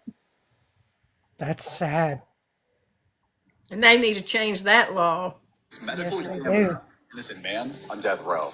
Glad you're with us tonight, everybody. I'm Hunter Hoagland. And I'm Vicki Yates. Attorneys for Gary Wayne Sutton say he's My running out of stuff's in the way, time sorry. and worry he'll be among the first put to death if the state resumes executions. Investigative reporter Ben Hall has been looking into his Yeah, it case is all about and who its you close know. connection to a national medical examiner stripped of his license. Ben. Well, that medical examiner was Charles Harlan. The state revoked his license back in 2005 for incompetence. But Harlan played a key role in the trial of Gary Wayne Sutton. It happened back in 1992. 24-year-old Tommy Griffin's body was found along the banks of the Little River in Blount County. and his sister was found days later, burned beyond recognition in her car. It did not take long for police to arrest Gary Wayne Sutton and his older uncle. As soon as we were backing out, they surrounded us. Longtime friend Carolyn Miller was with Sutton when he was arrested and is certain he is innocent. How can you be so sure he did not do it? Because I was with him that weekend. The judicial system makes mistakes sometimes, and this is one of those mistakes. Sutton's attorney is fighting to get Sutton off death row. And points back to his This is the attorney 1996 who murder actually trial at didn't the old Blount fight County. very hard to get him off. Correct. Missed all the deadlines. She didn't even let him read the, what was it, before Appeal. the appeal before she sent it. He Appeal. didn't read the appeal until after it was all the way through. This is News Channel 5 investigates. Tennessee news station. Courthouse. The prosecution's case depended on a timeline. Tommy Griffin's body was discovered on a Monday morning. The prosecutor said he was murdered 3 days earlier. And on we just Friday read night, this. right after Sutton and his older uncle bailed Griffin out of jail. And Griffin was his best friend. Mr. Griffin to have been dead 64 hours. But when Griffin's body was discovered, first responders said the gunshot wound seemed fresh. The body was in full can't get it rigor to mortis. zoom. When first responders responded, the body was in rigor, and that's something that usually dissipates within a day. A former county medical examiner testified at trial Griffin was likely dead only 24 to 36 hours, which destroyed the prosecution's theory of what happened. There was a time that when we came out of the courtroom, we thought he was coming home until Charles Harlan got up on the stand. Miller was at Sutton's trial and said the whole trial turned when prosecutors called a surprise witness, Dr. Charles Harlan. They had to have a timeline when Tommy got killed. And they called him knowing at the time he was under investigation. Carolyn, Tommy, Gary, none of them knew. And Harlan gave them that timeline. Harlan assured jurors Griffin was shot on Friday night. He never examined the body and said he made his determination based on slides of organs. They prepared Dr. Harlan to give this testimony that perfectly gave the state what they needed to make their case. Knox County's current medical examiner has since testified determining death based on slides of organs is not the recognized science. She found that the specific way Dr. Harlan did this, that it's scientifically impossible. But jurors bought it, based in part on the fact prosecutors touted Harlan as the state's chief medical examiner. At that time, we didn't know that he was under investigation for, forging and fabricating other things to other people. Prosecutors have said they did not know Harlan was under investigation by the TBI for incompetence when he testified at the 1996 trial. In fact, when he testified, he'd been banned from the TBI crime lab. In the laundry room, we found a jar, and I knew that was body. I have a question. If he was under investigation at the time, could that possibly null his, where he has immunity? Where they can't do where what he now? has immunity and they can't prosecute him for any of this or anything. Where he was under investigation at the time and had been already kicked out of TBI and so forth. Couldn't He's deceased though. Yeah, he's deceased, but it should have been if Gary's defense team had have known, they should have told them that he was under investigation, but nobody knew, so they could have not used him. He wouldn't have been able to have been used, but they kept it hush hush, and they'll tell you, even the DA, and then will say, well, we didn't know that he was under investigation. Yeah, they did know, but they chose not to let us know. Still yeah, another reason to request a new trial, even because they may not have known but somebody knew because he'd been kicked out of TBI even by then. Yeah, I think he passed away, and if you know Tracy, I think he passed away. Was it 2016? Yes, I'm pretty, Yeah. 2016. I'm pretty, that's probably the exact date. Yeah, I think it was 2016, and he moved out of state. He didn't even live in the state of Tennessee anymore. And if you look up his obituary, and Tracy read it on one of the podcasts, that there was someone, you know how you put what you want to say about this person in their under their obituary thing. There was a lady, and I think she was from California, that she was very glad that he was gone, that he destroyed her and her family's life. It's those black goblins coming out of the ground in Ghost again. Yeah, I'm looking for it right now. Channel 5. Sorry. I do have a quote from a Dr. George Nichols, then Tennessee Chief Medical Examiner, wrote to the Tennessee Bureau of Investigation after reviewing Harlan's medical opinions. Quote, if this line of irrational thinking has been applied to other cases in the state of Tennessee, then God help you and the rest of the citizens of Tennessee, end quote. What's the condolences book? Oh, yeah, the condolences book that they wrote in. Glad you're gone. Yeah. Here's the rest of this. Several stories on bizarre situations involving Harlan. In 2005, Sherry Rigsby rented a Creve Hall home once owned by the former medical examiner.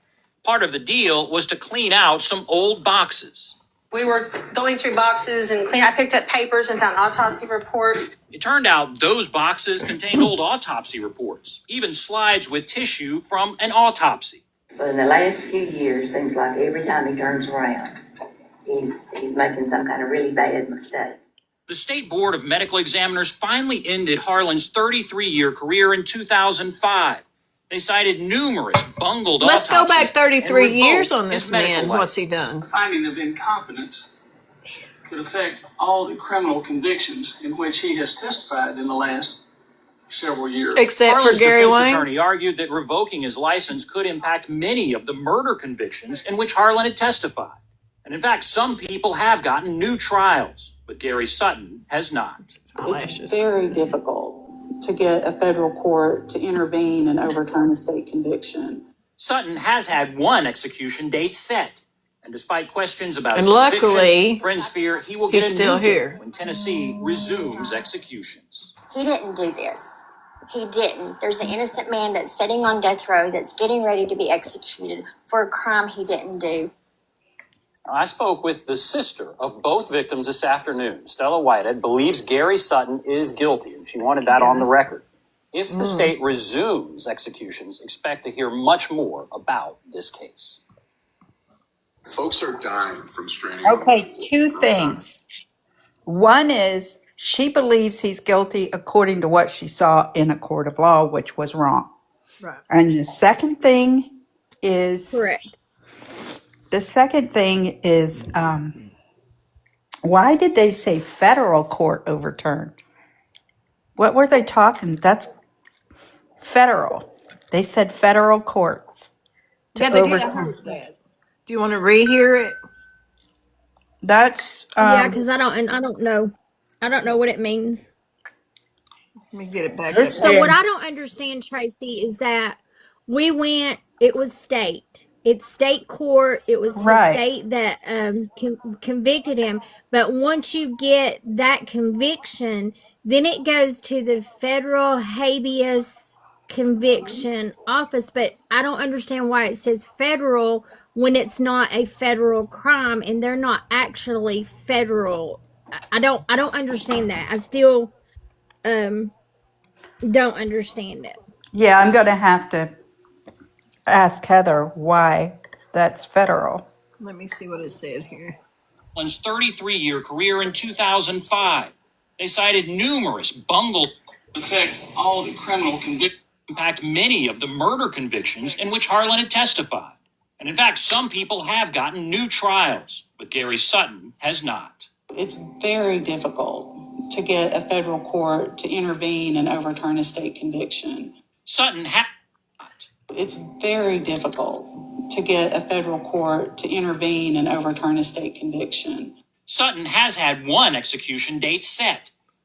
So, who's petitioning a federal court to overturn it? Have they been spinning their wheels trying to get federal instead of state? I don't know. I don't know. That's actually something that we had talked about on my live the other night with Carol. And we actually had one of my girls was looking it up, and to get the federal to step into it is almost impossible. Like, you can write them all the letters you want, but at the end of the day, they're really not going to touch it just because it is a state case. Yeah, And so but that's why are they looking for federal instead of state? That's my question. maybe whoever, and this is just speculation, obviously, maybe whoever was trying to get things overturned previously was not looking at state level. They were maybe, because he was on the roll, His maybe attorney they were won? looking at, yeah, I mean, I wasn't going to Public call no defender. name, His but, public defender, I mean, yeah. looking into I was trying to be federal. nice, okay? So have they been barking up the wrong tree the whole time? I don't know. I do know that I'm actually meeting with my state representative this week to go over a lot of this stuff with him. Hopefully, once they go back into session in January, I can get Carol down here and we can meet with multiples of them. And the reason why I'm adamant in meeting with my specific state representative where I live is because he actually owns a funeral home. And he has been a medical examiner. And so he will know how all of this stuff really works, not only from a representative standpoint, but also from an ME standpoint as well. That's awesome. That's so awesome and so appreciated. It's so nice to feel like, I know, Carolyn, you probably have to feel the same way. The pressure of being one of the few that's fighting, and then all of a sudden you can breathe in and breathe out because other people are starting to take over and starting to do things. And it's just like, oh my God, it is Yeah, such finally someone's listening. and helping. Yes.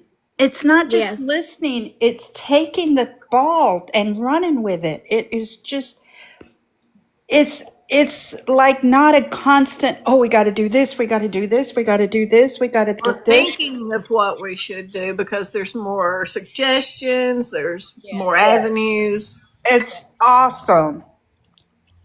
Yeah, it's definitely going to take more than one person for this because everybody probably has different connections in different areas, you know. But at the end of the day, we all have to circle back around and be like, okay, this is what I got done today. This is what you did today. So we're all on the same page and not everybody is, you know, like doing the same thing essentially. I Right. really think that the law schools need to be contacted quickly so they can tear it apart with the students and the professors. And There's actually one that is being, and I forget off the top of my head, but there is one that is, doing that. Mama T is doing a lot, and then this other beautiful something, I think. And she's doing something very, see, we need to at least get that in order of knowing, like you said, okay, this person's doing this person's doing that. My suggestion on that, and this actually, one of my really good friends, she actually used to somewhat do stuff like this, but it was over on the FB that she did this on. And she made the suggestion that like all the people that's kind of working in on it create some type of group chat, whether it be through Snapchat or text messages, to where collaborate. like, yeah, you know, Or whether two. it's, A lot of people do Discord. And I have a Discord. I could open it up if that's something that you guys wanted to do. I don't really have anybody in there. I just created it months ago.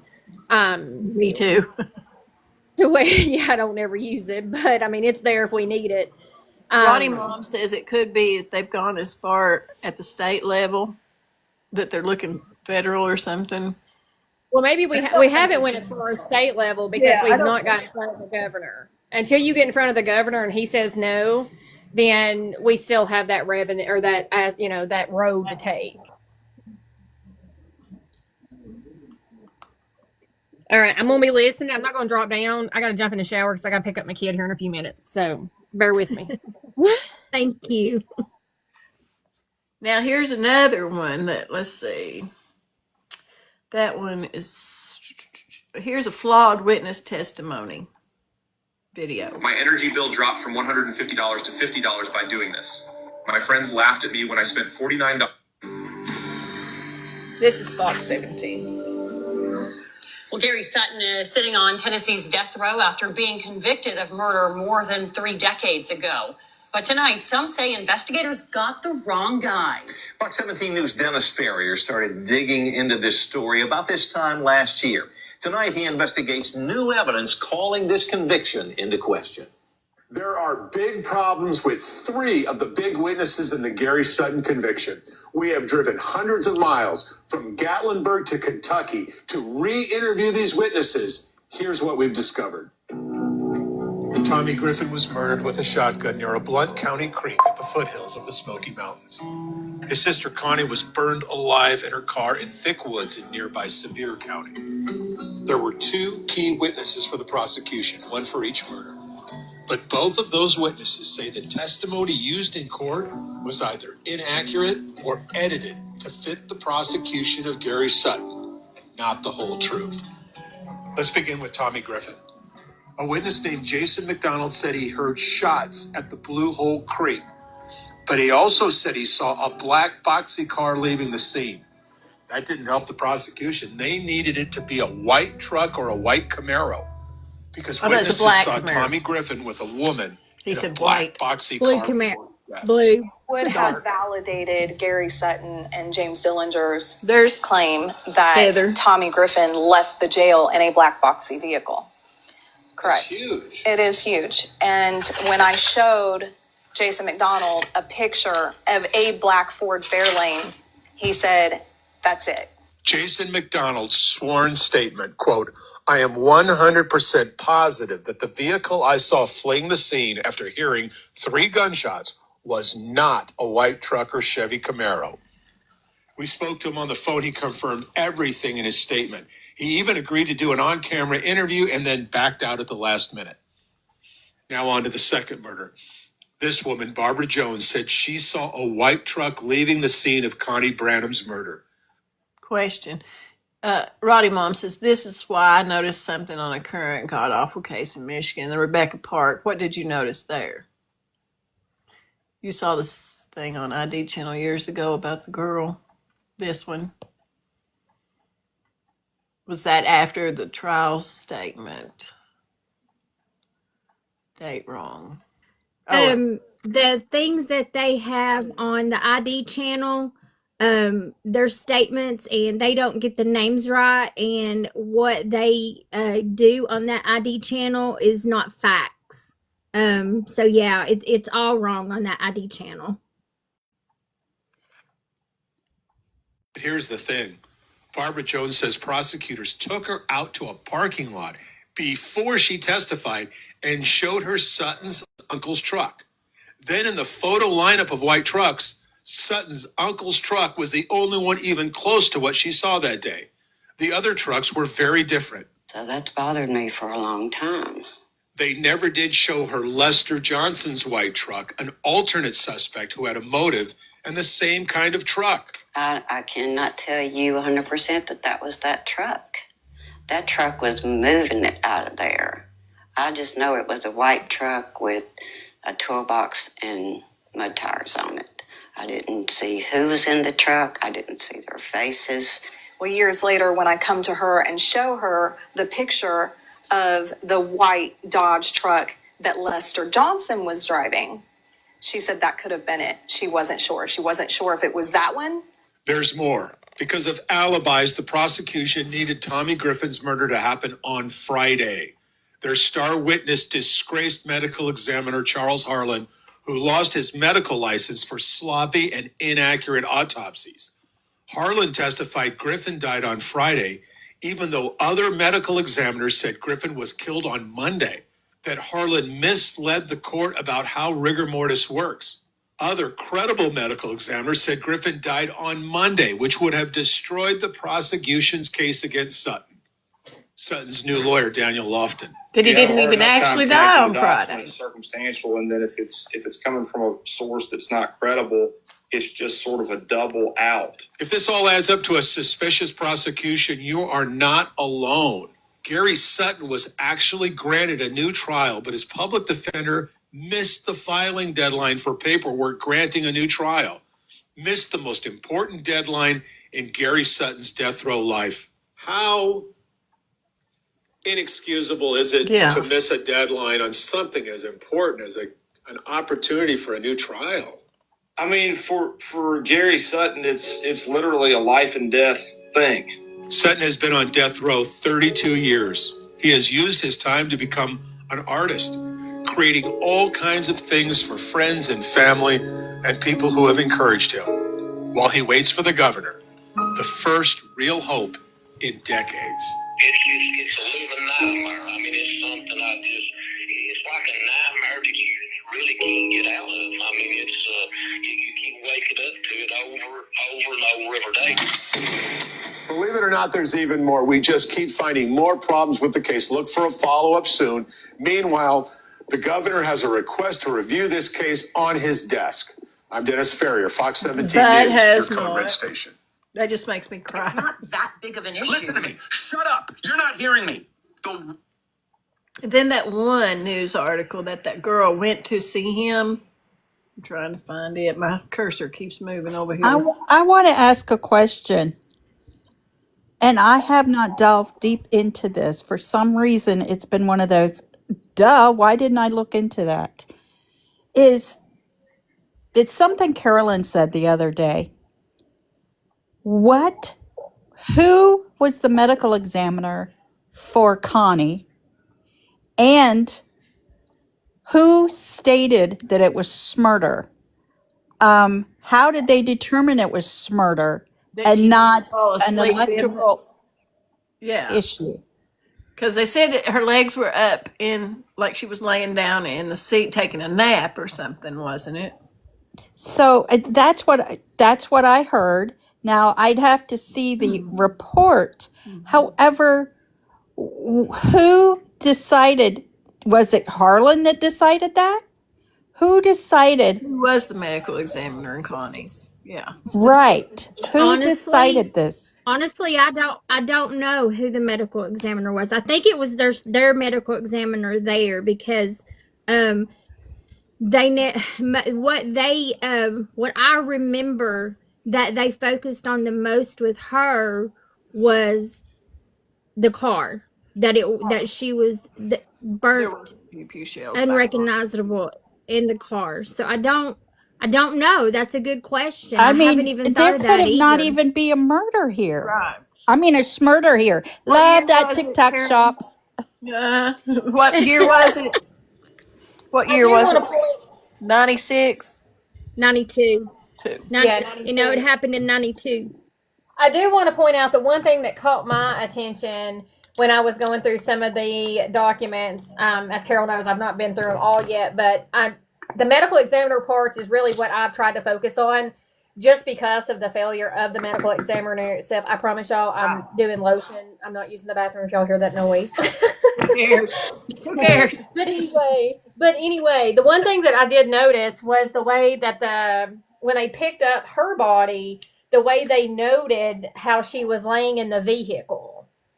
And it states on there, and this is not going to be quote for quote, but it does state in there that her head was up against the driver door, and then her leg, it would have been her right leg, was in the passenger side seat. as if she was somewhat laying down. That Taking a caught nap. my attention.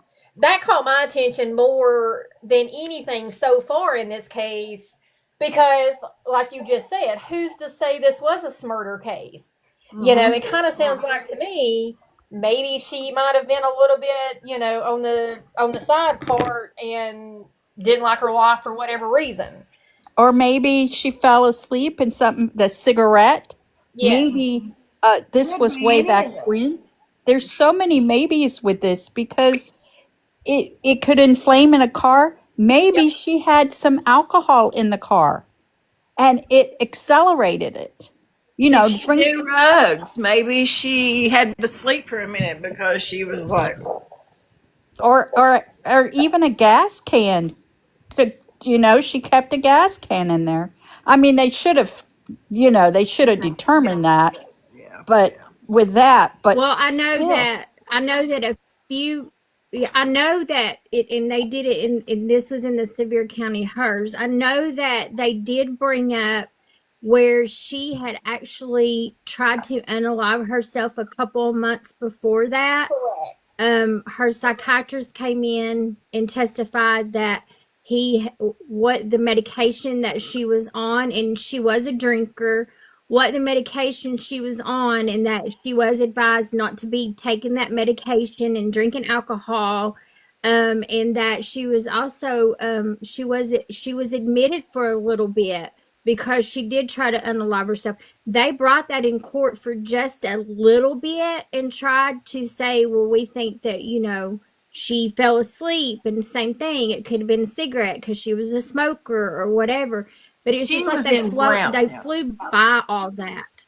She was Blount I'm County. sorry. Right? She was in Blount. She was Blount Sevier County. County. She was severe. Okay. She was Yeah. severe. I'm sorry. I get them It was backwards. tried in Blount County. we, my son had his vehicle. It was a work vehicle, and the battery caught on fire. This was 10 years ago. It I wasn't had a 30 car years ago. catch on fire It when I caught on pulled home. fire while they were asleep, and it was up under the house. Luckily, somebody caught it and called them, and they were able to go out and not put it out before it caught the house on fire. But it could have, it burned up the whole doggone thing if she was sitting out there and was overcome or even did something to If she was herself. passed out, she would have died of Yeah, smoking. I mean, how do we know this was murder? Yeah, somebody Yeah, needs like I to said, even try to find any records on hers. Thank you.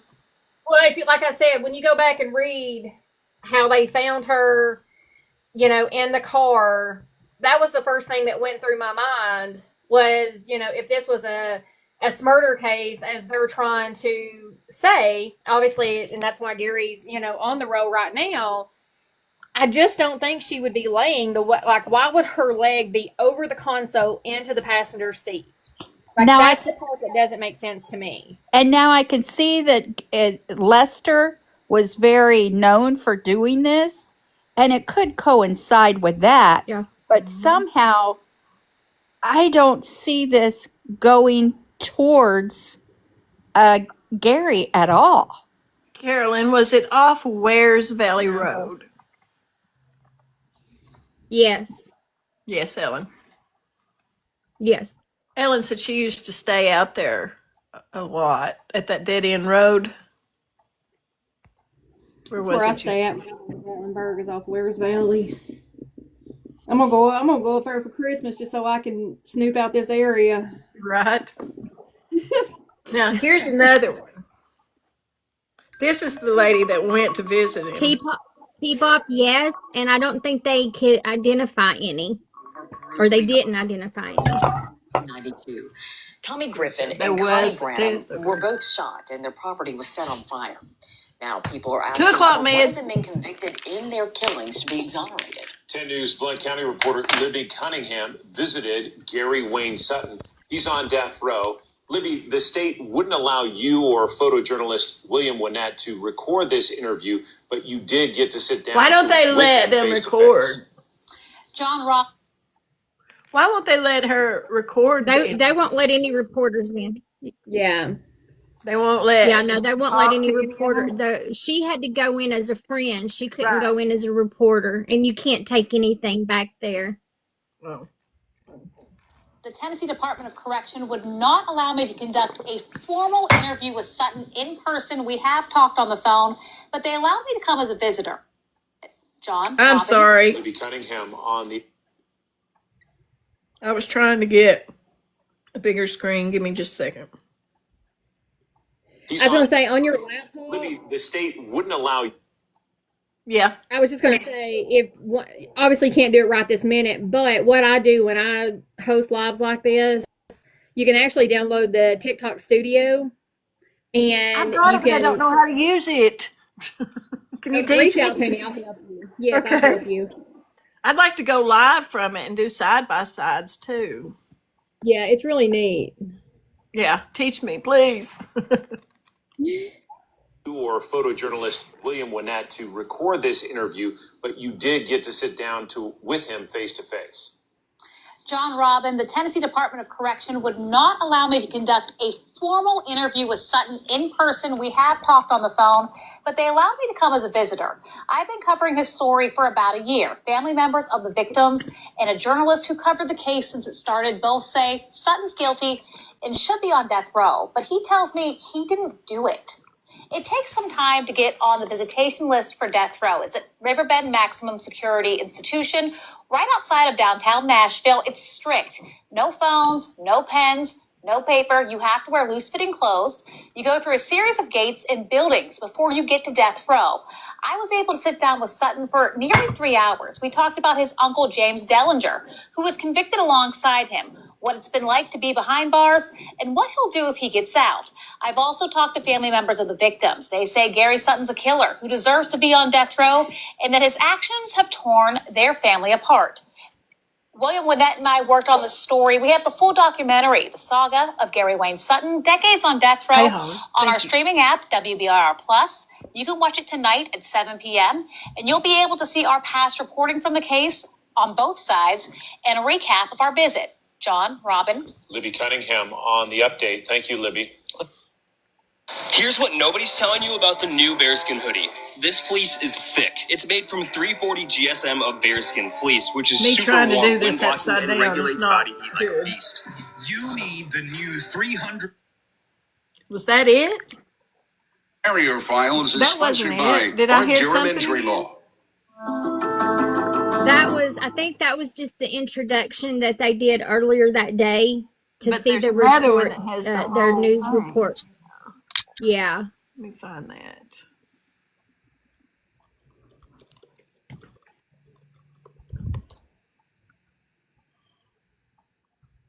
There's 2020, Gary. We watched that, didn't we? Wasn't that the first one? Was it the 2020? Here we go. I think so. Literally could just bring yourself. I did a story around this time last year about people who are on death row in Tennessee. And Carolyn Miller, she's an advocate for Gary Wayne Sutton. She said that she was with him the night that I want Tommy Nick Maris Griffin to and cover Connie it. Yes, Branham ma'am. were killed, and that she's part of his alibi. She sent me a message on Facebook. She emailed the newsroom. I think she called the newsroom saying that we need to look into his case. And we did. So we are on the way to death row now, which feels crazy just based on the amount of work that it took to get here. Sending in multiple applications, waiting for it to be approved. My photo was the wrong size for one of the applications. But this story is pretty interesting. And I think we should really start from the beginning. Other than the fact that I didn't do this was my best friend that got killed. I think people, that gets lost with people. A Blount County jury sent Gary Wayne Sutton to the electric chair in the late 90s. Tennessee isn't Has anyone tried to get 48 hours to cover it? I don't know how. I've sent emails and stuff, but I never get any responses back. Roddy, do you know how to better get in touch with him? Have any ideas, suggestions? And Mama T, if you do a live, please tag me or. I do know that we have several producers and things in our arsenal of people. However, those are scripted, and they can lean right or left, whichever direction they want to. Need a They are good not straight down the investigative middle. reporter. They just seem like they are, but they're not. Well, mainstream media is controlled by the narrative, however, and whoever controls the narrative. Well, it's also not just the mainstream media, it's what the producers want it to be so that they can get more views and more money. Right.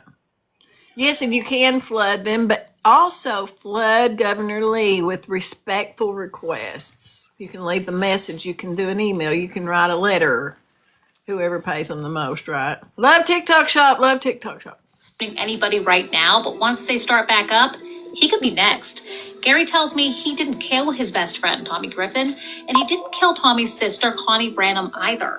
Heather Cohen, a private investigator from Nashville who's worked numerous high-profile cases, says she's tracked down key witnesses and jurors who don't think there's enough evidence to prove Gary killed anyone.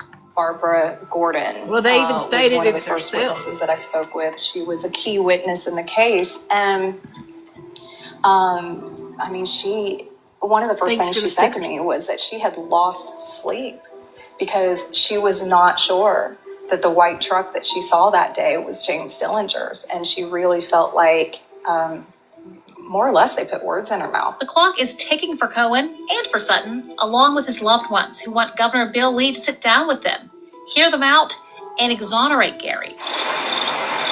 The Tennessee Department of Correction wouldn't let me interview him in person, but said I could write him a letter and see if he calls back. Carolyn Miller and Sutton were dating when he got arrested, and they were together the night Tommy went missing.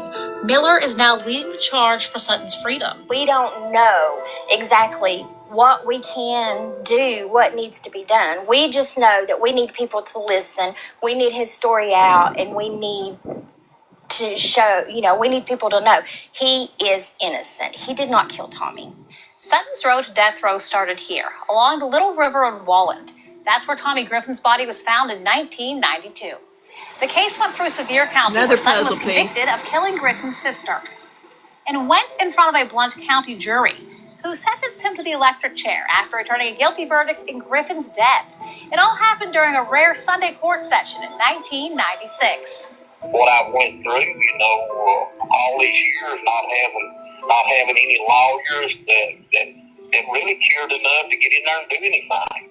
There are a lot of moving parts in Sutton's case. He tells me that Sevier County's newspaper, the Mountain Press, covered Connie Branham's trial extensively.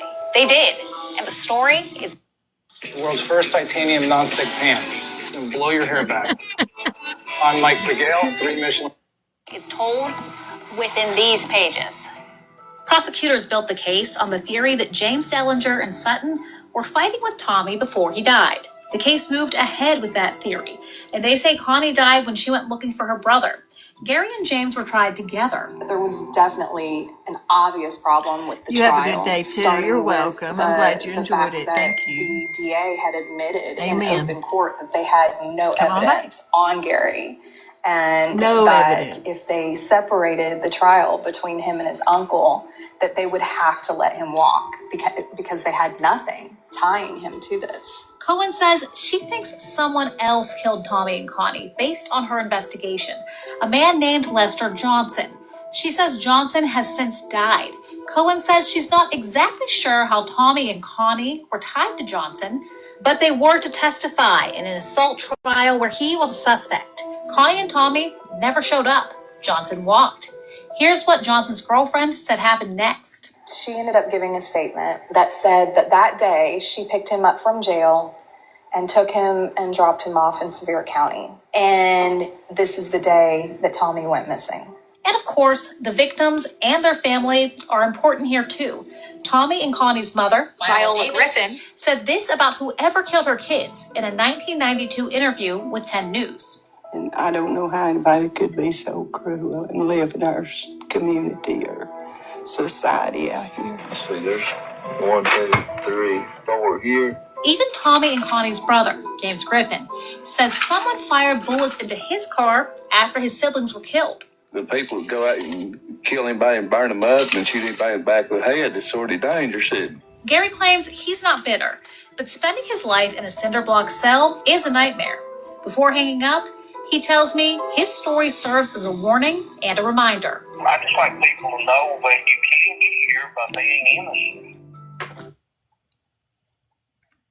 We have finally crossed into Central Time, so technically it's 7 a.m., but really it's about 8 a.m. Knoxville time. So after the first story aired, one thing that was missing is that we didn't have any contacts for the victim's family. Well, as soon as our first story aired, they called us at Channel 10, they sent emails, they posted on our Facebook page that they really think that Gary Sutton is responsible, one of the people responsible for their family members' deaths. So I went to Sevier County and spoke to the daughter of Connie Branham. She actually still lives across the street from where Tommy's trailer burned down. And this is what she had to say. Tommy and Connie lived in the Sevier County hauler until the day they died. And Connie's daughter and Tommy's niece, Sandy Branham, still calls it home. Sandy was a teenager when her mom died, and her memories of her alive are fond. The happy times are in these photo books, showing trips out of town and her mom and her dad together.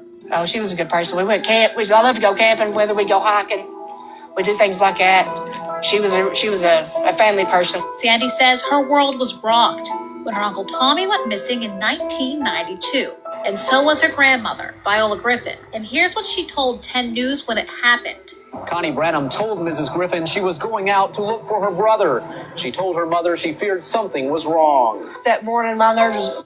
I just want to show you, if the words are in your way, all you have to do is like hold the screen. I don't know if you can see that, but it says clear display. And then that moves the words out of the way.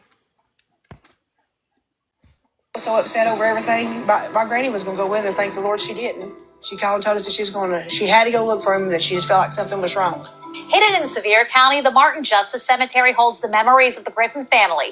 Connie and Tommy, they're both buried here, and their tombstones tell a story of both love and tragedy. Just steps away is the grave of their mother, Viola Griffin. She died 2 years after they were killed and before anyone could be tried in Tommy's death. Veteran newspaper reporter Jamie Satterfield covered the story from the start. Connie Branham's mother, and of course Tommy's mother, she was beside herself because now 2 of her children are missing. Viola Griffin told 10 News about the relationship between Tommy and Connie in 1992. The hardest part. It was awful hard to give up Tommy because in 86, I believe it was, while he had a car wreck and he's in the hospital for 2 years. His sister stayed right beside the one that's gone. I've spoken to the man on death row for the killings twice on the phone from prison. Both times, he insists he didn't kill anyone. He was more like a brother to me than just a friend. I mean, we were just really close. Never had a horse word between us. Sandy says she's convinced Gary did it and that he should never leave prison. Even though it's been 30-some years, it's still hard, to deal with it. Well, you're going to want to blame someone. So we don't have to sit in here and go through this every so often. But, back then we wanted the death sentence for them because of what they done. And now it's just, we still have to live it. It's not real clear what the motive was in the killing of Tommy Griffin. There was an allegation that Mr. Dellinger and Mr. Sutton were angry at him, maybe thought he had snitched on them.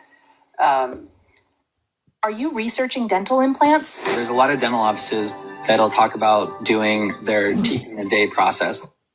But the more egregious motive was with Connie. Because Connie had no role in this thing, had done nothing to Mr. Dellinger, Mr. Sutton. She was simply trying to the more we find tap her and the brother, more we share, the and more we she was get this killed message out. to prevent her from doing that, from finding out Thank where you, her brother Ravioli. was and who hurt him. James Dellinger, seen here trying to punch a newspaper photographer during the trials, had ties to the Griffin family. Mr. Dellinger was known, had a reputation as being a fairly I have a question. calm guy. Carolyn, do you think that James did it? Does I don't think so. think that he did it? We don't think so. Mm-mm. Except when he got drunk. And they were drunk when they left the bar. You could be sitting here right now, like talking to me and you, and be just perfectly fine with one another. And then next thing you know, James might go over and use the bathroom, come back right behind you and kill you. That's just the type of person he was. Him and Gary both, I reckon. Gary says he's innocent, but here's what he told me. Is that the type of person? Can I interject here a moment? Please. Okay. Now, when they said he was drunk, that is somebody, that's hearsay. Right, all of that. They would was. definitely, That type of person. right. Too. They definitely need a blood alcohol test to say somebody was drunk. That's just an accusation. Just that's all it is. And One the other, drunk could the one family, drink could make me drunk, where it would take 10 to make him drunk or something. right? And they could have just been fooling around. That it, and the fact that they said he would have. Well, how many times has it happened before? Right, it's So something it's he not would like have it's a done. track record. And the third with the family, they're convinced, but they never gave a reason why they're convinced. It's just because they want someone to blame, and that's who they've blamed. Right. I understand families. I definitely So they're understand that. I've been through it so many times. But just to bring that up, they don't And have. Go ahead, Carol. Yeah, and they're only going by what they've been told. Right. She was young back then. They don't know. They don't know. They just know what they've been told. Exactly. Indoctrinated. I asked about his uncle. Do you know where your uncle was the night that Tommy died? I mean, do you think that he had anything to do with this? Do you think he was also convicted wrongly? Well, I don't know. I don't think he had anything against Tommy or Connie as far as that went. I mean, I'm not sure really, to be honest with you, what the problem was. The older brother, which his name is James Griffin, him and my uncle's having problems for some reason, and that's the reason they was saying, well, this is probably what happened here, in this case here, probably, he done something to the sister and brother because he was into with other brother. But I don't even know what they were into it over it. Beyond the killing itself is the suffering that happens on the part of the family, because they have somebody they love who's just snatched from them. They have to sit in the same room with the person they believe has killed their loved one and show no reaction. I have a letter that Gary would like me for me to address to everyone. He says, first, I'd like to thank everyone for coming and standing up for me today. Carolyn Miller is leading the charge to get Sutton off death row. Satterfield says she doesn't think Sutton will be exonerated, but she does feel for everyone who's involved in these cases. The family members of the people accused in these crimes, they suffered too, because now you have this shame, their family members on the TV and on the front page, and they love this person even though they may not love what they did. And the innocents are the family members on both sides. So Heather Cohen, she's the private investigator in this case. She says she found an alternate suspect, Lester Johnson, but she also said that she had issues with the medical examiner in this case and issues with the evidence that was found in this case as well. So here's a different perspective on this. Gary Sutton, along with his uncle James Dellinger, was sent to death row in Blount County in 1996. News reports about the case set this That's why scene. I was thinking 96. Tommy, Gary, and James all went to a Blount County bar in February 1992. Everyone got drunk. Tommy got arrested, and James and Gary went to bail him out of the Blount County jail. Tommy wasn't seen alive again. His sister. If they all got drunk, and they went and got him out of jail, why didn't they arrest them then for being public drunk?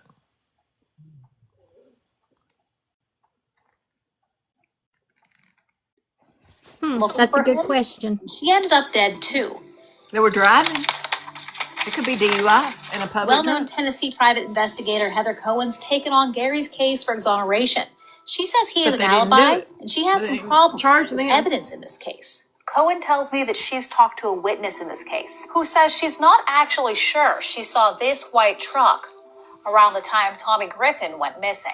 This was a key piece of testimony in the trial. She says the medical examiner who testified about when Tommy Griffin died lost his medical license and credibility later on.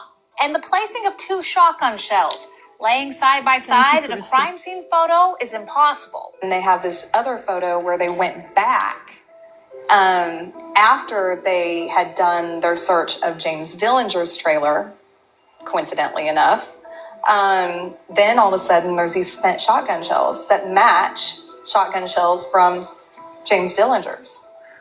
And they weren't there before, and then they were there, and they're laying perfectly side by side. Cohen's investigation has the attention of a Tennessee lawmaker whose district is 300 miles away from East Tennessee. Senator Paige Wally says he's contacted Governor Lee about the case after talking to Cohen. If we are going to have... Is this the one that I read at the end of the book where he appealed to Governor Lee? Yes. Okay, I thought so. penalty and we're going to actually put someone to death, I wonder what his answer was to this guy. Sandy Branham is the daughter of Connie Branham and the niece. Do you know what the answer of Bill Lee was to this man?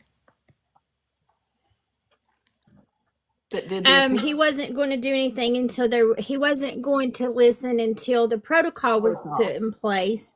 Then when the protocol was put in place, he's told him that he's not going to listen until there's an execution date, and now nothing. Tommy Griffin.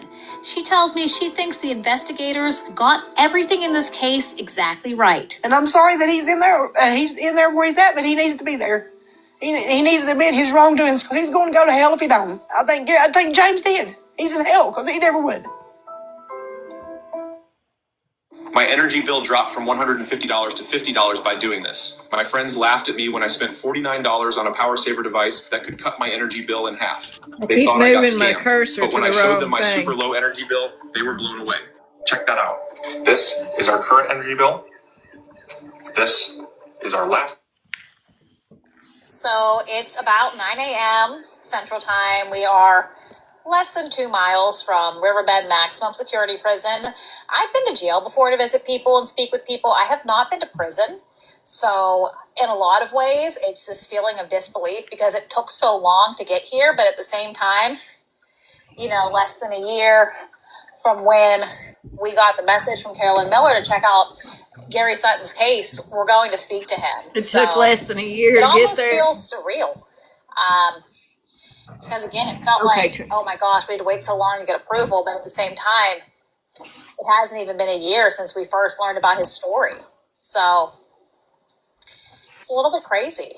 Carolyn Miller has warned me that it isn't the most pleasant place. I mean, it's a maximum security prison.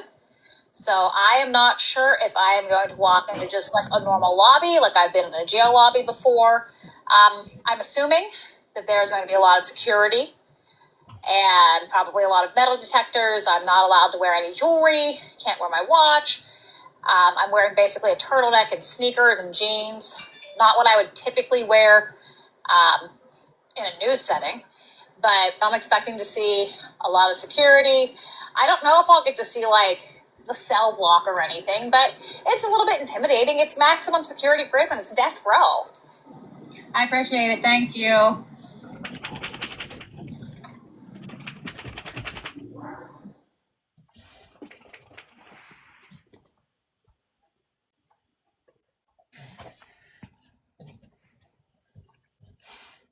Gary Sutton came out, and he was wearing a baseball cap, a white t-shirt. He was wearing T-Doc issued pants. He had a beard, but you could tell that he had taken care of the shaving. We started talking and we really got right into it. So we started talking about his case first and foremost. And a lot of things that he had already told me, that he is not responsible for the deaths of Tommy Griffin and Connie Branham. He told me that he had been taught by his father, who I have interviewed. He's 94 years old now. He'd been taught by his father that you do not place your hands on a woman. So he found it very offensive and not within his character when he was accused of and convicted, truly, and put on death row for the killing of Connie Branham, that did not match his character because he was taught to never lay his hands on a woman. He said that he wasn't sure if Tommy was moving drugs in his prosthetic leg, but Tommy had prosthetic legs since he had met him since he was a kid. I asked him, did your uncle have anything to do with any of these crimes? Did he kill these people? Do you think he was capable of killing these people? And he gave sort of the non-committal answer he's given me before, which is basically, I don't know, it's possible, but he maintains he had nothing to do with it. He said that him and his uncle, once they had both gotten arrested, the bad blood was deep between both of them. And then a couple of years ago, on Christmas Eve, Gary said that he was waiting for his lunch tray or breakfast tray to get out because it was Christmas Eve, and they wouldn't let him out because they were afraid for his safety. And the reason why they were afraid for his safety was his uncle was going around telling people that he was going to kill Gary for Christmas. He told me that his uncle died from cancer. We had known before that his uncle had died on death row before he was executed, but we didn't really know what the illness was. Gary told me it was cancer. I asked him too, like, if you get out, like, what do you want to do? What are some of the things that you really, really miss? And he said, obviously, he misses his family.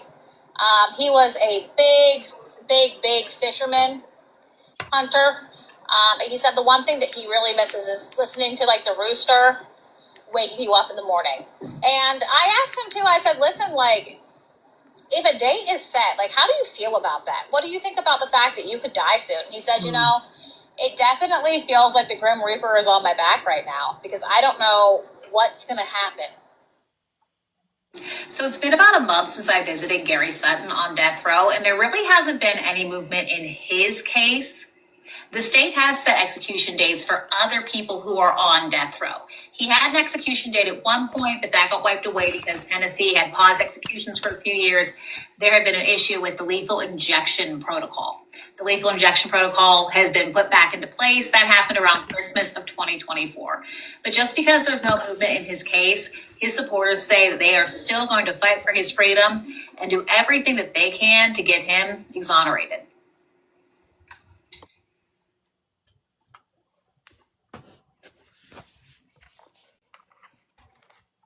And Nick Barris needs to be on this too. News Channel 5. Yes, I've actually sent him a message with my phone number trying to get like a Zoom or something set up with him because he's great at what he does. Yes, he is. And he's very well known in the Nashville area. My cousins know him, and I was going to ask them to get in touch with him for me too. Yeah, he actually lives down the road from me. He doesn't live far from me. Maybe go to him. I think as much as I would like to, I don't think that would be very professional. Well, things are not professional here either. I did send him the link where Channel 5 had ran the news article a few years ago on it. And then I told him, that we had a lot of the, documentation. We had all the medical examiner stuff.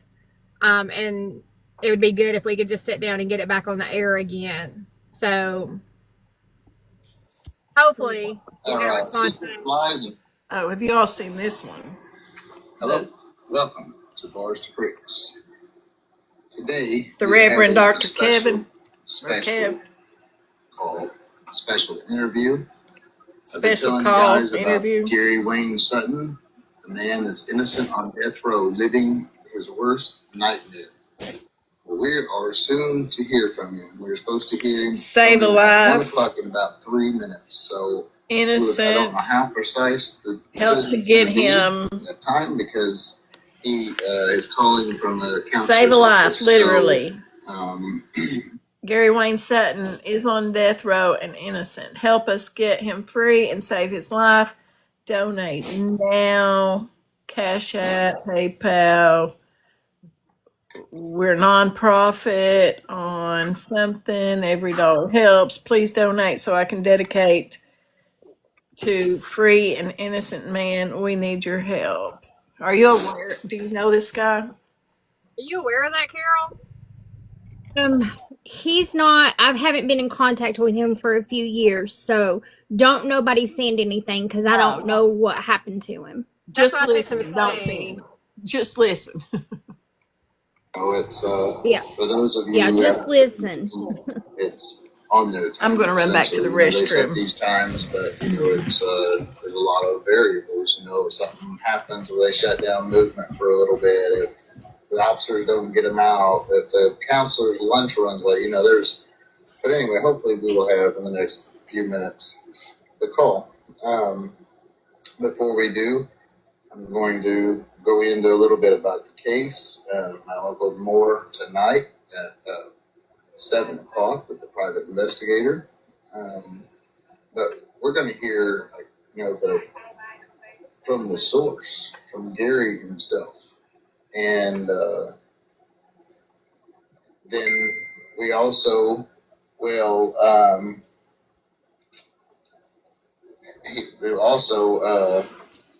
sorry, I get messages from the family.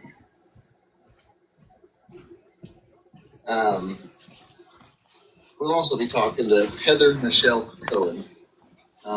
Never heard of her? Google her. If you've ever watched the Discovery Plus or Investigative Discovery show, Private or Secrets, Lies, and Private Eyes, you've seen Heather. I need to watch that. She's like kind of, for lack of better terms, a badass on that show.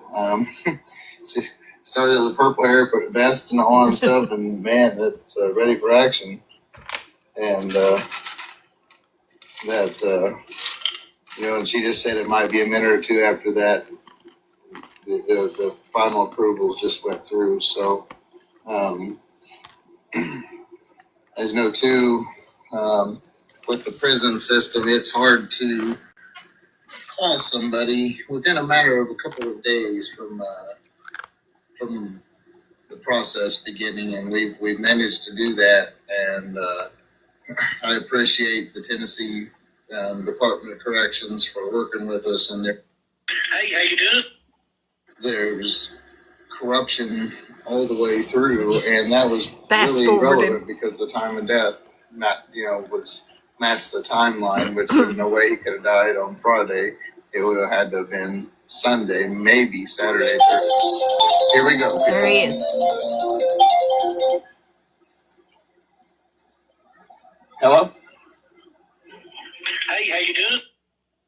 I'm doing pretty well. How are you doing? This is Gary Sutton. Is this KJ? Yeah, this is my name, Reverend Dr. Kevin LaBelle. You can call me Kev. Yeah. That. Well, first of all, I'd like to say thanks.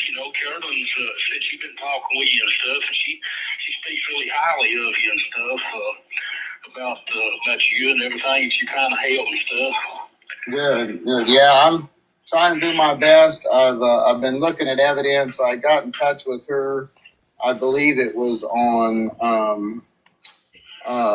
Friday, maybe Thursday, and she sent me a few things, and I started going through. And because honestly, Gary, when she first started telling me this stuff, I'm like, there's just no way. We're in the United States of America. There is no way that this happens. It just don't, And it's unbelievable. I'm telling you, look, I don't know how much Carolyn's told you about me, but I'm a pastor. I run a ministries. I also am a rehabilitated felon myself. I was a jailhouse lawyer. Successful in the Kansas Supreme Court, many wins in the district court. Not going to say I'm no Johnny Cochran, but you know what?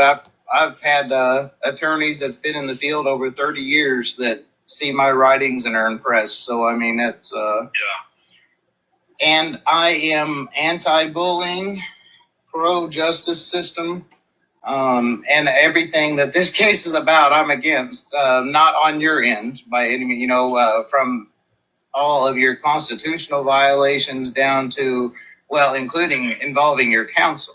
Most people don't even believe that you can get this far for something that you absolutely had nothing to do with. It's like you still learn. Yes, sir. I hear something beep or I didn't know where something happened. But it's a lot of people think, and I tell you, your mind goes to it. I was telling somebody here recently that even your mind, I can watch a case on TV like right now, like it Paul said a so-and-so charged with murder. Your mind automatically wants to say, well, they evidently had to do this if they did. Mine goes, really? They wouldn't even have them charged with it, but they don't realize what the things that these people go through to charge you with this stuff. I mean, they went from the grand jury just to get an arrest warrant on me, and this is in trial transcripts, and told the grand jury this guy, and remember this name, James Winder, he's the one that handled both cases. I mean, he lied, he forged, he fabricated. I remember the bailiff told me once that I couldn't find somebody in a dim lit room. So the only thing they use him for is to forge and to fabricate and to lie to put people in prison. And I didn't realize this much in the beginning. What I kept thinking, why would they use him on two cases? Why would they bring him from Blunt County over to Surrey County and just let him take full control of that case over there too? But come find out, that's what he was, because he had no kind of morals, any kind of values to say. Anyway, he took this in front of the grand jury and said, I've got 3 eyewitnesses that can put Sutton and Dillinger on the scene of this murder. That's what he done just to get the arrest warrant. Yeah, that's just. He was straight up. What'd you say? Oh, that's just crazy. I'm sorry. I'm just. This is. And my lawyer was telling me, when I even questioned about it, my lawyer said, well, they can do pretty much anything they want to arrest you. But I said, look, it's just been one way or another. They arrested me. I said, that went straight on to the Judge Sexton. I think Charles Sexton was his name. And actually got a search warrant to search my co-defendant's uncle, I guess you already know, James Dillon. Went on the search here and got a search warrant and told him the same lie, nothing wrong. And this man sits on the witness stand, and this is no joke. He sat on the witness stand and told like 8 lies back to back, this detective did. And I remember my co-defendant's lawyer, I couldn't get my lawyer, I knew my lawyer done sold me out. I couldn't get him to question him, and finally, we get to arguing about it. I said, you're going to question him about these lies that he just admitted to lying. And finally, my co-defendant's lawyer went to question him about him, and finally looked up at the judge and said, Your Honor, he said, this man is sitting here told, and he's supposed to be a respectable lawman, a detective. And he said, you're told like 8 lies back to back. And not only has he done that, but he's sitting here with a snicker to his voice and a big smile on his face like he's really proud of what he's doing. And you know what the judge said? He said, if Mr. Winder wants to purge himself like that, there's nothing I can do about it. He said, he's the one that's got to live with it. And I said, I looked at my lawyer and I said, no, he's not the one that's got to live with it. I did because I'm the one that's on trial. Yeah. But this man went on. Let me get to you. Let me give you a little information. Yeah. This the situation. I mean, here we have a situation. Now, Well, the guy that I'm charged killing on this case, me and him was best friends. Never had a harsh word between us. Shirley can tell you a lot about that. I started out being friends with him years prior to this, probably 7 or 8 years prior to this. We started just being around other friends and got to meet him and stuff. And him and his brother had a car wreck, and he cut one of his legs off right below the knee. So he had one bad leg. And as the years went on, we just kept getting better friends and better friends. And like I said, never had a harsh word between us. But it finally got to the point, me and my wife have been having problems for years, and me and her finally separated. So I really started hanging around over at his house a lot more. He'd come out and hang around at my house and stuff.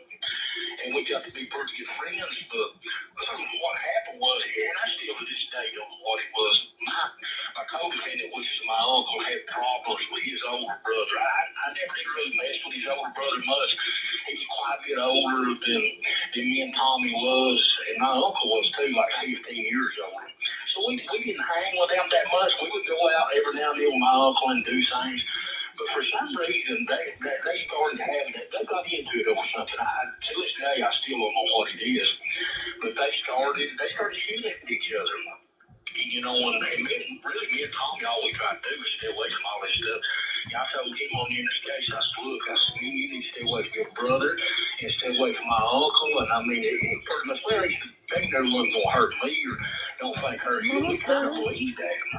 But here, you know, he ends up in the grave, and I end up in here for something that we had no part of, or I really don't even understand what it was about, what they was actually fighting over, his brother and my uncle. But we got drug off into something that was actually absolutely none of our business, something we didn't want nothing to do with. But what happened was, when this case happened, the district attorney, Al Smudger, I don't know if you've ever heard of him or not, but he was one of the most powerful. The man was a district attorney for around 50 years or over. I mean, he's one of the most corrupt. Caroline, you told me about him. Anything he wants to. And once he hated my uncle. He got a hate for my uncle. Back in the day, I heard, I don't know this for sure, but I heard that my uncle had laughed at him one time outside of a courtroom. He'd always vowed that he was going to get him. Sandy. And he got him in his position here where he really could. He got it. Now, when these cases happened, as you know, I guess the stuff you're reading, it was a brother and a sister that got killed. Yeah. We read the book, Framed in the Smokies. Today may be Saturday. Here we go, people. It rewound it. But I remember we had one guy got so bad in the courtroom. We had a guy that come up and I think his name Carol knows him real good. That he come up and he was gonna sit in on the courtroom. You know what they done? They shut the courtroom down. Thank you, Cindy. I'm not letting nobody Good to see you. come and listening to the case of my courtroom, and he's supposed to be over judges. This is the case of Gary Wayne Sutton on death row. But anyway, they Framed in the Smokies. Conviction and stuff, and we go to Blunt County. And I started seeing around. I thought, wow, well, this is kind of refreshing here. This judge on this death penalty case, he seems like he's going to be by the law and go by the book. And he even made a statement in the beginning of the trial when the district attorney was trying to argue something on the pre-trial motion.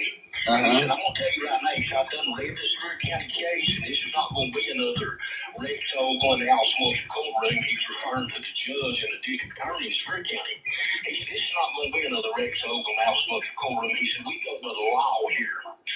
And so that seemed like that's what it was going to be. So we started out, most of the pre-trial motions, he ruled in my favor. And even at one point, I remember he ruled, the district attorney kept, and we put this in paper too, where the district attorney literally said, he told the judge that was taking already the separation of my trial from the co-defendant. And he said, I'd like to say this. He said that if you separate Mr. Sutton from Mr. Dillinger, he said, I'll have to drop charges on Mr. Sutton and turn him loose because I don't have no evidence against him. He literally said that. He said, I've got the crime on Mr. Dillinger to link him to this to get a conviction. Because they had to be together. The judge comes back and ruled on that issue there. He said, well, I don't see no problem with trying them together. But he ruled it really about my uncle. Thank you, Carolyn. Zorns. I don't see no problem with trying do it every day. But any evidence that only pertains to one will not be brought against either. So that was the ruling on that. So let me tell you what they done on this. We ended up all these pre-trial motions. We go in there and we get set up to have a trial. They'll pull me two lawyers. Now get this, they pull me two lawyers that's so incompetent. Both of them is bragging the judge, look, Your Honor, please take us off this case. We don't have a clue of how to handle a capital case. We don't have no kind of experience. And the one lawyer said, Your Honor, he said, please take me off this case. He said, I never had but one criminal case, and it was just a phone harassment case. He said, I have no idea how to pick a jury. I don't know. I don't have a clue how to do this. And the judge said, you're all going to try this case. And he said, I'm not letting you off this case. Y'all are going to try this case. So anyway, they finally come down. They kept arguing so much that they didn't know how to start it off, even pick a jury.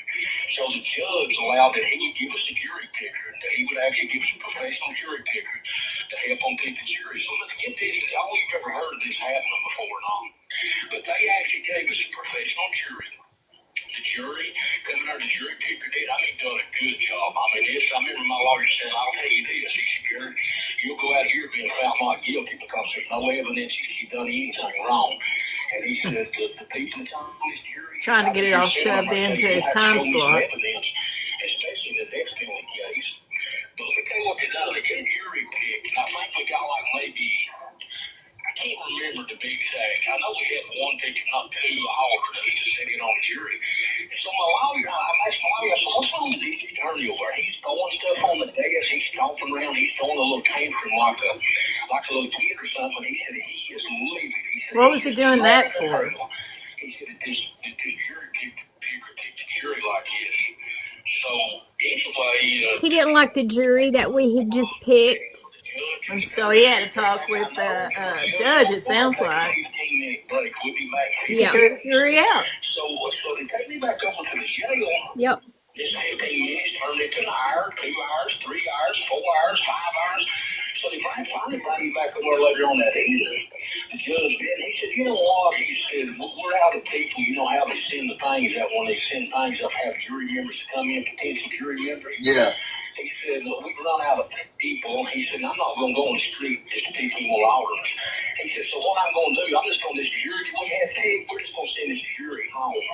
We're going to send this jury home, and we'll have another court date at a later time. Send the jury home now because, and it was all about, I mean, it's easy for us to say in my lawyer that they sent the jury home because the district attorney wanted to redo. They wanted to send the jury back, send the jury home and get another redo. So let me tell you what they've done now. They take it to another level. And this judge, Kelly Thomas, he really had it seemed like he was going by the book because every time something would come up, he would pull a wild book out and sit down, and no matter whether it's for me or against me or the same thing with the state, he would kind of go along the lines of what the law said. That's what the judge is supposed to be. I remember the bailiff was telling me once, you'll never find a more fire and honest judge than this guy. When somebody got to him, once they sent this jury home, and I lay up, and I forget how many months it was before they brought me back to trial. So I come back to trial and didn't have nobody told me nothing about this. I get back to trial, and the lawyer comes up to jail, and he said, well, Gary, I got some bad news. He said, I said, what's that? He said, well, he said, the judge has ruled, he went back and changed every one of your pre-trial motions, and he's putting all the Sevier County case in. He said, changed all your pre-trial motions. I said, he's done all of this, and I'm not even allowed to be president, and you're just now telling me all of this. Well, he said, he can do about what he wants. I said, I found all these pre-trial motions. He said, well, he's changed them all. He said he took his jury picker. He's not going to let you have a jury picker now. And get this, not only did they do that, this judge helped pick their jury. My lawyers are so incompetent about trying to pick a jury. He finally got mad at the judge because it was taking too long, and he started picking my jury members for me. I've never heard of that happen like it before. The judge started questioning and picking them for me, but that's what he done. Yeah, That was it. Was that it? Yep. and I don't. No. That's not legal at all. Oh, it started at another one. What happened on the jury now? He ruled that the Sevier County case could actually come in. They didn't go use the evidence, but they could not know anything about the Sevier County conviction or even the Sevier County trial if they was even a trial for it. Right. And everyone in the jury is now saying, yeah, we knew all about the Sevier County trial. That they even didn't. So let me tell you just a few things that they done with the jury members out there. How tiny this jury was.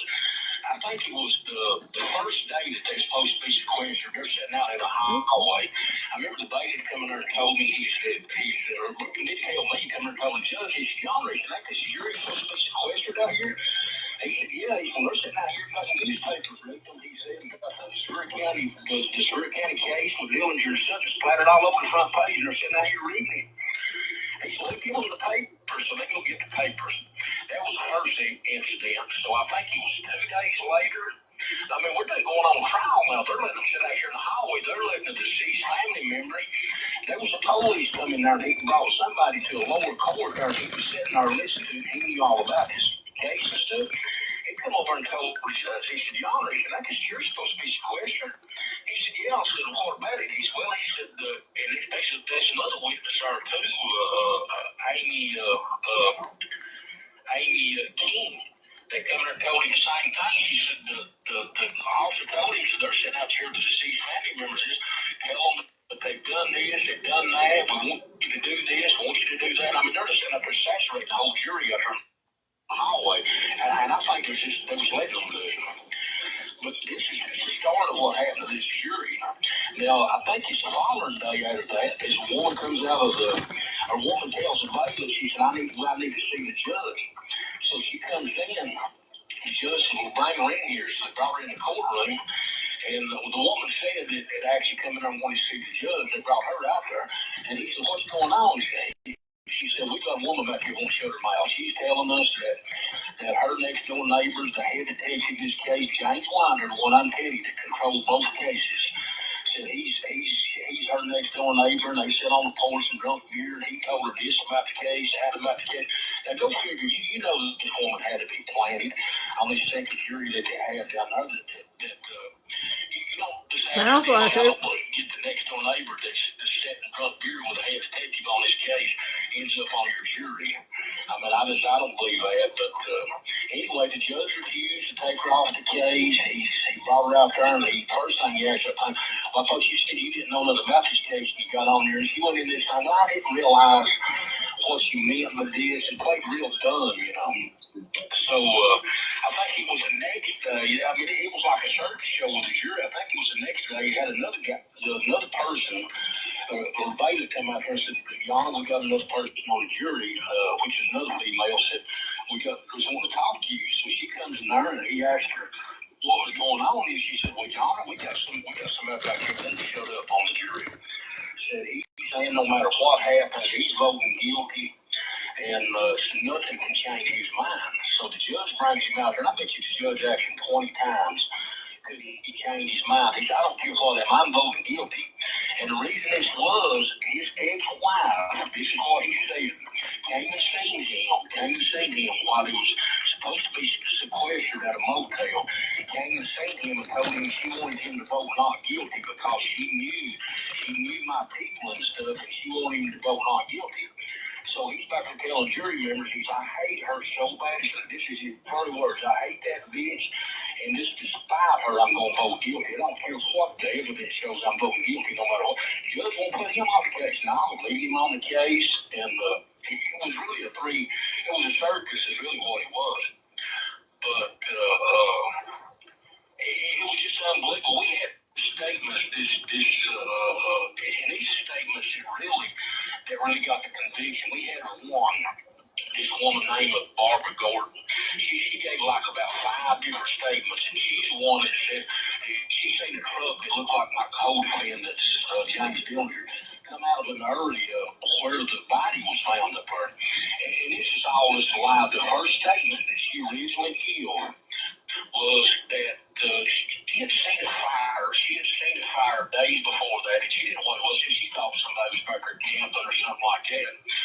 But her is actually where her house is at. You don't even go by her house on this early. Yeah, you just leave a message. So she did admit that she seen a fire up there and stuff, but she didn't see no vehicle. Then her next statement was that she seen a vehicle that looked like a Bronco or a Blazer. She had one of them camper shells on it. Then the next one she said, I think one person was a Bronco. Then she changed it to a Blazer. Then she said she seen a white truck that had tires on motor tires. Okay, while you're talking about that, let me interrupt you for a second. That reminds me. So I was looking at the some of the statement transcripts yesterday, and this was the foster child of that witness that was testifying, and the prosecutor guy, General, who the heck ever, got up there and totally destroyed his testimony, which it shouldn't have, because when the judge said, I want to hear that about the cross-examination that had already been visited about the confusion prior. Okay, so here's the problem with that, Gary. When she originally said it was a truck, and not only that, it was a truck with a topper on it. This is important. The topper is very important in this. So then she said it was a Blazer, because she had originally said a Bronco or a Blazer. And then when the officer the detective suggested, you sure it wasn't a truck with a topper? Oh, well, yeah, that was it. And so here's the thing. So how she justified it, said she was shaken up and this and that. And then she got to thinking about it and she knew it had to be a pickup. It had to be a truck because of the bed and she could see two heads in the back. Okay. Yeah. If a topper is on the back of a pickup truck, they're usually tinted because people store their stuff back there and you can't see through them. Or the windows are dirty, between the cab and the topper because, that's a small space. You can't get in there really clean. And a Bronco or a Blazer even, like I told Carolyn, we have a 93 Bronco sitting right out here in the driveway. And I can see the back of our heads from the inside. So she just basically said she lied because for her to say that was the trucks that had, she knew it had to be a pickup truck because basically a Bronco and a Blazer is a pickup truck with a topper on it, but just no bed separator. It's just one piece. I'm fixing to get off when this is over, and I'll be over. Barbara. And this came out in cold. Let me tell you how this came out. We had went back for a new trial, for a new trial in front of the judge. And we had no idea. We knew nothing about any of this Barbara Gordon's family or anybody that was connected to her. We go in the courtroom and this young man stands up and raises his hand and he said, Your Honor, he said, can I say something? And the judge said, what do you want to say? He said, well, I've got something to put into this case and I'd like to say. So I was looking over at Al Smoker, the district attorney. He agreed real big. I'm thinking, I know what he's thinking. He's thinking that this guy's going to say something bad against me or my co-defendant. Mm-hmm. So the judge said, well, yeah, I'll let you go police. First he looked over at Al Smoker and said, do you have a problem with him getting up on the witness stand and whatever it is he's got to add to this case? He said, no, I don't have no problem with it. So let me tell you what this guy done. And this is his son, the Barbara Gordon that told all these lies and give all these different statements. He gets up on the witness stand, so they go to ask him, and he said, look, he said, this has bothered me ever since. He said, and he said along the line something about people that told him about me. And look, I was rough around the corners. I got out and done my party around barrooms and stuff. And I was just one of these, I was a workaholic on the street. I worked 6, 7 days a week. I done carpenter work. But everybody right there knew me, and this is one thing that really told everybody something about me on this case. I was raised up with my grandmother, my aunts and stuff, and one thing I've always had is an overly healthy respect for females because, and everybody said, oh no, you can never get yours, ever raise a hand to a female. That's really the way I've always looked at it, and everybody knows me as that. But anyway, this guy, he gets on the witness stand, and he said something along the lines that everybody's told me that I've talked to, they think something's in the son, that there's just no way he would have done this. And he said, it just bothered me. I think he said every Christmas or something comes up, and he said, it just really bothers me thinking he's in prison. And he's down there, he said, he's in prison, stuff on this, and everybody's thinking he didn't do it. And he said, look, I just like to say my mother... You're going to go live with her later? Good. He said, it's a technique. What time? He kept coming up there over and over. Carolyn. And basically tell her, look, if you don't get up in a state and say that you've seen this vehicle come out of there, you're going to turn 2 murders back out on the street. And you're the only thing that's standing between them. And he convinced my mother in the line. And I remember the district attorney, he was livid. He was mad out Muslim. He said, so what you're telling me is, sitting up here testifying to, is your mother's just a low-down dirty liar. Is that what you're trying to tell me? And he said, no. He said, my mother's a good Christian woman. If this detective convinced her that it would be the right thing to do to lie for them, he said, in order to put somebody in prison and get them off the street, my mother's a good Christian woman. And, and he tried to discount it that way, But let me give you a little more about this detective. Now, this detective, I used to go out with the babies when they was taking me back and forth to court. And I found out a lot about this detective and the judge and all of them and stuff that these bailiffs. They took bailiffs as 2 older gentlemen. I mean, there's one I've not watched, Mike Weatherford. People, they were good Christians and just good people. And one of them was one that told me in the beginning that this judge, I this judge, he said, I'm going to be one of the finest judges you've ever been in front of or ever deal with. Then he comes back and tells me, I come back the second time, the first thing he told me, he said, Gary, I lied to you. That's what you lied to me about. And we go out there and sit and have our breaks together and eat together and stuff. He said, I lied to you, but he said, I don't want to do somebody with big feet is stepping on this case. All these are 2 years ago. The judge is turning. He literally told me he was going to retire because he said, I don't know who's. There's Matt Corwin 10 months ago. Has got his to turn on you like this where he can change all your emotions. Just go to YT and search his name, Gary Wayne Sutton. Anyway, they went on to tell me about this detective. They said, look, he could find somebody in a dim-lit room.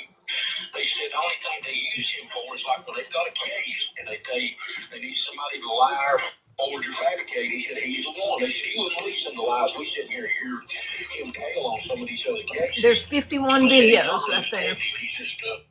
He's a yes boy to get them whatever they want. But I knew in the beginning, I said, something's wrong with this. I actually friend of mine, the same one I was telling you about, that was a constable instead of burn all these fabulous law firm. I said, let me ask you something. This woman's going through the first trial. I said, how is it that this is a big case? I mean, it had so much publicity. You wouldn't believe that it's already how much publicity it had on it. And I said, how is it that they let this detective from Blunt County even come over to Greer County and he's trying to take over the case? I mean, he was the whole thing. He said, let me tell you why they're doing that. He said, they don't want their hands on it. They don't want to touch it. They don't want to bother it. They said they know because he's done all this lying and stuff, and they don't want their hands on it. When he's done all this lying, forging, and fabricating, they're just trying to distance themselves from it. They're just letting him handle the whole thing. So that's the reason he went in there and lied to the grand jury to get the arrest warrant, the search warrant. He was forging all these statements. And that's another thing on this search warrant. Nothing was never done on this search warrant. This is what they done. The judge ruled that this search warrant was illegal and invalid. That's what he ruled. But he said 30 days continued. This case, I'm still going to let him have it. The invalid means that warrant is no good. He shouldn't have used anything that was found at his house. Right. But here's another thing I don't want Karen to tell you about or not. This same detective, and I've argued this with my lawyer, she's trying to say, oh no, they found the shell cases all at the same time when the body was recovered. I said, no, they didn't. She said, you're not reading the transcript. I said, the transcript, it says something different. Here's what this detective done. When he went and lied to this judge to get this search warrant, he went to my co-defendant's house, searched his house, and my co-defendant had a big barrel out back that had a big old target thing on it, and everybody would come there and trade guns, and they was shooting guns all the time. That's just what he was really into. He's into a lot of guns and trading guns, and they went there and picked up a big old garbage bag full of shells, they said. And so what happened was, now on this case here, Tommy Griffin, where the body was found, now when they pull up to the scene, you can see in the one picture, the pictures is taken almost the exact same spot. And I mean, they're so close, it look like they just took them right together. But what happens is, when they pull up, the body's still on the scene. You see the ambulance in the one picture and the Texas and stuff. They take a picture, and this is just a real clean herb, you know. And it's like it's small shells. This is shotgun shells. They take a picture, and there's no shell cases there. There's no shell cases in the picture. So what he does, he goes back out. Where are the previous pictures that show no shell casing? And abracadabra, here's 2 shotgun shells in this picture. So my lawyers blow these pictures up. They blow these pictures up and show them in court, and they show that in the first picture, they blow them up, they're like 2 foot wide and 3 foot tall. And in the first picture, when the body's there, there's no shell cases there. We can't find them. Back out 2 days later, there's a secondary We've had lawyers and detectives looking for those pictures, and they're not to be found. Of course. You're missing. What in the world? What? Who's Teresa Lynn McAbee? Do you know? I do not know. I went to ChatGPT just to see what it is. I said, Gary Wayne Sutton is innocent case. Here's a clean, factual, organized breakdown.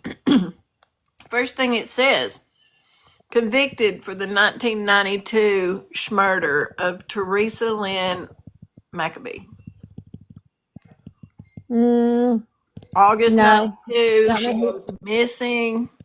Body discovered in rural Scott County.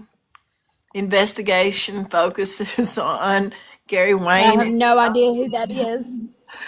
both men convicted, appeals, filings. Man, that is not factual. Let me Wrong person, wrong county. wrong person, wrong county. This is not factual. So be careful when you get your Chat GPT info. Does this takes another picture, and here's the shot that shows her. I mean, it plainly shows that he planted the shelter. But here's another thing with these shell cases. Here's what I believe he done. I don't know, but I'm just assuming this is what he done.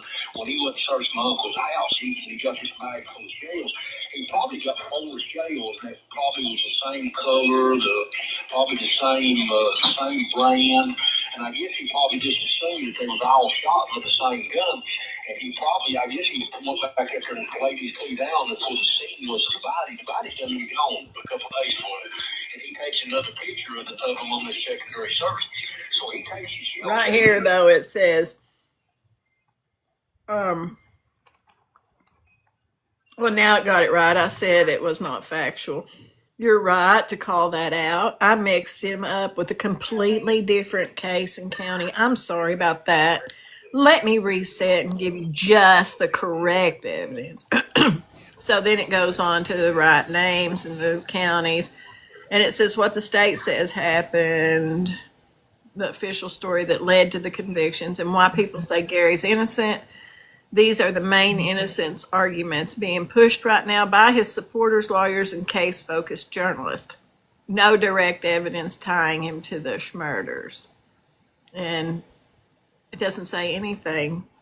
What about disgraced med examiner Charles Harlan?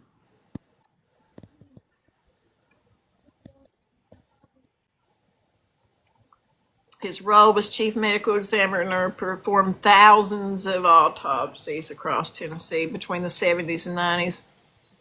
Testimony was used in many murder convictions, and why he was removed and later banned. Years of documented misconduct. Courts, the Tennessee Department of Health, and the investigative journalists uncovered fabricated false autopsy findings, misrepresenting his credentials, mishandling human remains. A human leg was found in a trash bag on his property from a case he was supposedly processing. Other body parts and samples were stored in unsafe, undocumented conditions, losing and damaging or contaminating evidence. Violations of medical standards, failure to keep proper autopsy records, failure to follow scientific procedures, improper storage of bodies, incorrect reporting of manner or cause of death. Tennessee Medical Board documented. And the official consequence was permanently banned from practicing medicine in Tennessee in 2005.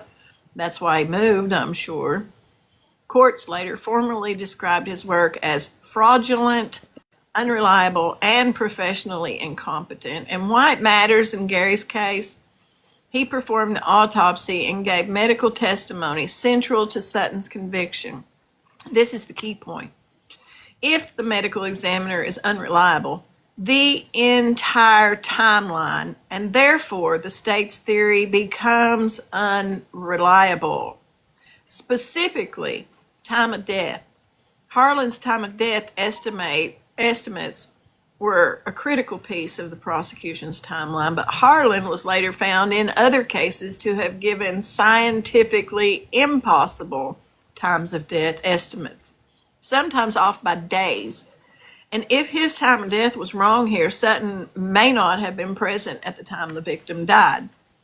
The conditions of the body, supporters argue, injuries described by Dr. Harlan don't match the scene scenario.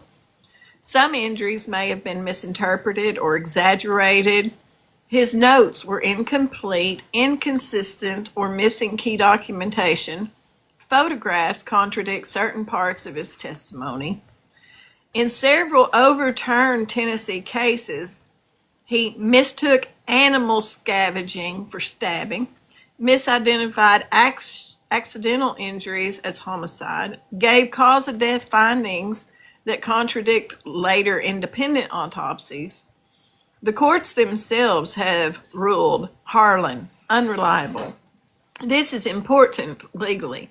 Federal courts, Tennessee Court of Appeals, Tennessee Board of Medical Examiners have all issued findings that Dr. Harlan's medical conclusions cannot be trusted, in bold letters.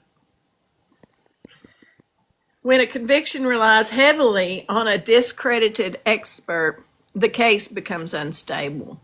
Other cases where his testimony was proven wrong were Ranella Dossett Leith, testimony contradicted modern forensic analysis. Paul House, DNA exonerated him. Harlan claims about the victim's body were disproven. Several wrongful convictions reversed involving reanalysis of his work.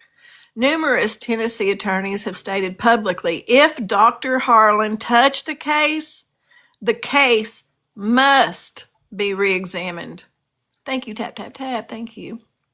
Why innocence advocates say Harlan may have wrongfully convicted Sutton? Because he shaped the prosecution's timeline. His autopsy findings were central to the narrative, which he did by slides. He never looked at the body. He has a documented record of forensic misconduct. Courts later removed him for dishonesty and incompetence, and many of his past conclusions have been overturned. And if his testimony collapses, the case collapses. So it's collapsed. What the heck? It's collapsed. That alone, like Mama T said, that alone, I don't understand why that they haven't overturned it.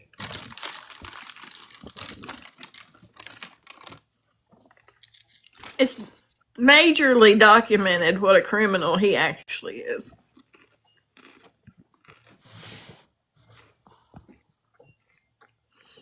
State finds 18 instances of sloppy work, removed and banned. Years of documented misconduct.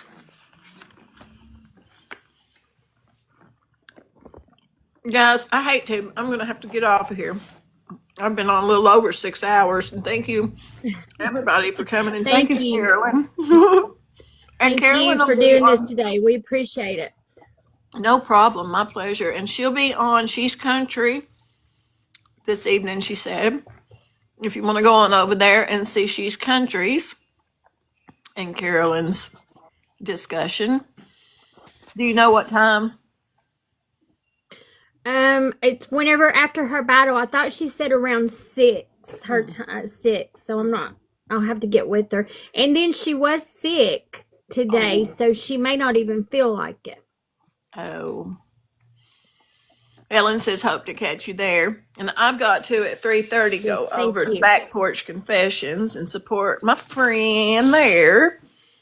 And I will be looking for you on Ray's. Right. She's Thank been you. Coughing bad. She said she's been coughing bad. Yeah, she probably caught what Izzy got. I don't know that she will even. Yeah, she probably won't even feel like it tonight. And if she don't, then I'll catch all your lives that y'all are doing tonight.